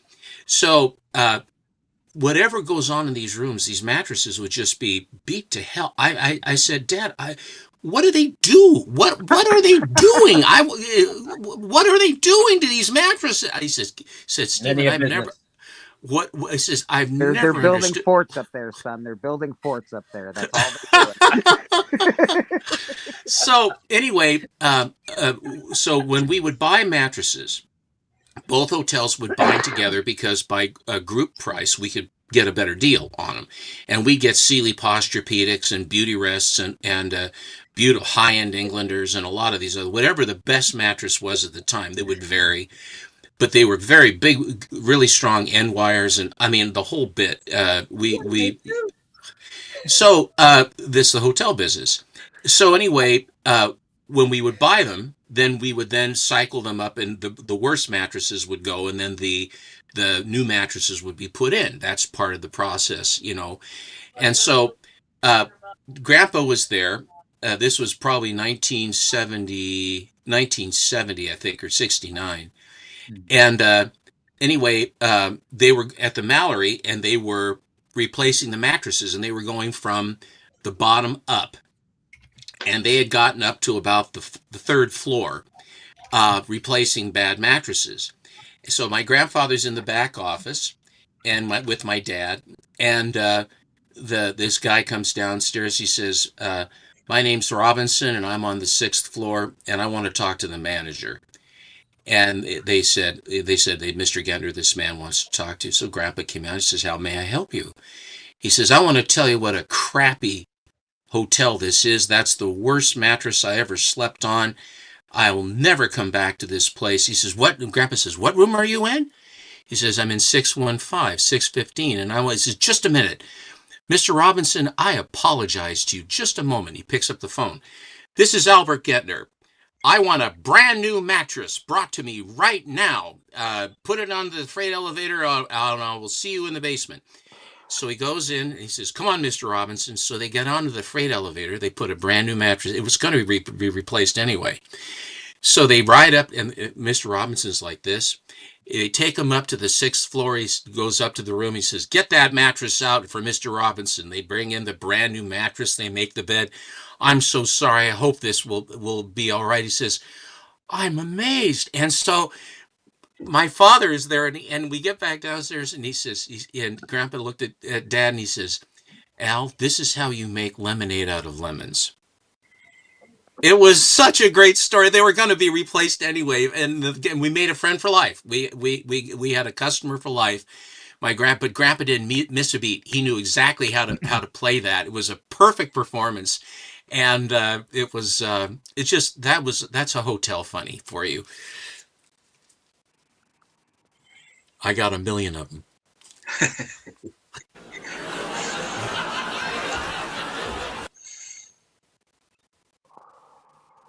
Mm-hmm. It's always fun when you start showing off your newer books, Stephen, because I don't expect some of these, and then all of a sudden you're like, "Oh, I got this." I was interested in this. I got a smattering of this. I'm like, "That's interesting stuff." I confess that I don't read them because I don't think their stories are worth a damn. But the cover art I like, and it is a cover by, it's fractional art, and that's really kind of how I am. Yeah, but you've read all. Oh my goodness, you've read all the old. I know you've read all the stuff. I read all the old ones with Monty. We read them long time ago. Remember every one of them too. Yeah.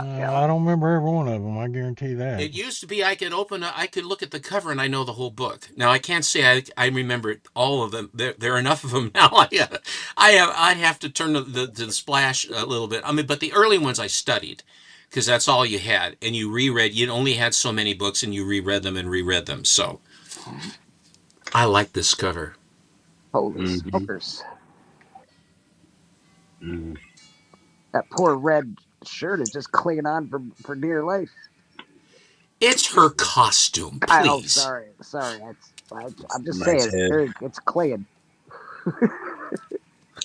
And this one I got, the last one. This one I got from Matty Freeze, and I don't know how he gets these things, and he sold it for so inexpensively. I just don't know, but it's all the monsters, but it's That's one of these. very cool.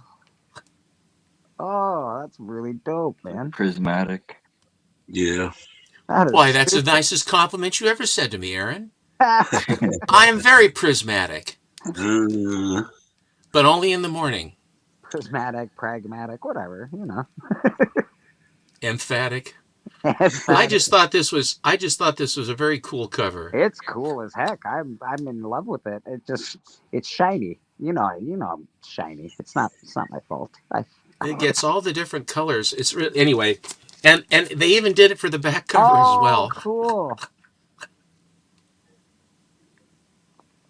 That's really neat. What is that? That's not a Mark Spears one, is it? What is it? No, it's a no publisher listed, no date. Chamber of Chills facsimile edition number 19. Oh, interesting. And this is number, what is it? There are only 25 of them. This is number 2 of only 25 produced. Very cool. Did you pay a handsome price for it, or what are we looking at? No, I paid an ugly price for it. It was an ugly price. Okay. I think it was like $35. Oh, fuck, Jesus. I just got it just sat there. And I said, well, if no one else, a slab. I said, sold. So the plastic on the book costs more than you pay for the book. Well, first to get the book, have it be a 9/8, have it be 1 of 25, and have it slabbed for under the price of the slab. You need to say no more to me, Steven. I am with you 1,000,000% on that. Like it's a 9/8. You want to sell it for $15? Oh yeah, okay, I'll get it. I got you. So that's what I have. Beautiful stuff. That's awesome, man. I'm going to go reload my coffee. I'll be right back. Take your time, Steven. Take your time, brother. You want to see some books that I got on that collection I bought? I sure do. Okay, these are newer books. So, yeah. Okay. Newer books are all right. Some new books are awesome, actually. I don't know what dates they are. I think 2019 is what I looked up. But like I said, I got all these through intake and everything, got them rebagged and boarded, and some of them had Mylars in them, so I left them alone. But here's Guardians of the Galaxy number 1. Okay. And here's Guardians of the Galaxy number 4. Boston has to take off. Boston, have a good one, brother. Here's Guardians of the Galaxy Marvel number. Books. What's that? I'm guessing these are going to be Marvel books. All Marvel. Here's Did you get any again. DC in these boxes, Splash? Not one DC book? No, there was not one DC. He was a Marvel fan, and usually there's like at least a bit of most people aren't one or the other. Most people have I like Batman, or I like whatever. I like Spider-Man, you know. And then he you get, collected. Like I said, this. I got 2 boxes that I finished with intake. I still like one more, but I just put these together and made a long box. I made little tabs out of them. Are there good runs in there, or just like single issues? Well, kind of mixed up and everything. There's a lot of he bought a lot of variant covers. You know, there's a lot of number 1s and stuff like that. And all right, I see what that one doing. Must be one of the newest volumes because it had the dog. Yeah, the space dog. Oh, nice. That's a nice one. I kind of like this one. This has got what's his name? Ghost Rider, Cosmic Ghost Rider. Oh, I love Cosmic Ghost Rider, bro. That's fucking. How can you not want Frank Castle to be Ghost Rider? It's fucking awesome. And he did buy some older books. There's some older books in here and everything, but you know, there's a couple of books in here that paid for the complete. Yeah. Did you get complete Thanos collection? Thanos 13 might be in there. Love the story of Cosmic Ghost Rider, how he has to adopt baby Thanos to try to get him to not snap half the universe in half. I love Cosmic Ghost Rider. I just got the first appearance recently, actually. See, these were a lot newer. These are 2019 and 2020 books. So he was like I said, a lot of these he got them off the stand. So He got in on the boom and was buying multiple covers. I know what he was doing. yeah. He was a fresh collector, and now he's pissed off, and he sold them all. Well, he was moving. He was in Mad college, and Spidey just gave a super chat.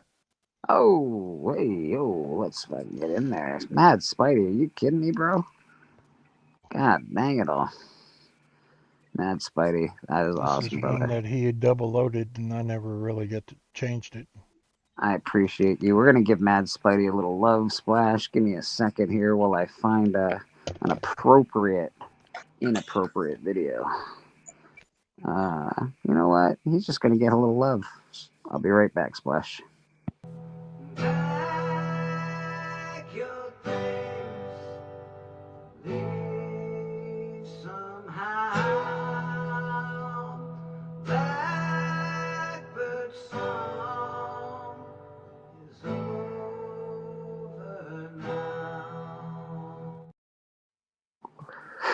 Appreciate you, Spidey. Thank you, man. Then with Guardians 3000.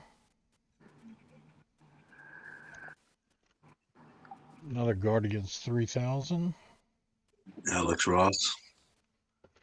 And another Guardians 3000. Yeah. See, like I said, I don't know anything about these books. Then he had a pretty good selection of New Mutants, which he liked. Mutants was on the hot list this week. It is the So trade paperback is on the hot list this week. There's one. And then I guess he bought another one. So there's 3 number ones. Legend, how you doing, buddy? Like I said, a lot of these were double loaded. Number one's a good book to have, to be honest. Same with number 12. There's a bunch of good New Mutants books. Because he kind of skipped around. Yeah, he collects weird. For a guy that collects, he just sort of collects weird. Just buys random issues, it seems like. Hey, second print. That's a second print first cable, is what that is. Oh, that's a good book. That's a key. And then I guess he had so 2 of these. Turns into X-Force. Yeah. There's another book. There's number 100th 3. issue. That's Kinda a out of key. order. I believe that's a key as well. Number 3. And That then the Demon there's Bear story. Yeah. Like I said, he Is that J. Scott Campbell? Last one you just showed? I don't know if that was J. Scott Campbell. I have no idea that one. Just look and see if there's a Campbell on it. He signs it, Campbell. Arthur Adams. Yeah. Oh, Art Adams. Oh, we got Beckerman. You just had to start showing New Mutants. Beckerman, how you doing, brother? I'm awake. I have that book. I had a good nap. I was going to say, it sounds like you had a terrible nap. You're like, I'm awake. I'm like, oh, I'm sorry. Oh, it was great. Woke up, listened to you guys for a little bit, came back into the comic room, fired it up. Beautiful. There's another number 1. What's wrong with Mad Spidey? Bastion. Like I said, I've never collected New Mutants, so a lot of these I have no idea anything about. They were just all in there. Copy 1 now. I'm seeing at first I was, there you go. There's a key. Yeah. Mad If you Spidey, I know hope anything you're okay, about New buddy. Mutants, just ask Callie. He's the expert. I have a complete run of New Mutants as well. I'm a big Warlock fan. Fear Itself. I love Fear Itself. Fear Itself. Fear Itself is where we got Speedball back to. New Mutants, okay. Another. Another key there. That's a key, I think, as well. Like, there's keys throughout this whole run. That's a Oh key. yeah, and once you get in the Wi-Fi, you definitely Actually, you should look at that book carefully, Splash. I know this because Steven actually sent me a copy of this book. It is often the cover is like is fucked up on it. It's hard to find a really perfect copy of that book, apparently. So keep an eye on that one. Oh yeah, now we're getting into all the Liefeld ones. Oh, I'm sorry to hear that, Spidey, man. That sucks, brother. Send Mad Spidey your prayers and your love, man. Oh no. Sorry to hear, son. First I think annual that comes with the trading for the card. Warriors. This is the I love that artist on that one, Andrew Goff or something. I can't remember his name now. Andolfo. I got that whole run. Then he went into X-Force. Nice, nice. Which I never was a big X-Force collector. So. Well, you should be. Splash is the greatest comic book team that ever fucking lived. They are awesome. I love them. Oh, They were a more hardcore version of X-Men. They went on missions that were required killing, and the X-Men weren't morally ready the X-Men had to prepared keep to their do. hands clean on those missions. Executioner's song was a lot of fun. Oh, and Phalanx Covenant. That's where we got Gen X. That was a good saga. It really was. Oh, Fatal Attractions, Signs by nice. By Fabian, yeah. Is that signed? Yeah, it looks Yeah, like by Fabian Nicchezza, whatever. There's a certificate on back. Did you? Wait a second. What are we looking at there? That's a different.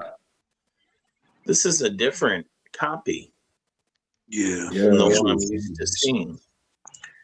Maybe that's a foreign one. Yeah, because that's not the original one. Because the original one was sideways, and the name Sabotage was an insider reference to DC Comics. I don't know. Interesting. I'll look it up and see what you're dealing with there, Splash. That's a. You got two of those. It looks one like. not signed. Looked like the hologram was real clean on that. Yeah. I guess these are the I like ones, that 2010. one. Sex and violence. This is a cool cover. Well, anything with the title "Sex and Violence," I'll probably buy it. You dog. With Domino. Sex and violence? God, this is right up my I alley. know that one. I got that. Second Coming. Mr. Sinister comes back. Messiah War. And then That's Clayton Crane. I think that Then we might be skipped Clayton over Crane's to- first cover. And I got to add these to my collection because I got a full run of these. But Flash, these did are you in hear there. that? You might have Clayton Crane's first cover that you just First showed. Marvel cover. First Marvel cover. So that might be an I interesting. think he worked on some indie book before that. Dazzler. Dazzler 6 is the first appearance of Dungeons and Dragons in Marvel Comics. Number 6. Yeah. Yeah, I got a full run of Dazzler, so I'll just have to add these to another box. I've got three or four number ones in a box somewhere. Dazzler number 1's crap. I have the Error number 1. I know that. Yeah, nice. Is Taylor Swift still playing Dazzler? Or are we still excited? What's happening with that? I didn't know she was playing Dazzler. Then I got a stack of Yeah, Dazzler. The Dazzler X-Force. first appearance popped a couple years ago because everyone was rumored that Taylor Swift was going to play Dazzler in a movie. X Factor, nice. Hey, first appearance of Apocalypse. There you go. E-book. That's the cameo of Apocalypse. There you go.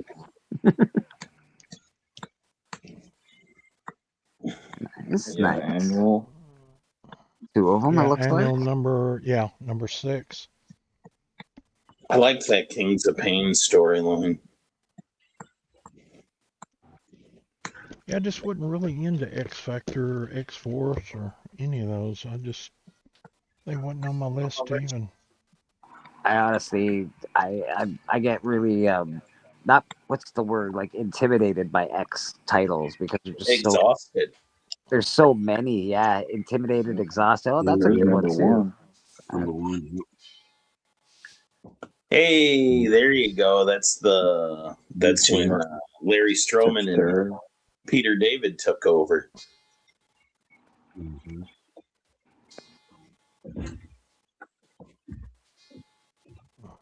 Yeah, the error holograms for those Fatal Attraction books are expensive.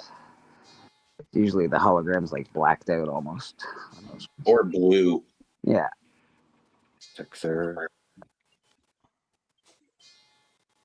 Yeah, nice stuff. So you looks like you got the whole Fatal Attraction storyline, the whole there's nice. Is that Lady Deathstrike on there? No, that's Wolfsbane. Oh, it's Wolfman. Okay. I'm squinting. I'm squinting pretty hard here. I have a friend that named his daughter Rain after Rain Sinclair, spelled Rahne, and then she became an independent wrestler and still wrestles under the name Rain Victoria. That's a great name. That's a fantastic name. Yeah.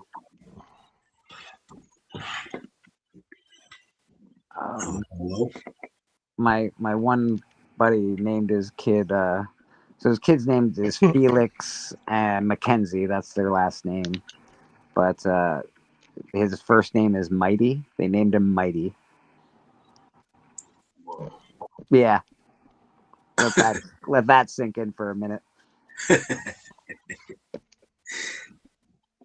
So his name is Mighty Felix. That's cool. This guy liked his meetings. His dad is 6 foot something, and his mom is also 6 foot something. So I feel like when he grows up, he may actually be Mighty Felix. I'm just saying, it could be something. They could be onto something. Mighty tall, yeah. Then he had these, and I got a full run of these already, but these will be added to. I got these off the stand, not these actual books. Yeah. But these actual. Oh, nice. Apparently, he bought these, and he liked that number 1 so much, he ended up getting it 3 times. Wow, Sauron is pretty awesome. I'll give him that. Good He was specking on it. Yeah, it looks like he was because there's it number looks like 2. He was spec buying a lot of this stuff. Hell yeah. Yeah, he wasn't old enough to. That was number 3. There's number 3. Apparently, he wasn't old enough to forget what he bought like me. Well, he shouldn't be forgetting. He's got an app now. You don't have an app, do you, Splash? No. No, I know. You got a little booklet, I bet. Yes, I do. And these will end up going in the book. I'm missing issues 11, 12, 16, and 17 of that series. That's what I'm down to. 11, 12. Oh, you send me your issues, Mike. You know I have lots of comics. So I'll just look for them. And then, if you want to finish off that run, I probably can finish it off for you. Well, I'll find you. That's one you always find in the bins. Yeah. That's what I'm not going to charge you for it. There's number 1. Hey, there you go. Bob, is that Bob Hall goodness? Maybe. I don't know. Number 2. And he stopped at number 3 for some reason. So, wow, that's too bad because West Coast Avengers, it keeps popping off. Like it's popped off a few years ago. It's back to being good again. Who showed a West Coast Avengers book? Was it Robert Downey Jr. on his Instagram or something? And people lost their bloody minds. Oh, there's an issue in that series that goes for a little bit of money. Oh, I don't think it's issue 1 though. It's the one that got canceled. I'll know it when she's wearing a shirt that says "Ask me about my feminist agenda." Yeah. Oh God. I don't. You know what? I actually would not want to ask her about it. Yeah. Thank you for putting that on your shirt. Now I know to avoid that question.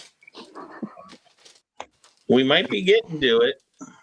That's a question I ask all the girlfriends I've had. What's your feminist agenda like? Yeah, that's how you You open must up. be with the very ladies. successful. Yeah, it's like so successful with the ladies. It's unbelievable. They really like that. Yeah, they There totally. it is. There it is. There it is. Is that like worth something or? Yeah. It was for a minute there. I don't know if it is anymore. It popped in the early And then these just I don't because it know got how the. these got in there, but there's Hey, that's a That's good one. nice. Yeah, That actually looks like it's a dark there you copy go. too. Like it looks, the colors look good on that one. Yeah. yeah, the colors they're in real good shape. I mean, they look like they just come right off the press. I sold mine to Steven, I think. That's my opening line. Yeah, I tell him, tell me your agenda and I'll tell you mine and shit. Yeah. So I'll I got tell you that I don't have an agenda and I just want to live. I just want to See, my live, opener man. is "Don't talk to me." I got multiples of that Moon Knight #1. I bought those off the stand back in the day, and That Mockingbird #8 splash, that's according to Key Collector, a $20 book. Controversial message embracing Bobby Morse's outspoken feminism caused the writer a lot of negative criticism, and it was low ordered by retailers and got the series canceled. You don't see a lot of Iceman books. I'm not gonna lie, I don't think. Just lie. Come on. I haven't seen a lot of Iceman titles in my day. these are 85 from 85. Mm-hmm. Champions. Then I like Iceman. I loved him in Spider-Man and His Amazing Friends. In fact, in Spider-Man and His Amazing Friends, I watched it so much when I was a kid. When I was a kid, I thought Doctor Doom was a Spider-Man bad guy. Mm-hmm. I didn't know I didn't have any idea about the Fantastic Four when I was. I see Nova on the top there. 5 and 6 years old. Hey, there he is. My buddy was the inker on that. Hey, who said Whole Dr. series. Doom's a bad guy? That guy's a hero. Well, he's a hero to somebody. That's Yeah. true. That is apparently he true. Fight liked for his Nova mother's too. soul every year. Kind of all over the volumes here. Yeah, weird, I mean, right? then we get into these. Oh, There you that's a go. good one. That's a good one. Might have a few of those. Condor. These are good boxes you bought, Monty. They're fun, like nothing crazy valuable. Yeah. But fun. Well, I can tell you what I bought them for. I bought 3 long boxes for $50.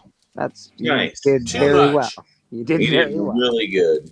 Well, one of those Moon Knight ones will take care of that for you. Yeah.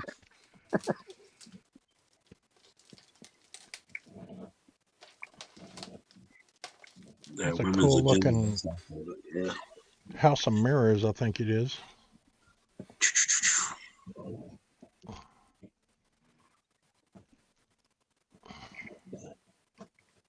Yeah. I was more excited about these older books than I was the newer ones. Oh, yeah. Nova versus Sphinx, great issue. I wouldn't have guessed that about the guy with the long gray beard. So what's your point? Yeah, I wouldn't have guessed that. Weird, crazy. Always like it. Biggie says, "Call me crazy." I said, "You're crazy." He says, "What do you mean?" I said, "You said call me crazy." So, Splash and Steppo, January 1st, we had a football game between your two teams. Did you guys discuss this yet? Oh, we discussed it. Yeah, my offense didn't show up to play. I think they had a big spaghetti meal before the game. That was his last year too. Yeah, that's a year ago, dude. Come on. No, it was this year. No, it was this year, guys. Yeah, it seemed like a year ago. It just seemed like the other day. It seemed like a year ago to me. 2026. What year are you living in? 1964. I was fixing to say 1960. 1970. Yeah, That Nova run's so satisfying to put together too. Mm-hmm. yeah, he's like I said, he's all over the He looks place like with he had a whole Nova, and run. he went back and Okay, now we got Sam Yeah. Alexander. We've Yeah, jumped a now we're few up to like volumes. brand new. Now this is weird. What a weird collection, man. apparently he bought a collection. I don't know. I have That'll no do it. idea. I have no idea, He but just jumped 4 Nova volumes in the span of all these issues. yeah, he was in college and he's moving and he had to get rid of it. And It's like my I'm gonna son, read this. I'm gonna read this one book that's part of a story. You know what? Then I'm gonna read this other book that's part of another story. What? What are you doing?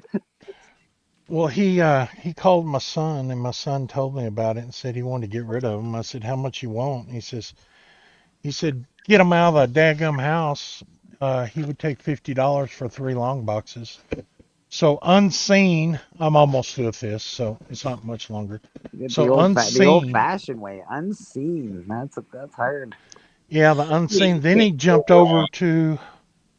There you go. But George 50, Perez. $50 for 3 long boxes unseen. You really can't go wrong. There's number 2. Inhumans, yep, I like those. Number You'll 3. get a lot of filler, but you'll get some good stuff. Then I guess the blank covers. Hey. Yeah, the jumping. Yeah, jumped. Modern is crazy with these. Yeah. Yeah, I mean it's like we'll go from the Bronze Age and then into modern and then back to bronze. yeah, It's Inhumans really weird. Ain't that popular, but he read them apparently or got them. I don't know how you read them. They're all out of order. Well, yeah. Read this one from the 60s, and I read this one from Boy, 2011. World War II was trash. Yeah, these are all. I don't know what year these come out. I didn't take time to open them up and put the years on the back. Public service announcement: if you want to become a member of somebody's channel, at 20 members, I think Hudat's got 13 right now or 14. Hudat Comics will be putting in the first Inhumans and another really good book to his member giveaway, which is already a stunning giveaway. So go become a member of Hudat Comics channel. Did it. I think I already am. Mr. Bleak, when Monty is done, I have pulled all of the class of '68 first books to show you. Sure. As advertised. My goodness, how'd you do that so quick? Because I kept them all together, because every time I have to go into all the different titles to try and find them, I said, I'm sick of this. I'm just going to have them all together at one place. And I'm still not so huge that I can't do that. Rad. Member for 4 months on the Bleecker Street Comic channel. Thank you, sir.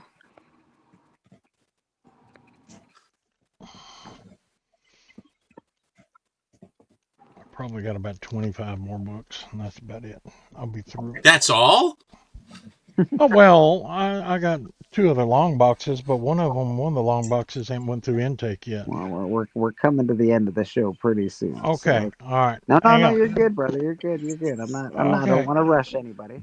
This is something, I don't even know what this is. Gwenpool. It's probably a comic. He got It's into probably a Gwenpool. comic book. Gwenpool? Nice. Okay. Biggie Check, big Gwenpool fan. That is great. Actually, I think that's a good book, to be honest, Monty. Well, they were bought, apparently. No, I mean that value-wise. I know they're all semi good books, but not all of them.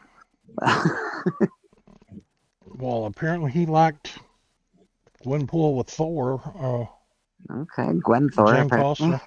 Probably the first appearance of Gwenpool is Gwen Thor Pool. All right. Okay, the last probably 6 or 7. This is something I didn't expect him to have. Oh, nice. Hey, little Art Adams. Really tragic him in the Deadpool movie, a long shot. Longshot wasn't in the Deadpool movie. No, it's just that team.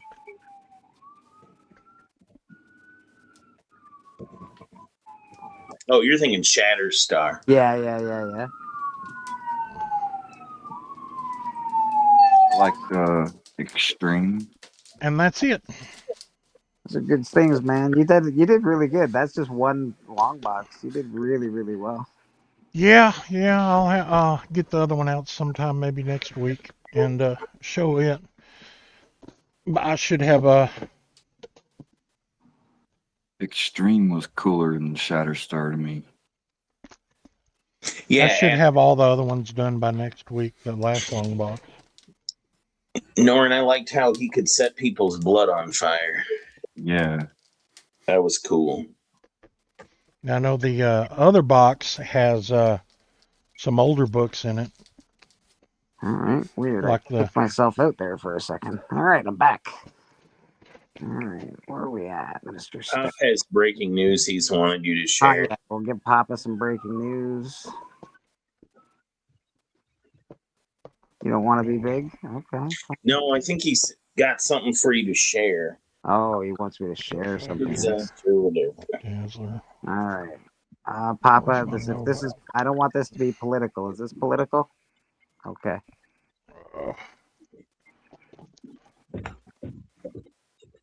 According to a new poll, 91% of Americans say they are satisfied with their lives. The other 9% are Cowboys fans. Fair enough. Fair enough. Breaking news. I was really wondering where that was going. Yeah, I was. For a moment, I said it's not political, and then all of a sudden, I'm going, "Oh my God, here we go!" I know. I was like, oh no. Gaslit me. Listen, we all have our political opinions, and I'm not saying politics is bad. I just don't like it. That's all. This isn't the forum for it. Not the forum for it. That's all. Exactly. Steven, you said you've got some books that you wanted to show. I would like to. I'm gonna try and make you big if my phone will let me. Give me a second. Pull I'm these working Moon on it. Knights out. They got to go with Moon Knight. Oh, the Cowboys are losing to the Giants right now. Maybe that's why he sent it. Oh, there. So, Monty, Yes, sir. I really am not a huge Marvel collector. I mean, I am a Marvel collector. I am. But I seem to have been, because I've been trying to, hi, Mike, since I've been trying to kind of focus on more of the Golden Age stuff, then, because I'd have a lot of silver. But this book presented itself, and it's such a tough book to find nice, and it is X-Men number 28, and this is beautiful color strike and an off-white pager. Whoa. Yeah, that is nice. That is beautiful. That is gorgeous, Stephen. I've always liked this cover because I like the red and the greeny yellow, with the Banshee going through. Yeah. I like that all of the X-Men are in a jumble before them. Whenever it's red like that, it always attracts me. I'm very attracted to red covers, Yeah, and that is the purple very ones. red. The purple. I love the purple covers. Yes, boy, and they are so difficult to get nice. And then Yeah, they are. In 1969, at the end of 68 and into 69, Marvel's paper quality, Martin Goodman cheaped out even beyond for him, which is hard to do because he was a cheap ass. He's trying to make money selling funny books. I understand it. DC never really did this, but Marvel did. And one of the books, there are two books in particular that were affected by this. One is Captain America 109, and the other is Nick Fury, Agent of S.H.I.E.L.D., the black and the number 9, I think it is, that they are almost without, I'm sure you'll agree with this, Monty, that they are tanned. The pages are just dark. They tanned up very, very noticeably. Very easily. And so finding those in white pagers is a really, really tough order. And I had bought this book. I had bought a copy of this book, also a 9.4 in white pages, that was at least 4 or 5 gradient in white pager. There was 4 or 5 gradients darker. And the guy that I bought it from, Trollfire, got in another one that was he says the brightest, whitest copy of this book he had ever seen. And then he swapped me straight across because I paid the right, it was like $4.25 to buy this. But here is about as beautiful a copy of this book as you will ever see. Oh, wow. Yeah, that is crispy. And again, that book That is a 9.4. I've never seen it look white. It's always been a browny, yellowy, more like it, not that color. That's really great. Isn't this? What's that? I was looking at 109. I was going to look at my 109 because I got multiple copies of 109. Oh, I figured you would, but this one was so bright white for this classic Kirby cover. One of the best covers in the entire run of Captain America. The silver Captain America. Yeah, that's great. So I was very happy, very, very happy so I wanted to show those in your honor. Now, the class of 68 books, I call them the class of 68 because that's when all these big premiere issues occurred. And in a thumbnail sketch, there was a warehouse find of all the 68 books except for Hulk 102. Or if there was, I never saw them. I saw, and there was like 2 short boxes of a couple of these titles that I'm going to show you. And the rest of them were like maybe a short box or 3/4 of a short box. All of them were in a warehouse, undistributed, and they just sat. And it was in the 90s they were found. And they were not inexpensive at that time because by that time, people were collecting these 1968 books big time. And so, if I had been smart, I would have bought more of them at the time, but they were not cheap at the time. They were not. Back's in the house. How you doing, Biggie? Good to see you, buddy. Hi, Biggie. Hey. So anyway, I sent a couple of them in. The rest I haven't. But I sent a couple of them in, which will give you an idea of what the grades are. They all, that's it. They all are in the 9.6 to 9.8 range on all of these 68s. Here is my Captain America number 100. God dang. Which is a white pager 9.6. Mm-hmm. Here is Captain Marvel number 1. I love that cover. Me too. I think that's pretty. I mean, they are just, and going through the boxes, it was interesting because each book, as it was printed, there's always, it was a very, very heady thing to do, that you could see instantaneously where the defect was, or where I wasn't even that much of a defect, but consideration in the printing was. So for example, there'd be something up in the corner box or the lower right edge or whatever it was. So when I swept through, I just pulled all the ones that didn't have that defect. And then the next sweep through, I did this on all of them. The next sweep through, then I went for registration.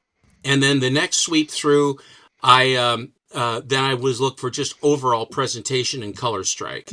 And that's how I picked each one of these books. Ironically, that book right there, I love that cover, but he's almost in the exact same pose as Iron Man 1, which I hate. To a certain degree it is, yes. But I hate the Iron Man 1 cover, but he can pull it off to where he's actually standing in the camera view is is up like you're looking up at him, but Iron Man 1, just that cover freaks me out. I like it. I'm afraid I really do like the cover. Here's Captain Marvel #2. Yeah. Yeah, these And there were a couple of the ones where they would have the #2 as well. So you got some of them, you got 1 and 2, the first 2, and others you just got the 1.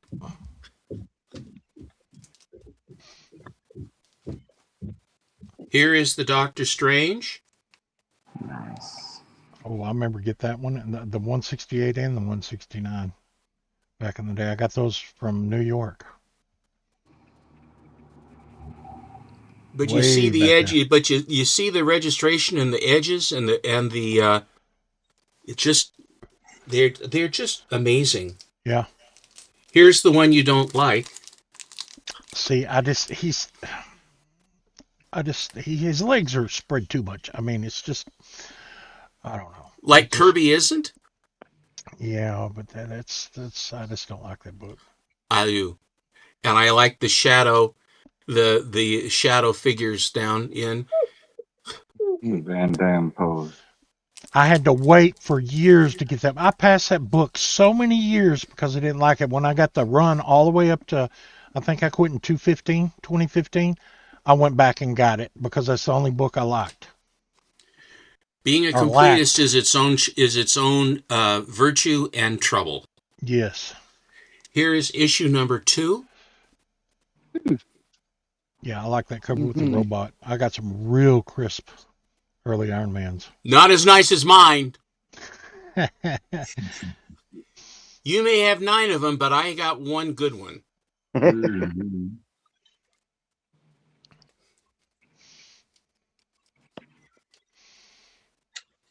Here is Iron Man Submariner 1. Mm-hmm.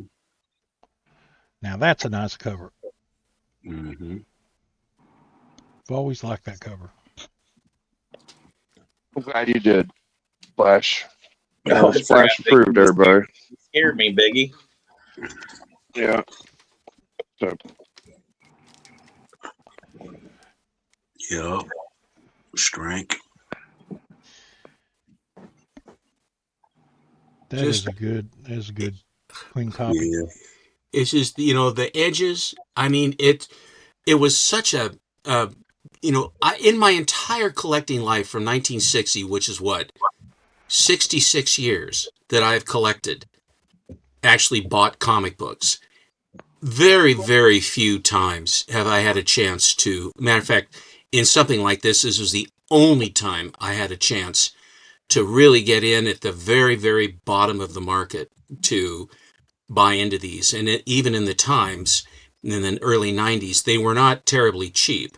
I think the Iron Man was like $600 at the time, which was a pretty good chunk of money at the time. The rest of them were, the Cap was kind of expensive too. The Cap and the Iron Man were the two most expensive, but finding these other ones in the same, to be able to look at, undistributed books. Now, there was another where I have this one with it just because it's so pretty. There was another warehouse, or there was another find from a newsstand, not from a distributor, but from a newsstand of this book in about the same time in the 90s. And it's Sergeant Fury #13. And this one was just an absolute perfect copy of this, which is my favorite Sergeant Fury cover of any of them. Beautiful. These are great books. I don't see any ticks or anything on that, but that spine looks awesome. It's amazing. It really is. It's great. Mine's got all the ticks there. You ain't got none, so yeah. Haha. Like I said, the chance, once again, this never happens. I mean, I would, you go years with nothing. You have money in your pocket. You can't buy anything. Yep. And then all of a sudden it's bam, bam, bam, and you sort of, when there's like a target of opportunity, if you don't move, be content that you ain't going to see. I can't tell you how glad I am that I went to the trouble and expense at the time to put these together, because I did it once. I was a one and done. And this was one of the only times literally the only time I've been able to do this. So I'm crowing just a little. I'm there with you. I'm there exactly with you. This book, Submariner #1, a lot of times the blue on the cover fades to a much lighter color blue, almost towards white, depending on how they were stored. This one has all of its blue.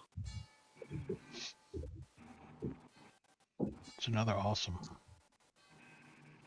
cover. Mm-hmm. The one with the photograph on the background and him in the Atuma? Yeah, I don't like that cover either. I didn't like it as a kid either. I said, I don't know about this. And Superman had one like that, and I think the FF had one like that. So, and this is the last one, and it's a Submariner #2, and again, it's the same kind of quality to get these, like, before they're even on the newsstand thing. A lot of my early Iron Man and early Submariners come from one person that owned a wine vineyard close to where I'm at, and I got to know him, and he had those, and I bought them all off of him. They're in excellent. And that's the other thing too. If you buy an original owner collection from a guy who knew what they were doing and took good care of them, I had a lot of my Strange Tales or White Mountains from that one guy, the White Mountain guy. My Flash collection that I got from Richard Evans of Bedrock City Comics is an original owner collection. And whenever those sorts of things happen, if it's someone who really takes good care of their books or is very, very scrupulous about how they put books into their collection, those are the really luckiest times. So anyway, I just wanted to. Because Monty's got such a phenomenal Marvel collection, I had to flex just a little, Monty. Yeah, well, I had to punish you a little bit for the temerity of your Texas Tech boys coming in and bothering my ducks. Well. Although it wasn't much of a bother, was it, Monty? No, it wasn't. Our defense ruffled some feathers. Your defense played great. Oh, man. Uh-oh. Well, that one's sold. I guarantee you that one's sold. Yeah. Looking fine, Rad. Looking fine. Don't forget. She's beautiful. Aaron, she's beautiful. This is, wow. The Iron Man 1 money, if it was a back cover, it probably wouldn't be one of the highest selling premieres.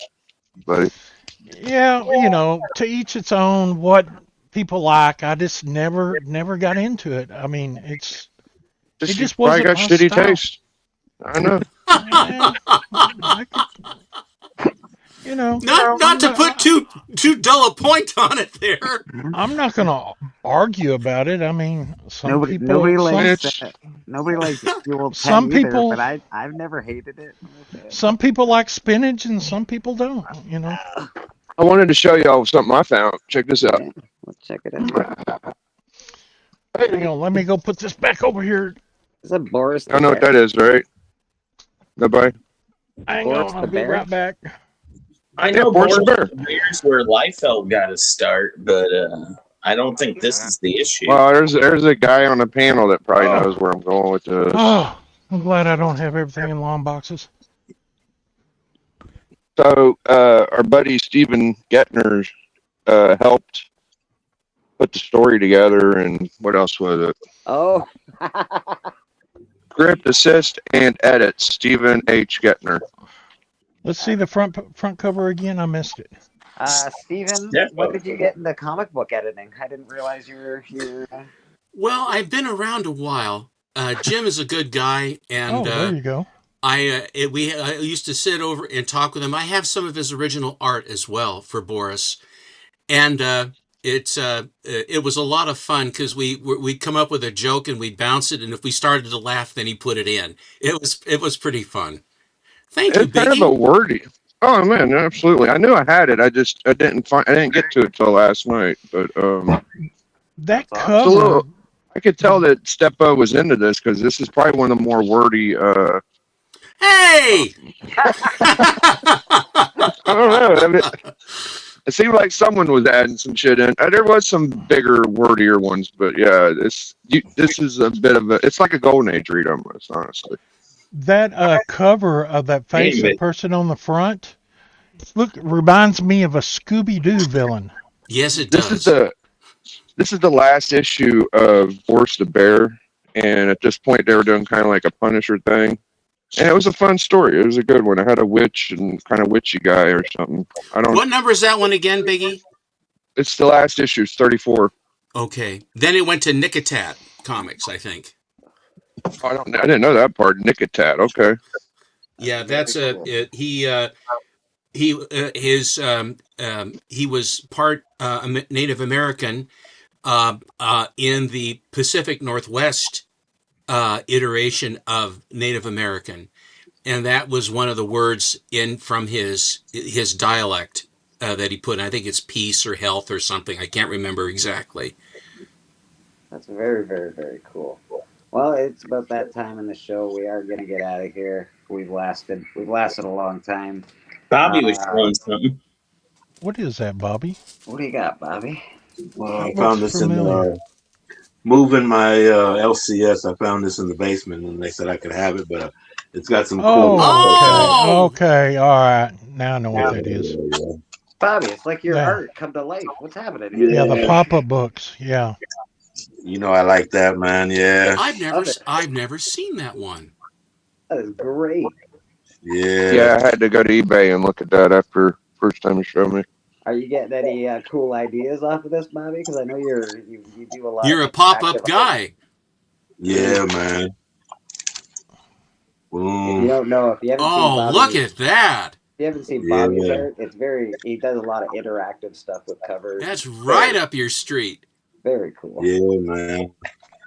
What is the number on So that? yeah, I don't think there's a number. It's just they just had these pop-up X-Men books. pop-up? Yeah, I guess. Okay.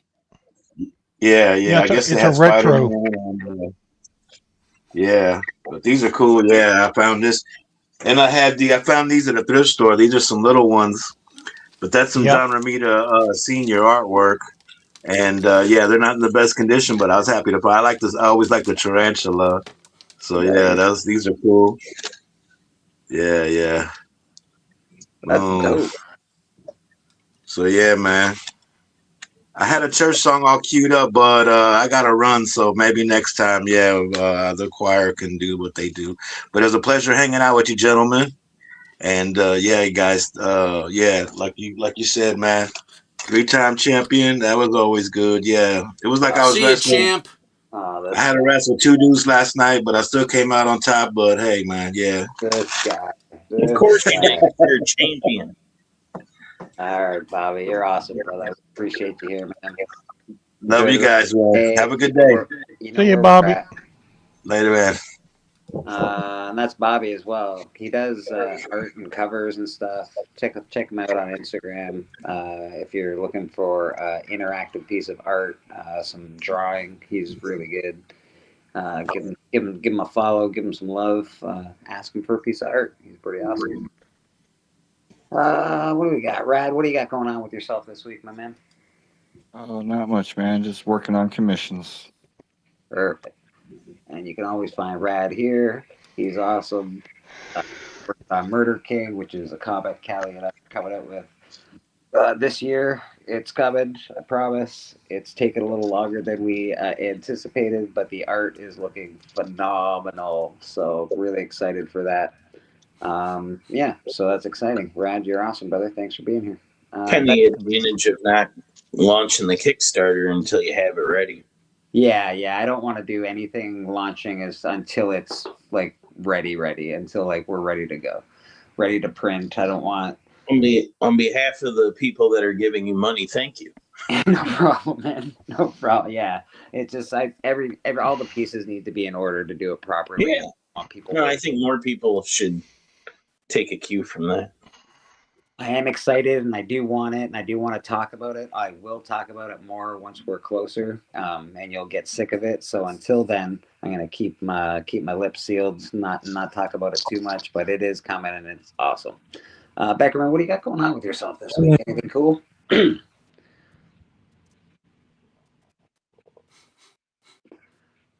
Beckerman, no. He's muted. Oh, he's muted. I was talking to my wife. What's up? No, you got anything going on with yourself this week? No, hell no. Papa Wheelie, he can kick rocks this week. I'm not telling people where we'll be. Papa Wheelie, what are you doing? Are you doing the Sweet Chin music this week, Papa? Are you guys having that show this week? I know once in a while you don't. Sometimes, most of the time you do. It depends on what's going on with We're your. good to go this week. Next week I will be unavailable because local wrestling is the same night. Yeah. So this week the show will be on. Next week it will be on Well, you hiatus. can still run it without me. I won't be there. That is fair. And Papa Wheelie does Sweet Chin music. He hangs out with Mad Spidey and the Spider People. OMG, I just found Monty and Steppo together. Wanna see? Sure. Give me a second here, Papa. Gotta say thank you to Patel here. I think we have seen a miracle, and this miracle is forgiveness. Yes, that's right. The Lord will extend his forgiveness, Yes, he will. but he ain't gonna do it for free. No.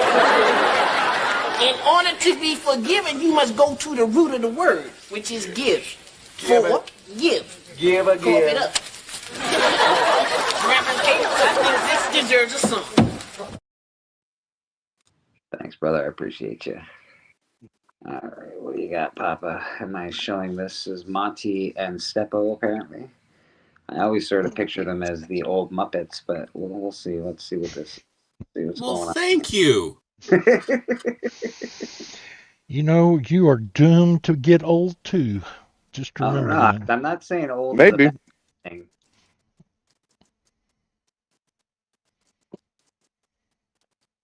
Yeah, I was kind of thinking it would be the old guys on the Muppets, Wallace or whatever their names were up in the balcony. Share Oh, it. see, Mon. Okay, yeah. What are we? Oh, never mind. Sorry. What is he sharing? Share it. I think Bleeker might have fell out, buddy. I think he did. His screen went black. I'm not hearing from him. Pop, you broke the stream. Not many people can. I can. Yeah, he's gone. Couple times. Yeah. What I did A new low. what I did find after showing those 2 Moon Knights, I found 4 more.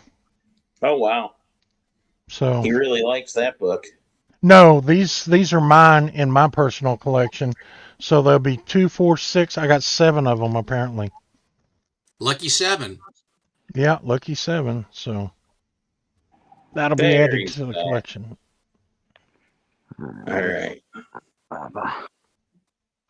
Oh no. The hell is this? I've seen this. I want to be the one playing the guitar. But What apparently, song is it? I'm I know it's a good song too. I shared that with some people. I thought it was so good. Yeah. The More warmonger respect getting for- it right in the head. ironically, I have a steel pot like that. So do I. I think Pop needs to have more respect for other people's time. That was silly as shit. But thank you anyway, Pop.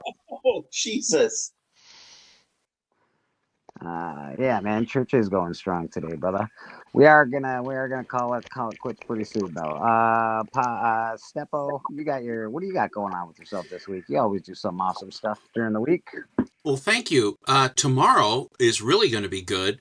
I have, there were some books that were purchased in 2025 that I neglected and forgot that I'd gotten that require being shown as the top of my top books of 2025.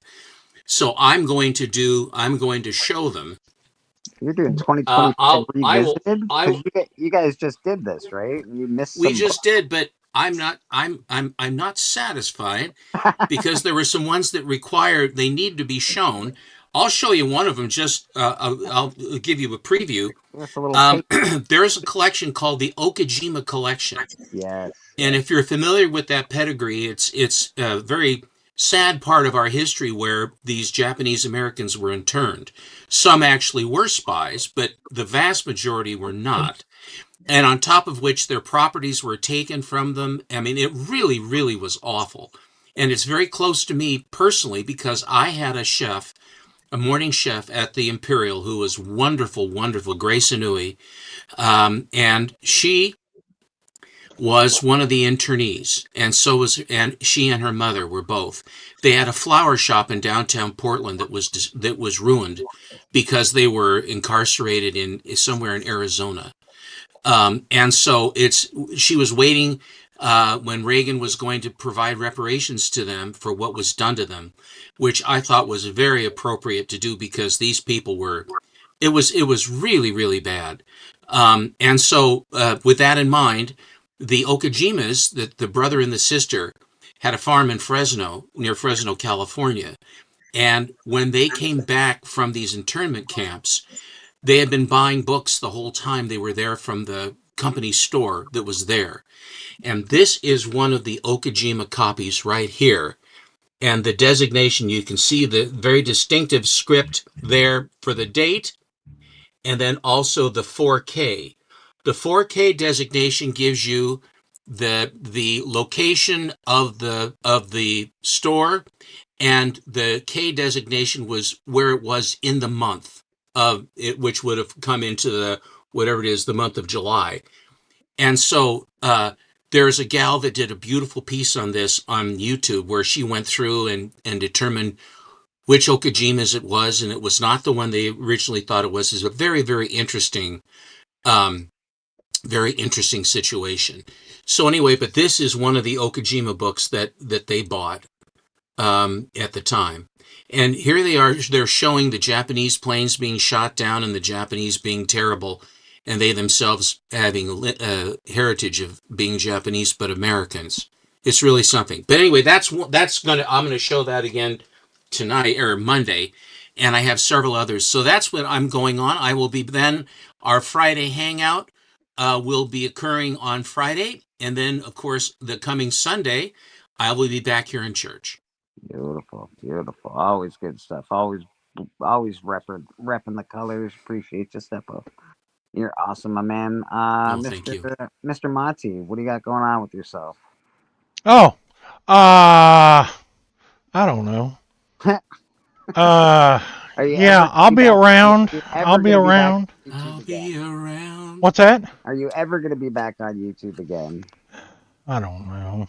If I quit, well, like I said, Monday I go back to work, so then I got to be on call here in a couple of weeks. So I don't know. I have no idea, but I'll try to make church when I can. So if you don't see anything new on my channel, Monty, are you polishing your knob? What are you doing? Whoa! I spilt some stuff on my chair, and I'm trying to clean it now, and I'm like, damn it. Well, there's Monty polishing his knob. Baby Shack, and I'm just the genteel person to bring it up. Thank you very much, ladies and gentlemen. What do you got going on? Tip your server. Now I'm gonna have a wet butt because it's wet. Biggie, you there, buddy? Oh boy, you're pitching them pretty slow, Monty. I know, but I'm just trying to get this dead gum stuff off my chair. And it's not one of those chairs that Big Cash. Oh, there you are. I can hear you now. Okay. Hey, thank you. Yeah, so for me, I had a really fun collector club. Doc Man Caves is my universal, or not my, but the Collector Club's universal banger banger universal champion. He's been the champ for 5 consecutive series, and we still haven't found anybody that can beat him yet. I can't. No, Archivist Adrift seems pretty. He might be capable. Yeah. We had Archivist on. He was a first-time guest. Last episode, it was fun talking to him. He had a fantastic story about it. AOK for Chonko. It was really An amazing. cool. So actually, the Jaime Cortez cover, the 1 of 1. yeah, I retold No, that no, the other night. no. The Terror 15, the Drowning cover. You don't know this one, Steppo? Oh, yes, I do. Okay. Well, no, I'm saying the story. Like he bought the. Oh, the no, I remaining- didn't know the story on how he got it. No. Okay, I'll tell you backstage. It's a long story if you stick around. I told it last time I did an unboxing, but yeah, you can tell it again. I'd love to. I'll tell you because honestly, this is one of the nicest stories that you'll ever hear. I'll give it a short draft of it. Yeah. So Give it, baby. Chonko bought a book. It was incomplete. He returned it to my comic shop. Archivist proceeded Oh, yes, to I did see that. I heard the story, and he Yeah. put it together, and he gave it to him. Yes. Right. That So horror that cover, he- the pre-code horror book. Yes, sir. But to give it a little more love, like he watched Chonko's video, saw that this happened to Chonko, went on my comic shop And waited for it to come up. scoured it for days, waited for it to come up, bought this book, put it back together with the right book that it was supposed to be with, and then gave it as an AOK to Chonko. And not like that's a lot of work. He fixed an entire corner of the book, like Leaf casting. leaf cast it. Like it, the book looks beautiful. You can touch They it. put now. about 20 pounds of duct tape on the package too to cherry on top of it, So Gotta have that duct tape, baby. But yeah, Yeah. that's one of the nicest stories I've heard in the entire comic book community. Like what a story, man. This week, Network's back in action. Holiday shit's over. There will be a Hot 5 Commandments, me and TM, and there will be book club. And this week we're doing Animal Man 5, the Wile E. Coyote knockoff. I forget his name off Crafty Coyote issue. So that's all I got. Thank you guys. And weirdly, not TM's choice. Actually picked it. It's probably the Animal Man that separated him from being a D-list character. Like it's a pretty well put together book. It's like one of the books people, if they read it, they're like, wow, that was good. So yeah, I picked it. I love it. And here you can catch us every Sunday, Comic Book Church, man. Panels usually always open. Anybody wants to pop on, you're welcome on. You got some stories to tell some stories. You got some books to show some books, man. We always appreciate the company. Check us out. The Hunt happened last night. Obviously, Bobby's the champ on the Hunt. Tony lost the belt last night, so all new champions. The world is right again. Jake Paul got his jaw broken. Andrew Tate got beat up. 2026 is going to be a great year. Let's go into it smiling, and maybe we can wipe off this 2025 and get going. Anybody else got anything they want to promote before we get out of here? No, we're all good. Perfect. Crush your enemies, see them driven before you, and hear the lamentation of their women. That is it.